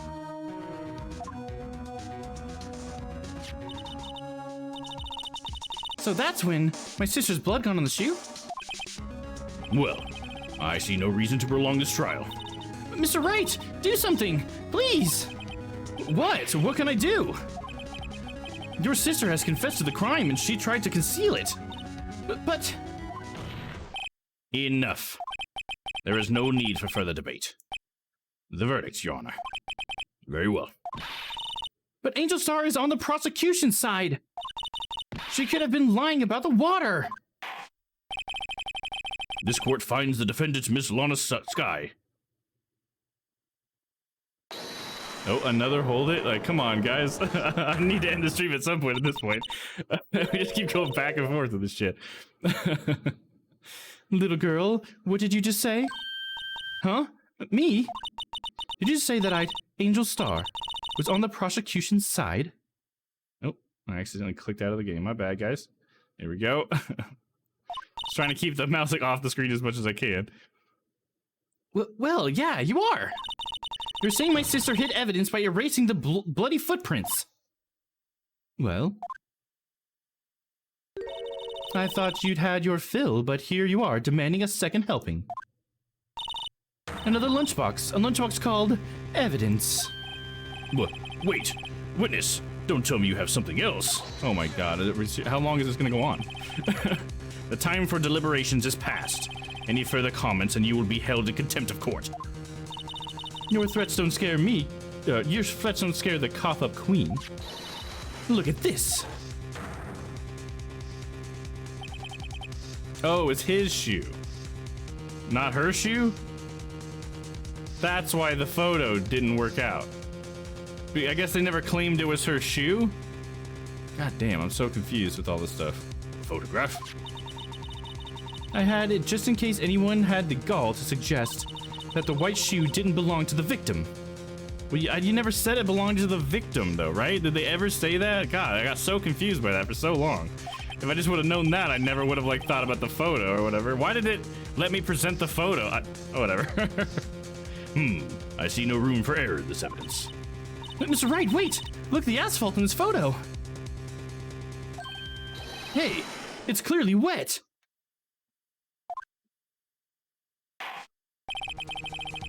Erasing the last trace of doubt in the court's mind. Immediately after the murder, the crime scene was washed with water. I'm sorry, Mr. Wright. I guess I couldn't help after all. It's not your fault. I knew I couldn't win this case from the beginning. And it seems this is what your sister wanted anyway. Come on, Phoenix. Come on, Phoenix! I'm sorry, Mia.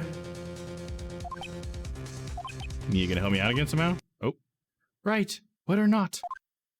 Don't be so quick to throw in the towel. Get yourself off this asphalt. Take another good look. Don't give up. Not until the bitter end. This is the last piece of evidence. Very well. This time I'd like to declare a verdict for good. Can I look at the court record real quick so we can take a look at this piece of evidence really fast? Oh, wrong mouse. Down. Nope. Put yourself the fucking together, dude. Alright, let's see. Oh, do I not get the photo as evidence? Oh, you're fucking kidding me.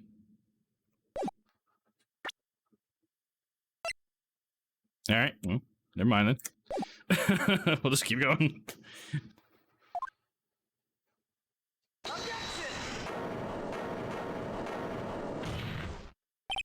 Your Honor, wait. What is it with you people? Can't I hand down my verdicts in peace anymore? Whatever it is, can it wait? No, it can't. Then it'll be too late. Look at this photograph at the last one submitted. This trial isn't over until we give each piece of evidence proper consideration. So, right. Are you saying there's a problem with the latest piece of evidence? Yeah. I'll think later. So it's okay that I'm clueless about what's going on here? Yeah, there's a problem. Right or wrong, I've got to go ahead with this. I suppose since we've come this far, we should give every claim a fair shake. Very well, Mr. Wright. Show the court the problem in this photograph. The muffler. That's the only thing I can think is the muffler because it's got this thing, but how do I move the hand? Oh, there we go. Right? Let me look at it for a second. Anybody have any other theories? You let me know, but I think it's gotta be the muffler. Because she ends up saying muffler, and there's something hanging out of it. So, yeah, it must be that. I think so. It looks like there's something in there. Exactly, dude. I don't see anything else that there's a problem with. I mean, you got the dead body, his shoe is there, that's the shoe she brought in. You know, he's got the knife in his chest. Everything else seems hunky-dory except for this muffler. The problem in this photograph is here. What's this? There's something poking out of the car's muffler. Wait just a moment, Mr. Redworth. Your Honor. You just said muffler. However, I see no trace of a muffler or scarf in any kind of this photograph. Oh, well, he's not a car person. A muffler is also a part of a car or motorcycle, Your Honor. Just think of it as part of the exhaust system, a pipe. I see, and I see. What's that suspicious-looking cloth sticking out of the car's muffler? So what if there's something sticking out of the muffler? What does that have to do with this case? Nothing. Absolutely nothing. I mean, your testimony says it does, because you were the one that was so like big on trying to get her to say muffler. Sorry, Miss Starr, but it's not going to be that easy. In fact, you've already told us why this is important to the case. You said as much in your testimony. What? Let's hear what Mr. Wright has on his mind. Tell us why you think this piece of cloth in the muffler is related to this case. Because of the cell phone.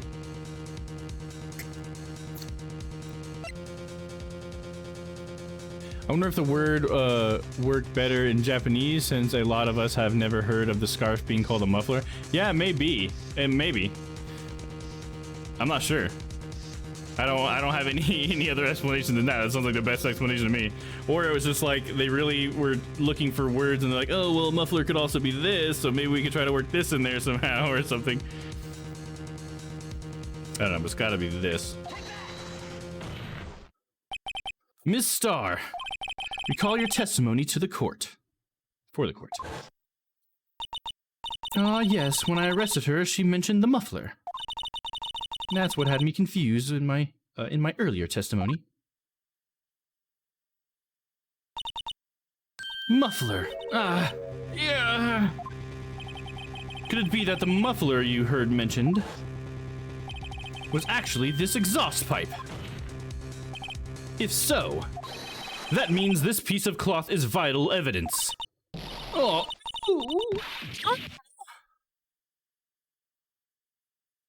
I feel like the mic doesn't always pick up when I do the ahs and oohs or whatever.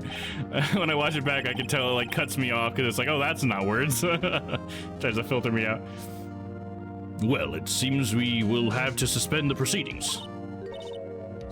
Suspend? I find myself wondering about that piece of cloth. If we leave any question unanswered, here we do a disservice to the law.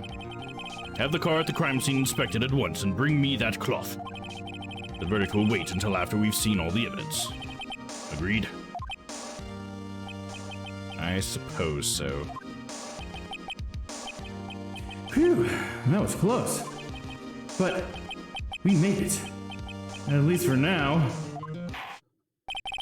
This court will adjourn for a 30-minute recess. It's lunchtime after all. He's still hungry? To be continued next week on Dom Dynamite. All right. Gonna save my game now. Cool. All right, guys. That is the end of this week's stream. Been pretty intense, man. That's so much back and forth in that freaking testimony. Oh, man. So many. Hold it. That was fucking crazy, dude. All right, let me pop over here to the ending screen. Oh, where's mine? There it is. All right, so yeah, thanks to everybody who came to hang out. I feel like I don't the wig like rides up in the back, so after a while, I feel like it looks extra weird because I don't have it pulled down. I guess it doesn't look that different. And that's the first trial of the game. This is brutal. Like forces you to almost lose the case. Oh yeah, dude. I think it's funny because it just feels like it's still ramping up from the last game. Like they really do like take it from the last game and like keep going with a lot of the stuff, like the escalations, you know, because even the Edgeworth one was pretty brutal, and he got like a guilty verdict at one point. Like, he actually got the verdict guilty, and then we had to like overturn it after the fact. Can't remember exactly how that worked, but yeah, they're just getting more and more intense, dude. So I like it though. It's definitely exciting. The whole back and forth thing is pretty fun. And there was really only like maybe one or two things that just didn't really make a whole lot of sense. The shoe stuff, I guess, made sense in the end. I just didn't understand that it was the victim's shoe. I think the game maybe should have explained that a little bit more. Like in her testimony, she should have said that, like whose shoe it was, because that really threw me for a loop. But yeah, other than that, I think it was a really good episode today. So I hope you guys enjoyed it. I'm really liking the new characters and everything. I like Emma and all that, so that's cool. But yeah, so we'll be playing this again next week. So for the rest of the week, we got tomorrow. We'll be playing some Surgeon Simulator. Lemur and I. I asked Moth, but I don't remember. I didn't actually check to see if he had responded yet. But maybe Moth too. But I think me and Lemur are definitely gonna be playing that tomorrow. So no HIO tomorrow. We're gonna be playing Surgeon Simulator instead. Then on Thursday, we'll be continuing Judgment, that Yakuza game, or Yakuza style game, or it's in the Yakuza universe or whatever. And then we got The Witcher on Friday. So there you go. We'll probably be some more lawns on Sunday, I imagine. So definitely tune in for that as well. But yeah, so thanks everybody for coming to hang out. Let's go hang out with Papa, shall we? I'm sure he should be streaming by now. Slide us on over there.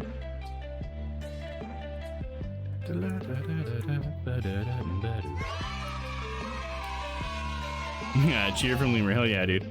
Here we go. He's playing Shadow Warrior Classic Redux. Nice, dude. I think I voted for that one. I was hoping he'd play Shadow Warrior. Wow, Jay's still in too. Well, that cut off really suddenly. That's all right.